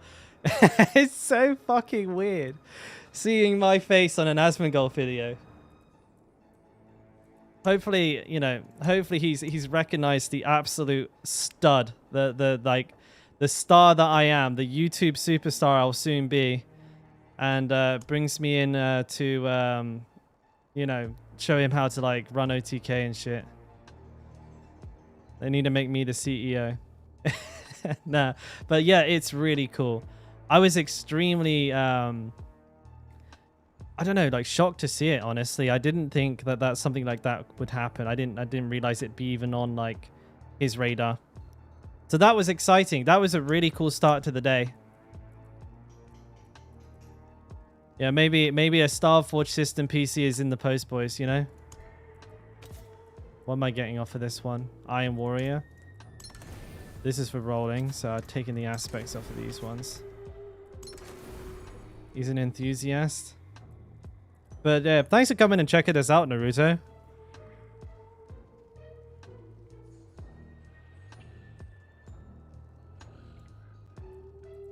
Hopefully, yeah, I mean, hopefully the rest of my content is up to snuff. Where did I die? Uber Lilith killed me, mate. Uber fucking Lilith spanked my little bum. Let's have a little go on this one. 10% damage reduction while fortified. I think we just like banged out an absolute fucking stunner there. There may be damage reduction while fortified. Damage reduction from bleeding is probably better. I'm gonna give it one more go. Okay, no more. Fortified's good.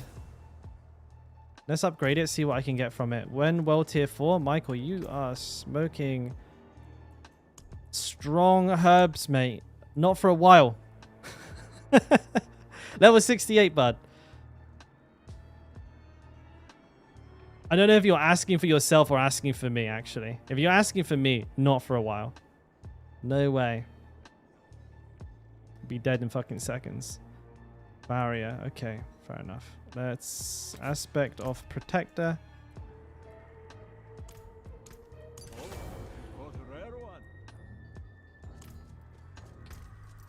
It's not as powerful. I guess the other one was an aspect. I'm gonna put a socket in this madman. Socket. D-socket. Blump. Am I gonna be playing the Skyrim in space, aka Starfield, when it comes out? What do you guys think? Would you be interested in something like that? Safe journey then. I don't think he'll raid me, Naruto, but like I don't expect, like, honestly, to even see you in here is like a nice surprise. I don't think many people from like typically when Asmon watches a video, because like I said, I watch his content all the time, right? So I see this all the time. Typically when he watches a video, it doesn't actually like translate into much of a benefit for the streamer that he's watching, other than the awareness. Like now all of those people that saw that video, probably if they see one of my videos, they'll be like, oh, there he is. But it's not like I literally got no extra views, no extra subscribers, nothing. So, and that I knew that was going to happen, but I am still extremely like proud in a way that my content was like good enough to kind of like pass the sniff test for Asmon, which is pretty cool. Because if it was complete dog shit, I don't think he would have watched it. I don't think it would have been recommended to him. So like in the way that you know, it got, someone recommended it, it got on his radar, and he decided to watch and react to it, is a pretty cool like set of circumstances for me. Upgrade one more time. I think that came out pretty good. What do I lose? Damage from close. But I gain strength. I gain damage. I get... it's not that much better.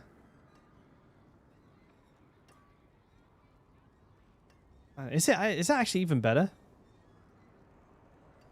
I didn't waste too much on it.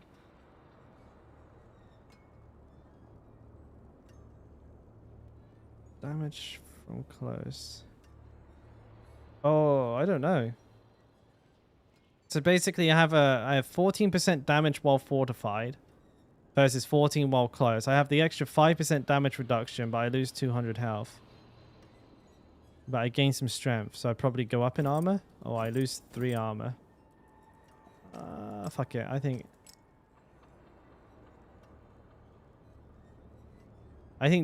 think these two are slightly less conditional. I think that's an upgrade. Just very small.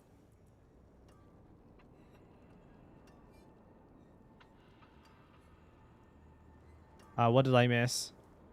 I totally should. Hey, Caves. I'm pretty good, mate. How you doing, bud? You're waiting reviews on that? Fallout 76 gave me a bad taste. I've not been following Starfield at all, so I have no idea how good it is. Mortal Draw bonus. Snapshots for Whirlwind is decent damage buff most people ignore. Mortal Draw. Let me remind myself what that does. Mortal Draw. Mortal Draw. Swapping weapon has an 18% chance to cause a skill damage to critically strike. So you get 100% crit from it? Is that what you're saying? Bonus. Oh, wait, hang on. Bonus. Swapping weapons have an 80% chance to cause the next skill's damage to critically. So it always crits. I think that the reason maybe people aren't using it, Fisker, is like when you've got like a lot of gear, When you've got like a super ton, like when you got a super like giga amount of gear, you can get to like 100% crit through your gear.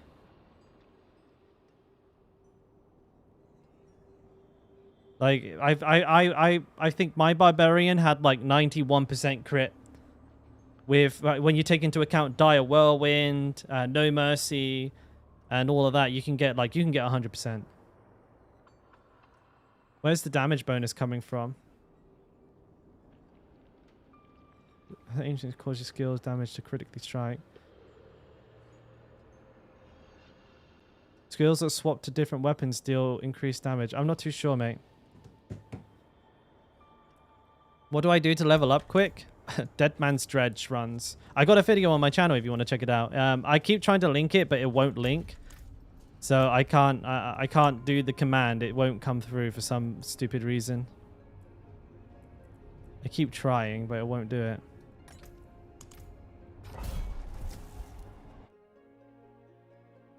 Level 21, it gives 16 per dex node. But you have to swap weapons, so you have to like use lunging strike, I guess, then to pop into it. I don't know what you would take. I don't know what you would get rid of to put it on. But I think because the bonus effect is basically doing nothing, it would probably, that's probably why most people are ignoring it. I couldn't say for sure.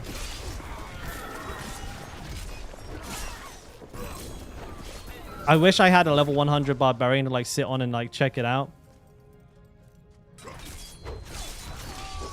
Most of this build, I'm not too sure how to say that. Matthias? I'm not too sure. I'm gonna call you Matt. I hope that's all right. This build I don't have a guide for. This is like something that's still a work in progress, mate.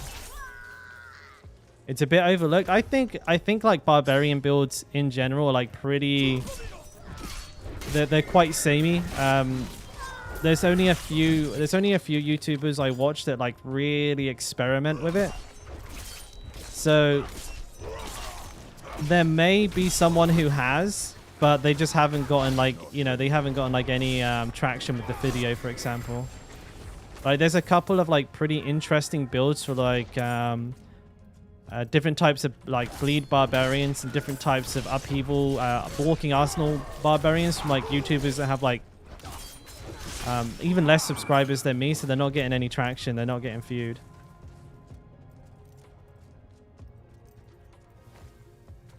Ah, okay, that's nice to hear, man. I'm glad I can help. That's really nice.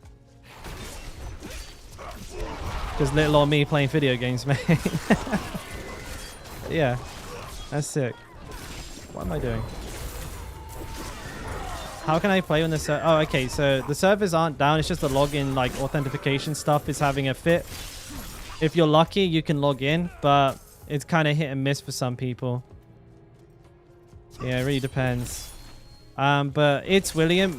Just to go back to your question, mate. If you want to see the video, I would. Well, I don't have a link to it, like copy and pasted, ready to go. But there's 2 videos on my channel that were uploaded in the last week. And if you join my Discord, which I believe this one does work, there's a channel in my Discord just called Diablo 4, and it's where I upload like all of the links to the most frequently asked for things, like my build guides, my physically written builds, you know, like the planners and all of that stuff. So if in doubt, you should be able to find them there, but.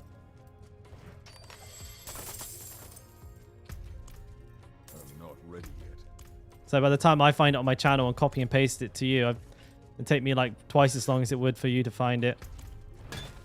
And then everyone would have to watch me do that too. You're a great distraction. I'll take it, mate. I'll take it.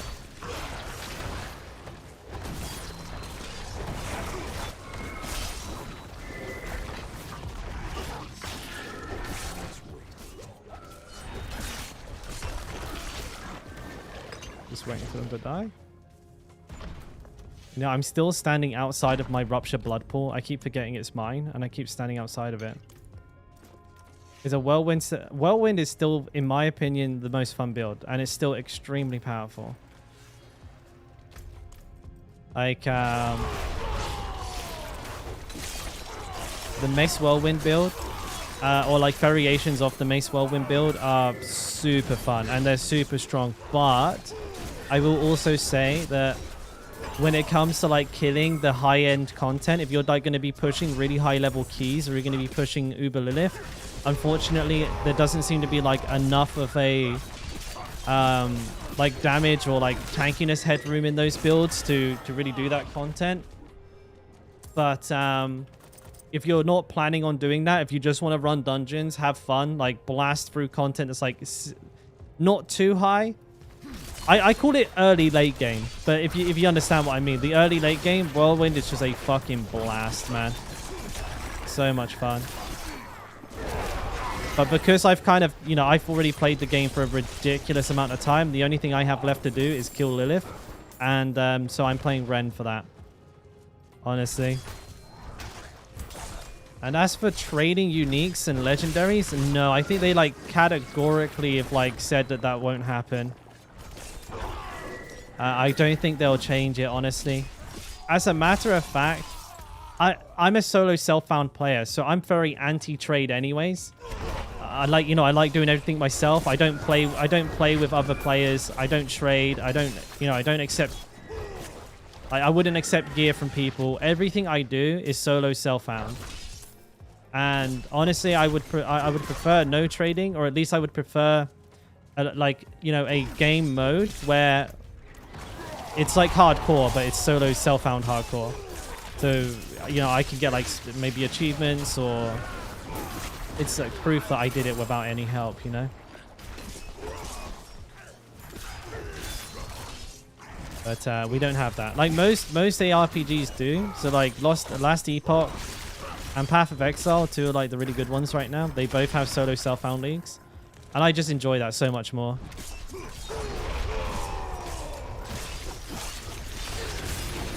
I don't think it would be necessarily a super bad thing, but once you start having trading in the game, I think you really open up the door to... I've not thought about this a lot because, like I said, I just don't like trading, right? So I've not thought about this, but I feel like if there was full trading in the game, real money trading would become pretty bad because people would be just able to, like, go to a website and be like, oh, I want to buy... I'm fed up grinding for my Echoing Fury or my Bold Chieftains. I'm just going to buy it. $10 for a Bold Chieftains aspect, you know? I feel like that would happen. It already happens, and people are buying gold. people are like already doing it with like yellows and gold. So I think if you could actually like buy legendaries, like the really important ones for builds, people would 1000% buy them. And even though people like buying gear doesn't like directly affect me, again, as a solo player, I don't give a fuck if someone buys gold. Doesn't matter. Doesn't change my enjoyment of the game. But as somebody who does like participate in like the beginning of season race and stuff like that, maybe it annoys me a little bit. I gotta be completely honest. I don't have a very nuanced take. I'm like a caveman. Trading bad. Me no like.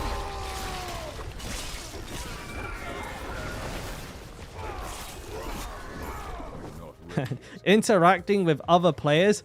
Ugh.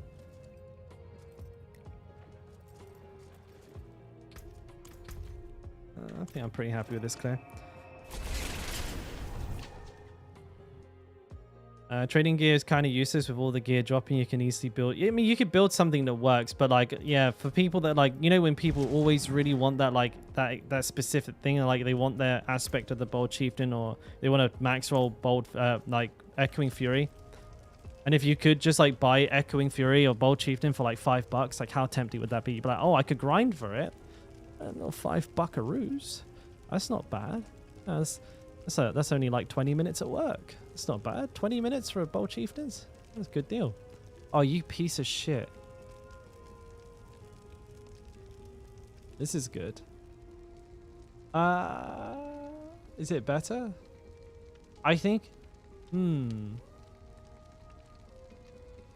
I don't like damage reduction from distance, so I'm going to say no, it's not better. I don't think it's better, no. Vulnerable bleeding, crowd controlled. Close, crit, berserk. Ah, you bitch. They're never good. Crit, close, slowed. This one is kind of good. Which one would it be better then? Core, slowed, strength. Crit, close, slowed. I'd roll the ultimate skill off and try and get. It's not sacred, which kind of sucks, but it's kind of good. So I'm gonna give it a chance. I'm gonna see what I can do here. Maybe I can make it decent. I'm not gonna roll that much on it though, because I ain't got that much money left on my character. Fair trade. Well, 6 mil might seem like a lot to some people, but I had 15 mil, I can't and that's do all that gone. It's just flown out the fucking window. And I'm not even that high a level. I don't know what I spent like. And to be fair, I've probably made like 10 mil on this character as well. I don't know where the fucking money's been going. Just like real life then. Oh, it's so true. It hurts. Ugh.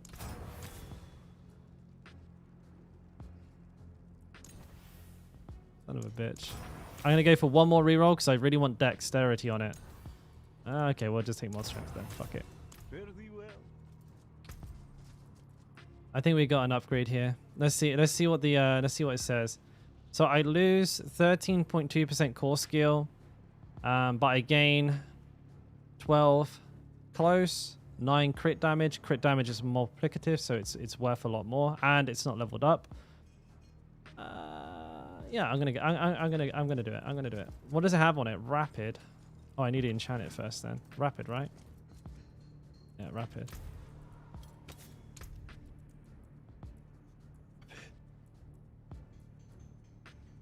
Where's rapid? Well, it's not. It's not in alphabetical order, is it? Brawlers, edge masters, needle. No, because you wouldn't have needle then aspect of ancestral in a retribution. No. Well, it's just in absolutely no fucking order whatsoever. That is killing me. Like, what on earth? Why is it not alphabetical? Rage! Is Hota the best build right now? Arguably, but it is about to get fixed. And when I say fixed, I mean made worse.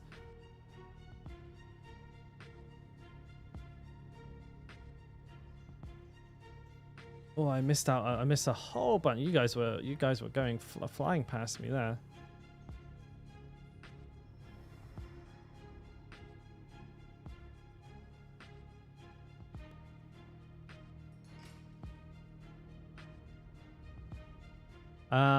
Though it's just the login servers are like dead right now. You can keep trying, and you might get in, but there's no guarantees, mate. It's kind of just like luck at the moment. Unfortunately. I must wait.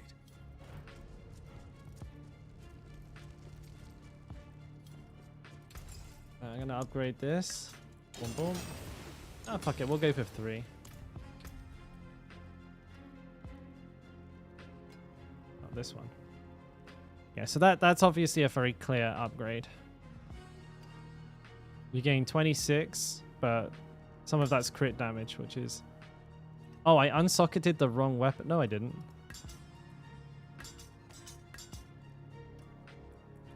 It's because this one's the highest item level, right? That's why I wanted to keep it.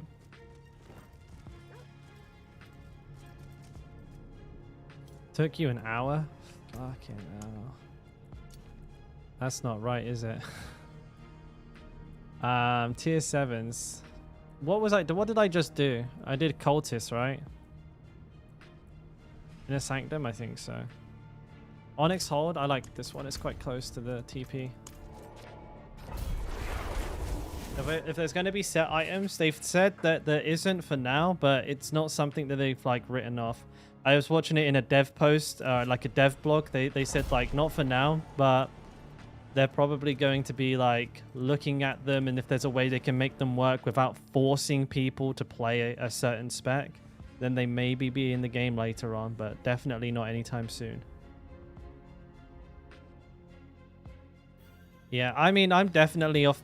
We were talking about this earlier, but I understand like the game, like we've bought the game, and like we've paid the money, and like the game should be reviewed as it is. But before the first season comes out, I feel like we're just playing the early access. I'm probably like, it's probably like a shit take, but I know like you shouldn't like buy a game on the promise it'll be good when the first season comes out. That's just it's not logical. But as much as like Blizzard have been dropping the ball recently, the Diablo team have been doing a good job. Like Diablo seems to be working well. It has its problems, but fuck me, compared to like some of the shit shows that come out these days, like, you know, I've been pretty okay with it. I've played worse games, let's put it that way. And I've had fun. Fuck, I've had my money. I've got my money's worth. I mean, I've played the game for 300 hours. And a lot of the people that are, you know, a lot of the people who are upset with the end game, they've played for like 60, 70 hours already. The game's been out for like fucking 2 weeks.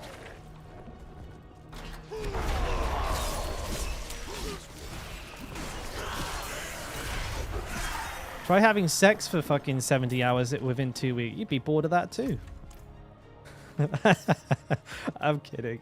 I'm kidding. But you know what I'm saying? Like, I feel like, for me personally, I want to wait until the game is fully out. The season is out. But at the same time, I absolutely 100% agree with people. The end game does not exist. It's not in the game at all. It's boring. Getting to level 100, just basically you're done. Getting to world tier, well, actually getting to world tier 3 means you've completed the game. As far as like from a content perspective goes, anything past the campaign, the player has to set for themselves. And I completely agree. The game shouldn't be like that. You shouldn't have to set your own goals. It's a cherry on the cake when you can. You can decide, oh, I'm going to do this, and that's, you know, that gives you more value from the game. Get it, 100%. But like the game should also be setting you goals as well. People don't need to like sit down and like make a plan. It's not fun. But if like, you know, I feel like they've kept it for season 1. If I'm wrong, like I said, it's going to be a shit take and I'm going to eat dirt on it. Like, I'm just going to look like a dumb fucking Blizzard chill. And I'm prepared for that.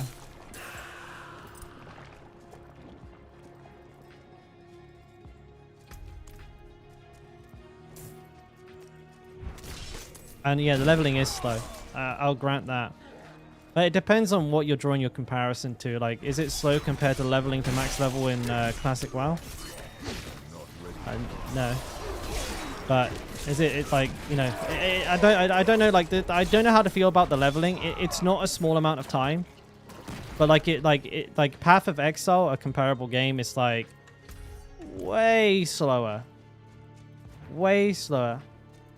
Getting to max level in Diablo 3, there's like 5 people that have done that or something stupid, right? Getting to like max Paragon, like 20,000 in a season. Like, nobody does that. I don't know. It depends on where you're drawing the comparison on that one. I find it like, I find it to be not short, but at the same time, like when I hit level 100 because of the race, I was really happy. I was like very excited. Isn't this Kunai's cube? Am I crazy? But isn't this cube?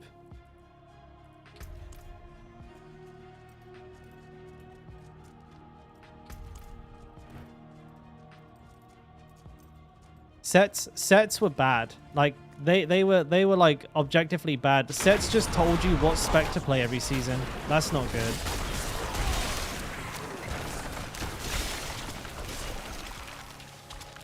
I never played D2, and I know like D2, like the D2 and D4 community seem to be button heads 24/7. I wish I had played the game because I can't fully understand like the perspective of a D2 player. I like my argument is always like the games are 20 years apart, and like gaming as a whole has changed in that time.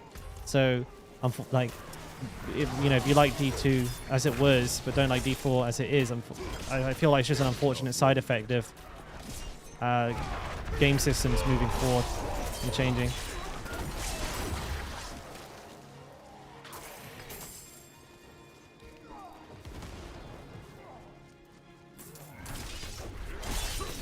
Yeah, it's very...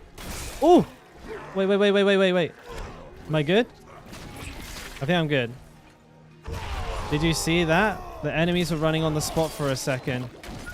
That was spooky. I must wait.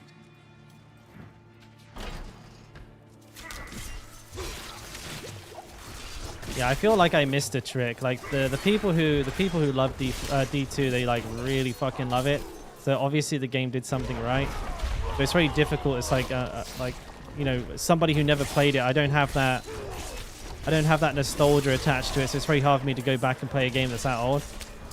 Like even like the resurrected version of the game, like even though it looks better, like the way it works is very retro.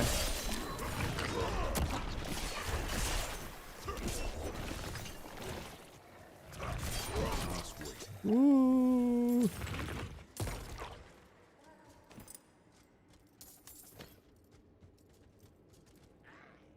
Yeah, well they said they won't, but they said they might. I'm pretty sure, like, someone might be able to, like, remember the exact phrasing that the devs used. But they said, like, they're considering it for the future. And they're gonna find a way to implement it in a way that doesn't force people into playing a certain spec. So, we'll see. I don't think it's a concrete no. But I think everybody has the same concerns. We don't want the season to tell us what spec to play. I think everybody can agree on that. And if they implement sets that do exactly that, I think we'll all be pissed off. I don't think there will be anyone who's happy about it. Oh, good. It's the Whirlwind season. I guess I play Whirlwind. Yeah. Oh, the Volcathus set. Okay, I guess it's a charge season. You know. Oh, it's a ground stomp season. Hammer of the Ancient season. That shit's boring.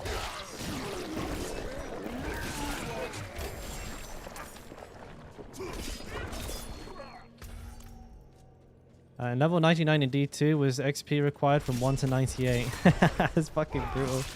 How long does it take from 1 to 100 in D2? Like for an average player, not for like a Giga Blaster. What would like a regular Tom, Dick, or Harry? How many hours of gameplay would they take to get to level 100? Let's see if you guys can come up with a similar number to one another, or if there'll be like some people. I'm interested to see if it's even the same. Oh, you can hand out uniques. More than half a year would be years. Wait, what the fuck? Pre-Lord, you couldn't. That was just 3 or 4. What the fuck? Oh, so dude, that's crazy. That's that's long. Oh shit. Okay. I didn't expect that. That's wild. Is that really all the yellows I got from that dungeon? Fucking scammed, boys.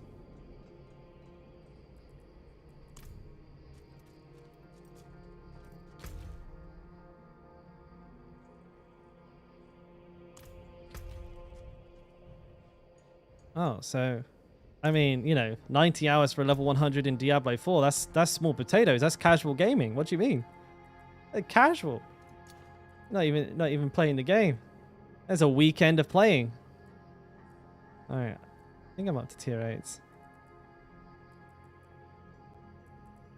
I need to get rid of some of these. I'm kind of confusing myself in my own bags here. Tier 8 is fine.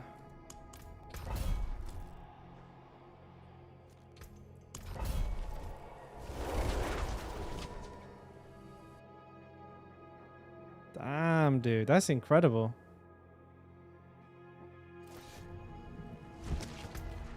You know, after people pointing out that this looks like a cow, I can't unsee it. You know what I mean? I can't unsee the fucking cow here. Not while I'm in town.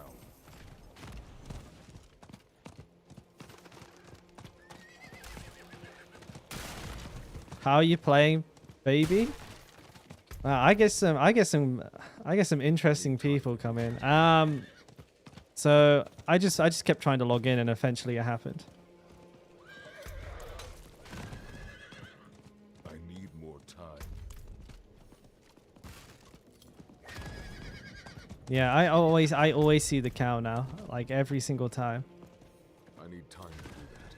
I never noticed it before though. I didn't notice it at all. But now I can't. I can't unsee it. Like that. This now is just a fucking giant. I'm in a giant cow's head. Yeah, guys. Do I have what like? Do I give off like some sort of weird vibe? Like I get people coming in, saying I look sexy, or what am I wearing, or calling me baby. It happens like several times a stream. Is this just normal? Or do I have like some sort of like perv vibe? Like, I honestly don't know what's going on.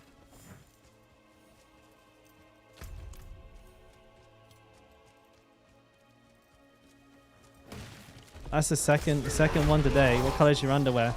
Like, I'm not even kidding. What was it that dude said yesterday? He said, you look like the kind of... I don't know if it was a dude, but he's called Homer. Comes in and just asks... He goes, you look like the kind of guy who puts out, what's your number? Like, what the... Is that fucking normal? Or am I like nuts? Have I just not been on the internet enough to like see this stuff happening when I'm in other people's streams? I swear it just seems to be being. Were bleeds able to crit? Only if you have gushing wounds.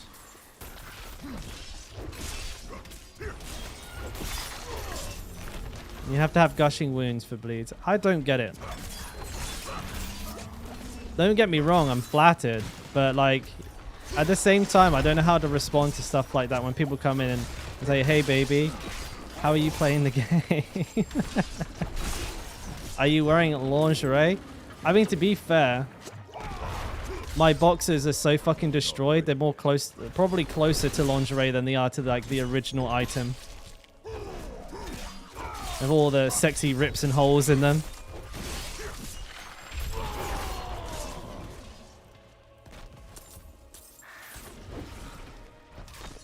I did manage to get to level 100. I was level 100 for... I was level 100 for quite a while, to be honest with you.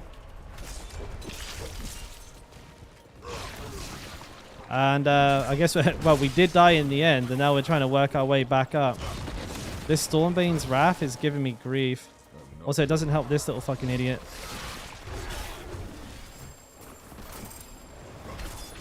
Ooh.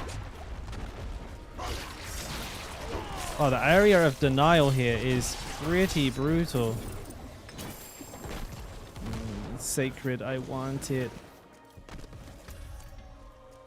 Name on the shrine confirmed? They've not confirmed it yet, but I'm 100% in the top 1,000. I was like ranked.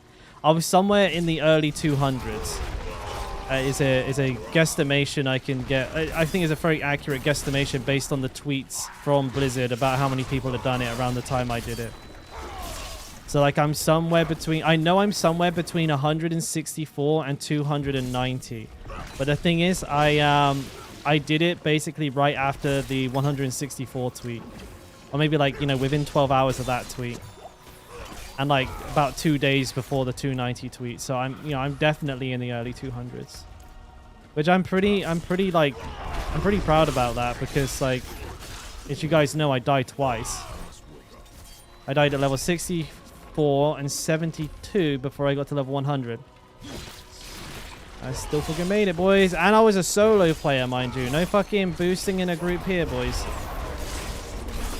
Solo YOLO. So this is annoying. Stormbane's Wrath is just like actually making my life impossible right now. It's fucking blocking me completely. What am I trying to kill? Is there even like an elite in here?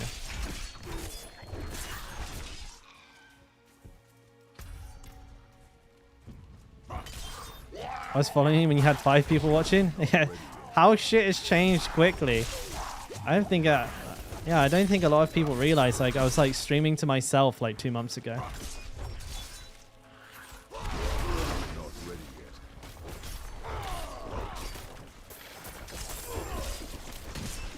That's a lot of blowy uppy boys.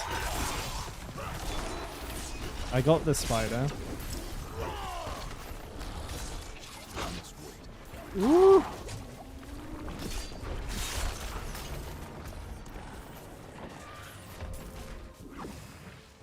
Sacred axe.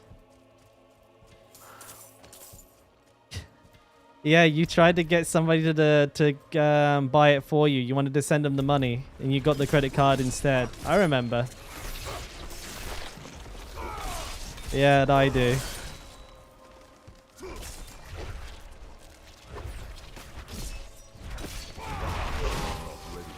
You got the login issues. I think everybody's suffering from that today, unfortunately. You haven't played Darkside since this came out? True and real. Same here.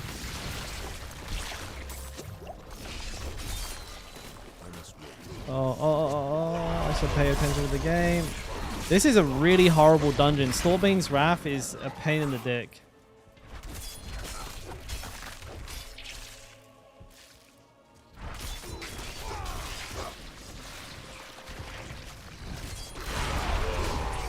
I don't like this fucking affix at all.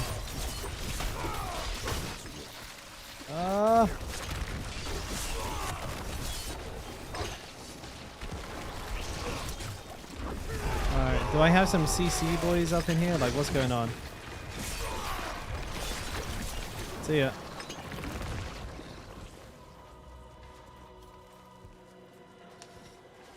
It's not just you though, Manan. It's like a lot of people are dealing with it right now. I found that if you just keep blasting on it, like it will let you through eventually.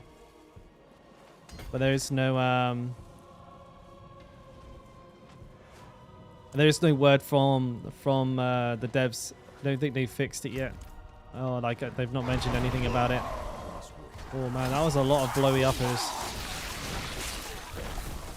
40 times and counting.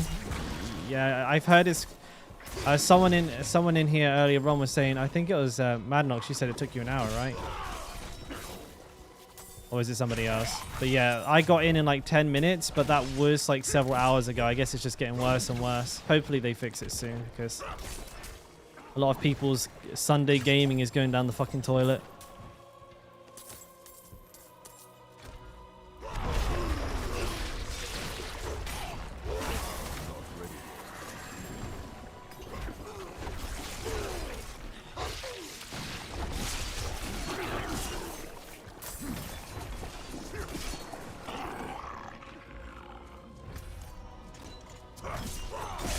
I don't kill them quick enough.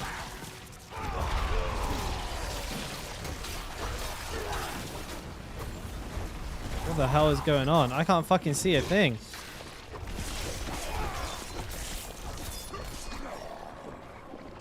Why do I keep making barbs? I'm unhinged. There's something wrong with my brain. Yeah, the mobility meta in D4 is a strange one, right? Like basically, I don't know, like one class takes a mobility spell. I think. Like what I actually do sorcerers even use teleport? Not to mention leap in D3 had like a 2-second cooldown.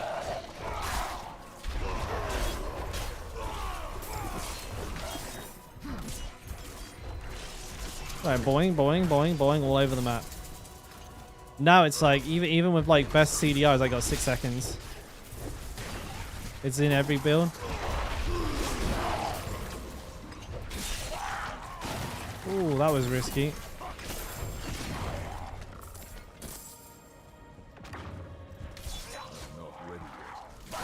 I played Bar because I don't want to die. It's not been working out that way. I've died 3 times. It's been the opposite.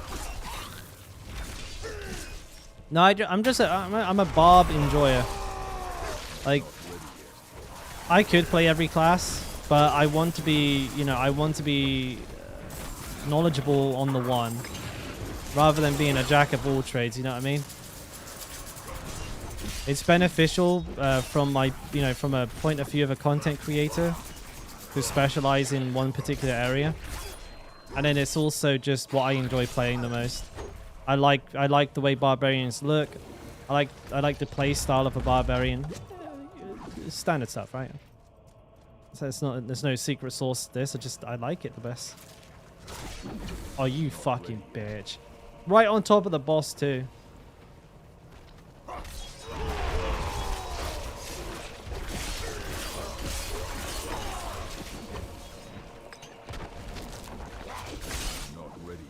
Look, the tick is getting bigger. The boss is dead. That's weird.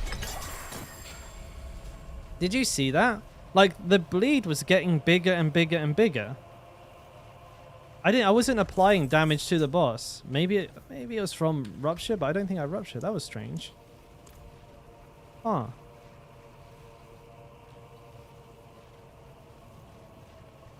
Been going Tempest Raw. I've been going for Tempest Raw, but getting everything but it. That's the one that, like, you need for the Wernado, right? Like, every druid is like, basically chasing after that item, like their life depended on it. I've heard that the best way to get it is just from doing nightmare dungeons. If that helps, you're probably already doing that, but I'll just throw that out there. You know, I'm getting a lot of druid gear now myself on my barbarian in like an ironic twist of fate. Sounds like you're the guy to ask for this question. And what's your take on the best leveling build? Rend. It's Rend and whatever legendaries you get. Honestly, that's the best answer I can give you. It's Rend because it's like the most baseline, powerful build. Like you don't need anything to get it working. But for like the easiest leveling, it depends on what legendaries you have in like your codex of power. And also what ones you find. Like if you find like a decent legendary for Whirlwind, it makes like so much difference, mate. You wouldn't believe. It makes like a ridiculous amount of difference. And the same goes for any other of the builds. If you find like something that increases, if you find like Quaking for Hammer of the Ancients, or I think it might even be a codex power. Like if you use that, then yeah, like you can play it and it's like so much better than the others just by like from the nature of having legendaries to support it. I personally have had like, and this is going to sound pretty like a weird take, but I had the easiest time leveling as a Whirlwind Barbarian every time, but not the first time. My first time was Rend. After that, I had the full codex of power. I could play Whirlwind because I had unlocked everything. Core, vulnerable, injured, and berserking. Low roll edge masters. This is like my 8th crimson. I'm just getting them like they're handing them out like fucking candy now.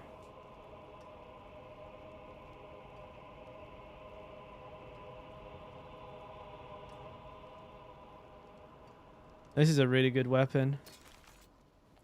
I was comparing it to my one there, and that's why I kind of zoned out a little bit. I'm gonna grab a glass of water, boys. I'm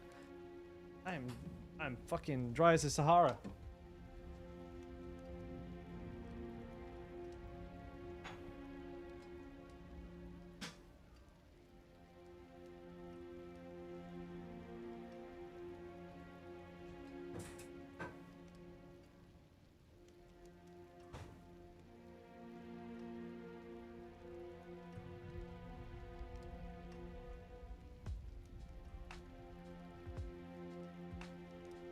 No, man, we only know that, as you've probably heard, we just know it's going to be before season 1, whenever the fuck that's going to be.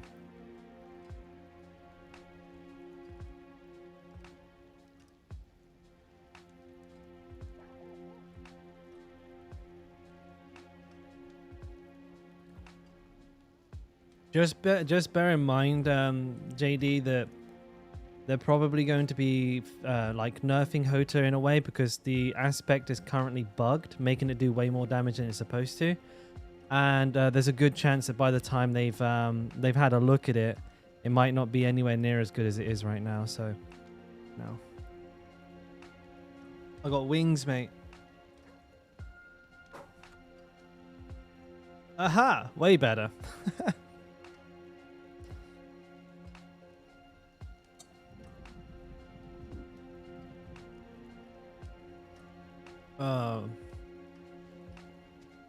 Yeah, to be fair, if anyone's using the logout thing to reset dungeons, rip.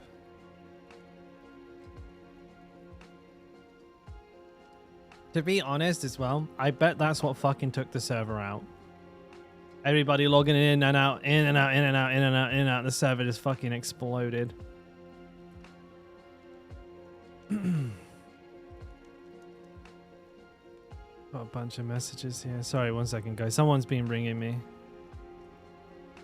Ah, shit. This is the old man. I missed it. I'll have to ring him tomorrow. Or he'll probably cry. Damn, this might be better. Dexterity, which I need. Damage reduction to close. Flat damage reduction. I could roll life onto it. I'll try. Excuse me. I gotta give it a try. I'm gonna try and reroll it. Oh, God damn it. Sometimes the best defense is a stronger. This will do nicely.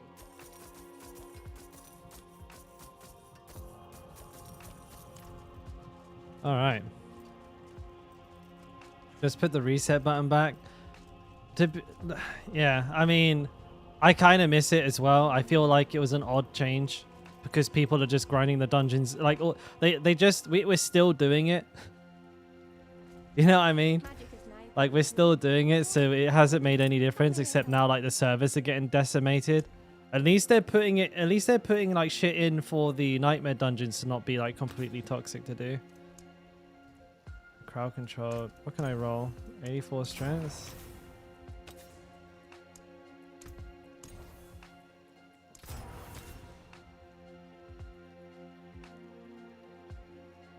Is this enough dexterity to unlock my node though? Let me see. Oh, it's not even fucking close actually. Maybe that's not as good as I thought it was. I'm just like a country mile off of that much dex. I'd have to hit it on the weapon here. I'd have to hit it on the weapon. Yeah, I have to ask myself, is it even worth it? 10% vulnerable damage? Ooh, it's pretty good. But I mean, I could get more than that by just putting, instead of having dex on the weapon, I could just have vulnerable damage and it would be worth more. So, no, okay. Probably not worth it.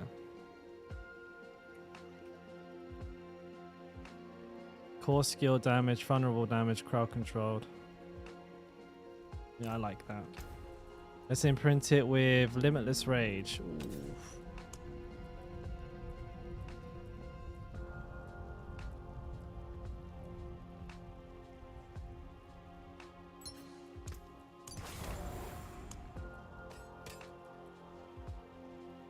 I just upgraded my mace and now I'm upgrading it again. Right aura. Good grief. Just my luck. Steven, I died. My character died, mate. This is a new one entirely. Yeah, look. 64. Look at the hours, boys. 41. 40. 164. Gone. Killed by unknown killer. Fucking 173 mil gold. That was just the gold I picked up.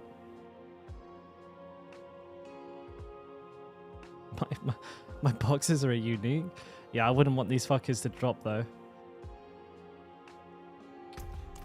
Nah, Uber Lilith killed me, mate. Uber Lilith. I basically didn't see my potion proc because the waves. It was like during a mechanic like switch over, and I didn't see the waves come through, and I ate 2 waves, one after another, and I didn't see my shit proc, so I died. It was so unlucky as well. I watched the video back. I timed it. I got hit by the second wave exactly at 2 seconds. I just didn't notice. If I had survived that wave, there was a chat because I was checking it a lot during the fight. If I had just not walked into that second wave, I probably would have noticed and gone out. But I didn't, and I didn't. So it was a rip on the barb. I wasn't upset about it though. But like, to be honest, I was like, I achieved the one like main goal I set myself. I hit 100. I'm on the statue. You know, the Lilith is a cherry on the cake situation for me. If I kill her, fantastic. If I don't, no major biggie. Return soon. That should be a pretty nice DPS boost for me there. Do I have a clip? I think I do. Hang on. Let me see if I can find one for you guys. Man, I got these fucking Diablo 4 gold selling people trying to get me to sponsor them. Do they not understand if I like put a gold selling advert on my channel, my account, and my fucking everything would be deleted? Like, how could somebody possibly even consider that? Not that I wouldn't want to promote RMT, but like, don't they understand like the fruitlessness of even trying? To finish all hardcore achievements, some of them are brutal though, Steven. Like some of them are like brutal, mate. Like getting hardcore kills without cheesing it. Like what are the ones that I haven't done? I've done a lot of them, mind you. Yeah, defeat Lilith. That's one of them. That's not an easy one. That would be a hard one.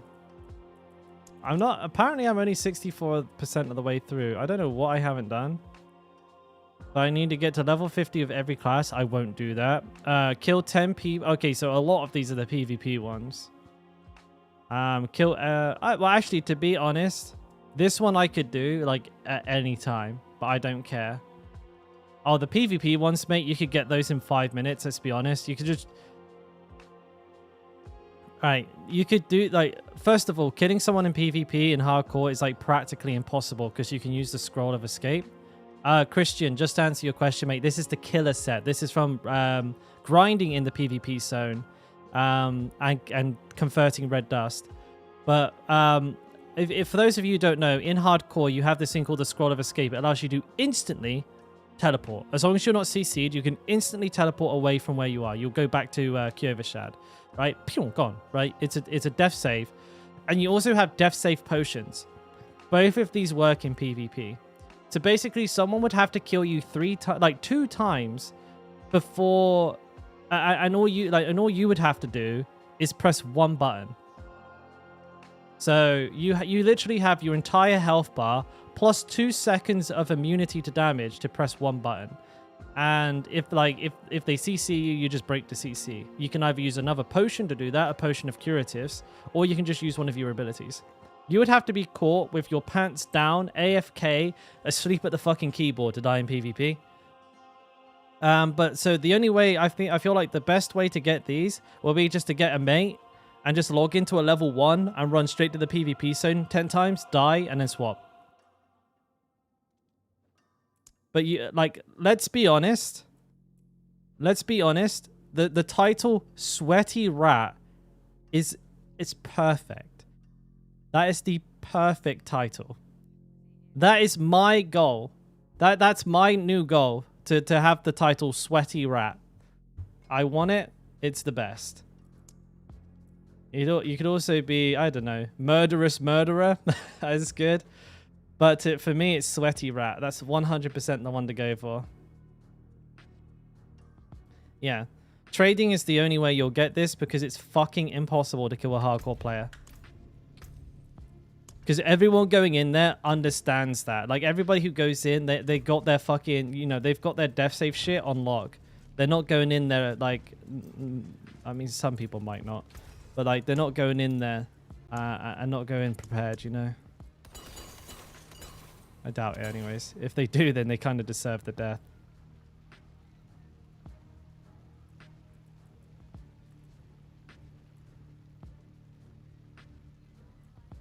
All right.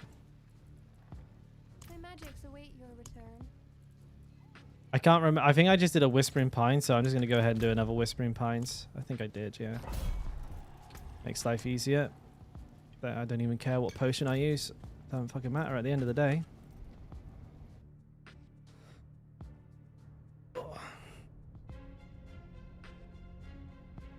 Skid marked boxes. That kind of sounds like an item.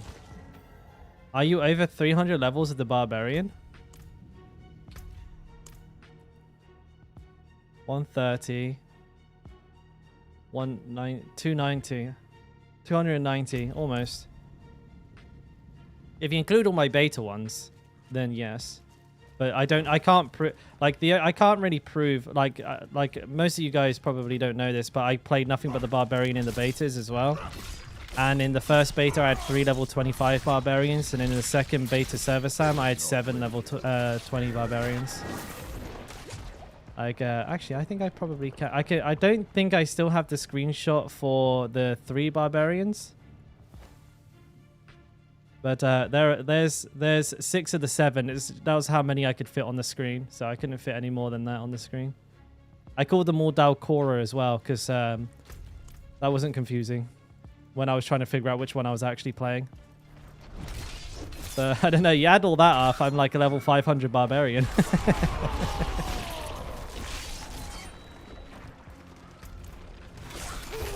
So it's safe to say I've leveled a few barbarians and I know the pain of the early game leveling quite well.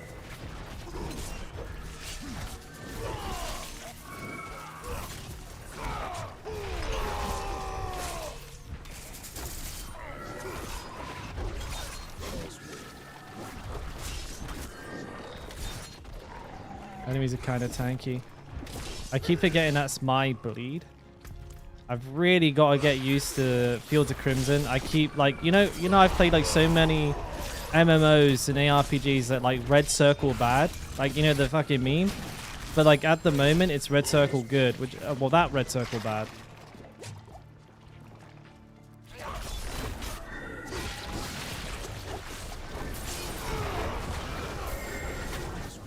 You know.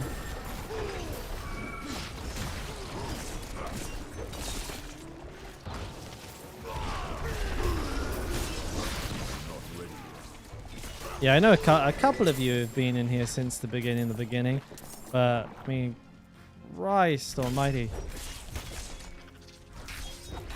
we have grown up. This live stream is it's blown up. Like, I actually find it hard to believe we're not just like streaming to 3 people sometimes. Very grateful for everyone coming and checking it out. Those of you who watched the like videos on YouTube and then came into the stream and shit like that, and support the content in whichever way that you do. It's unreal, boys. Like, actually unreal.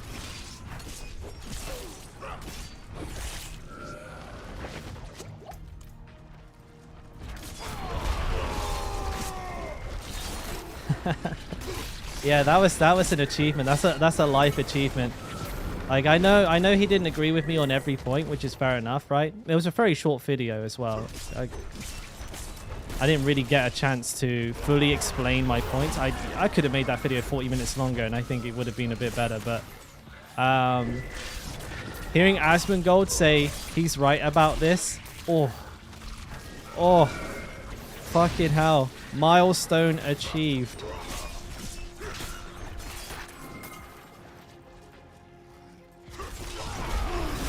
I'm going to like take that clip, put it in a digital photo frame, and just have it play every time someone walks past it, just so like everybody knows.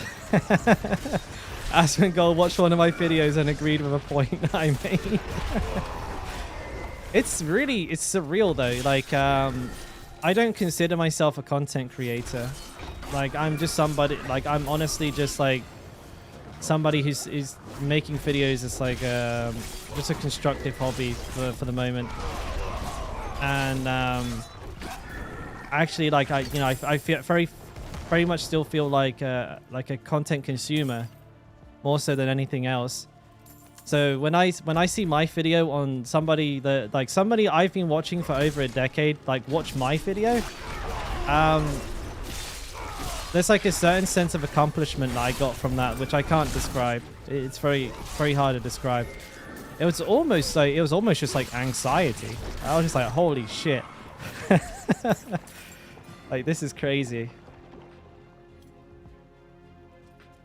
Merch when? You know, it's interesting. You should mention merch. I actually, I co-run a fashion company. I think the OGs know this, but like my kind of like my real job in the day is me and my partner, my girlfriend, we run a fashion brand here in Korea. So like, I have access to factories and I can custom make, like, I'm not going to be getting stuff like made by, like, if I were to do that, I could literally make it myself. Like, it would be designed and manufactured by my company. And I wouldn't have to use like some third party to make like shit, you know what I mean? But I feel like I might be jumping the gun with merch. But if I get requested enough, I can look into it.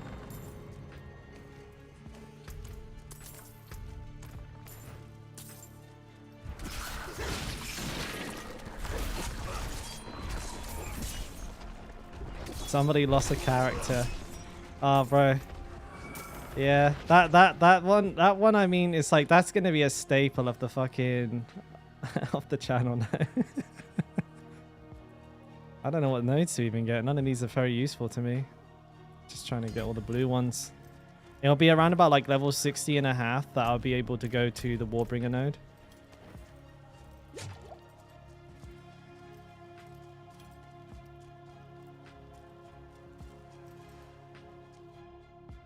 A beanie and a mug.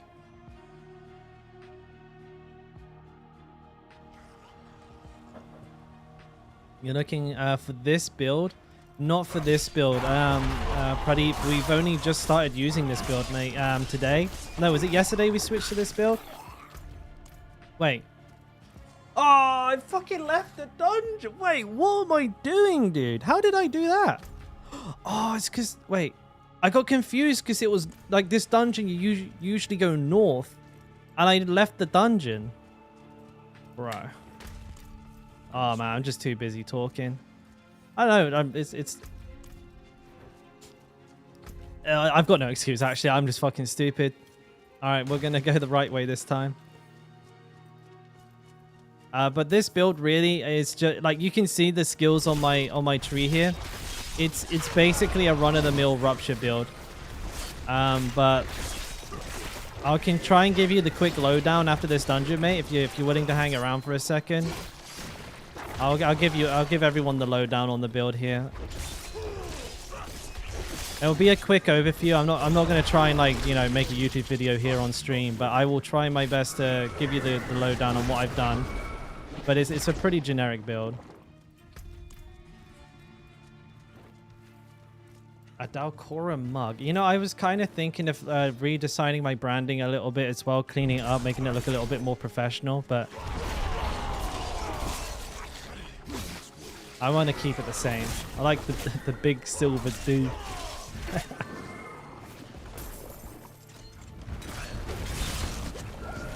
I want to clean it up a little bit because that 3D text that I did like myself is it's not ideal, and I don't even like have the core files that I used to make it anymore, so like I can't replicate that anymore. I forgot to like save the I forgot to save the different versions of my logo or like my branding as different Photoshop folders.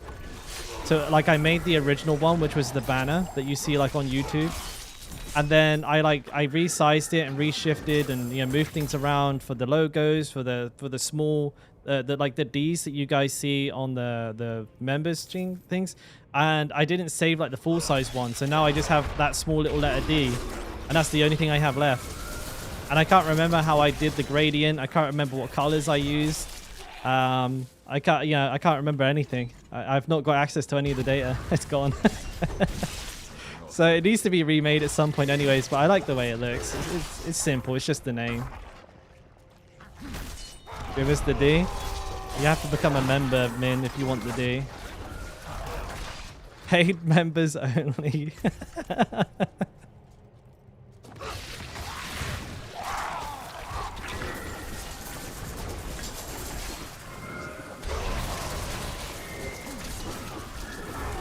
Fucking hell.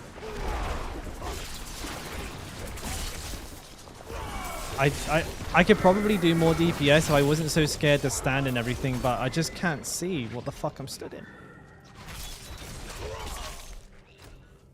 What we got?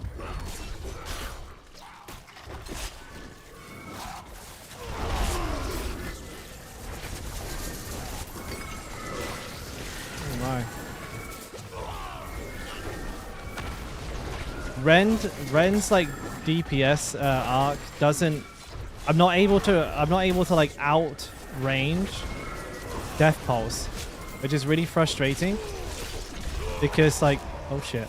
Yeah, basically I'm left in a situation where I have to like do one rend and it will kill like 5 things and I have to run away before I can put the other one down. Not allowing me to really like, plant my feet and do damage, which is really annoying.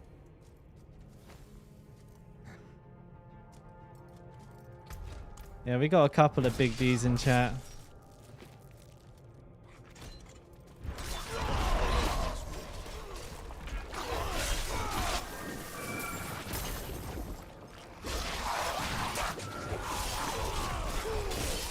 Wowza.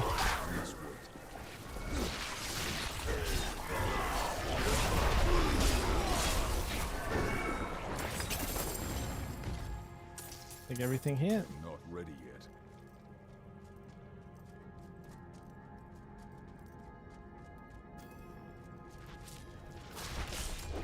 Oh yeah.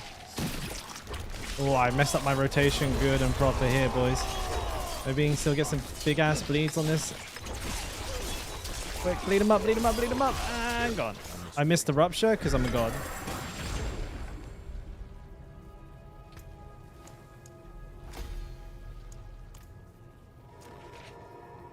Okay, let's have a little look at this build then.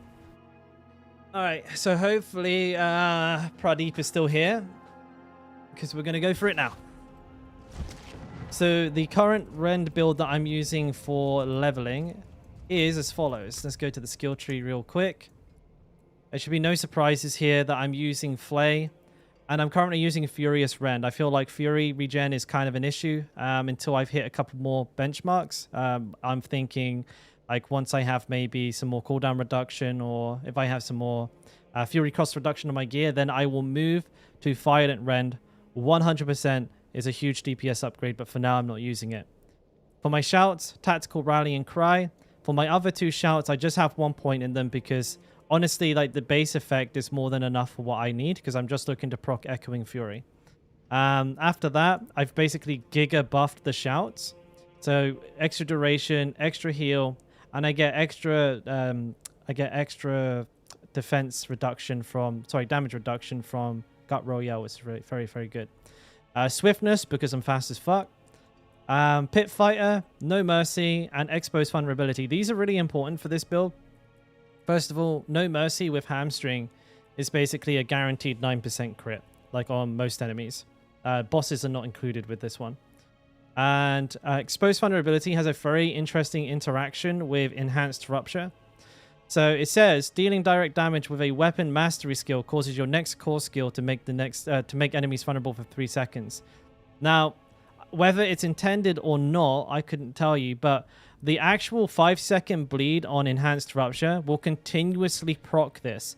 So for 5 seconds after Rupture, every rend will do vulnerability. And because, like, with Fields of Crimson, you can get under a 5-second cooldown pretty easily. You can actually guarantee 100% vulnerability with this, which is actually nuts. And even without Fields of Crimson, you can get it down to like a 6-second cooldown, so you have next to permanent vulnerability on enemies. Very, very, very good. So you don't have to have exploit on your Paragon board at all, really. But we're not that far into the Paragon board with our build. We have Cut to the Bone, which gives us extra damage to vulnerable enemies. Again, obviously very good synergy here. I've gone for Counter Offensive. This is just a nice damage boost for us. We're pretty much permanently at Fortify because we're using Numb and Wrath on the gear. But if it's early game, I'd probably have 3 points into this instead, and maybe like 1 point into here, because sometimes it's like a little bit more difficult. Now, I got 1 point into heavy-handed. When using two-handed weapons, you deal 15% increased critical strike damage, and I'm using Gushing Wounds. And Gushing Wounds basically allows us to leverage crits as bleeds. So this will allow our bleeds to do a lot more damage. Personally, I just feel like you have better value for this than you do with this. I've not done an extensive amount of testing, but this feels very good. It does a lot of damage. Paragon is an absolute mess because I'm leveling. But I went for Martial and Disembowel first. I'm trying to reduce the cooldown on my shouts, so I have Echoing Fury up more often, basically. And as I level between Paragon boards, so once every like 6 or 7 levels, I'll typically over-invest in the blues around. And then I'll respec these out and I'll move to the next board. So this is kind of what I do when I'm leveling. Let's move on to the gear now, and we'll quickly give you this. I'm basically doing a whole YouTube video. Here we go. Cooldown reduction, max health, rupture, and like this is, I would consider this like damn near perfect. These two, like the chest and the pants, 4 damage reduction mods. Always favor that, especially for hardcore. Maybe you can get a little bit of damage if you're softcore, but I'd probably just go for 4 defensives.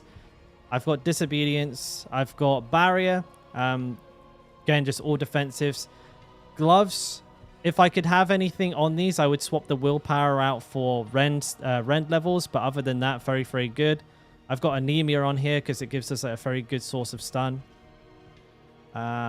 Boots, double movement speed. Again, if I could change anything on these, I would rather have fury cost reduction instead of fortify generation. I'd rather have strength than willpower. Or dexterity, actually. I need a lot of dex. But a main stat. Weapons, it's the same as always. Crit, vulnerable, core, strength is your priority. But because it's a bleed build, you can use bleeding, slowed, crowd controlled, and close if you want. That goes for all 4 weapons. My aspects are just an absolute fucking mess. But I got Limitless Rage, Fields of Crimson, obviously, Accelerating, and Rapid. Not perfect. I would prefer to have Conceited on one of these weapons, but I only have like 1 max roll Conceited, so I'm not going to use it here. Until we get Bold Chieftains, we're using Slacking or Slaking. Rings are double crit max life vulnerable, or again, instead of like the crit damage or the vulnerable damage, if you get slowed, if you get core or close, it's okay for now. As for both of them, and health, of course, because it's hardcore. Echoing Fury, obviously, staple. And then Edge Masters on the Amulet. Amulet, cooldown, and Fury cost reduction. Movement speed, I personally very much like. This is a pretty good necklace. It's missing the 4th modifier, but these are 3 very good stats. After that, a valuable passive like Cut to the Bone, No Mercy. A passive you're already using would be great, or more damage reduction. And that's it. That's the whole build. That's what I'm using right now to level. It's fucking melting everything. I'm having a lot of fun with it. It feels pretty good. If I had to say, like, room for improvement with this one, you need to somehow work in, I think, aspect of ghost walking. Or aspect of the ghost walk, because you do get kind of, the biggest issue is you get crowded by enemies. You can't instantly kill them unless Rupture is up. So you can kind of get body blocked in dangerous situations. And I'm not too sure what I want. Maybe I don't need the barrier if I'm not running Conceited for now. I have to play around with it a little bit more. For me, I have to keep eluding. As a hardcore player, this is like a death save. You definitely want this. But if I could, I'd probably try and find somewhere to work in ghost walking aspect. I think it has to go on boots. I want to see it. Yeah, so I don't know what to move around just yet. Needs a little bit of work, but that is it. So like and subscribe.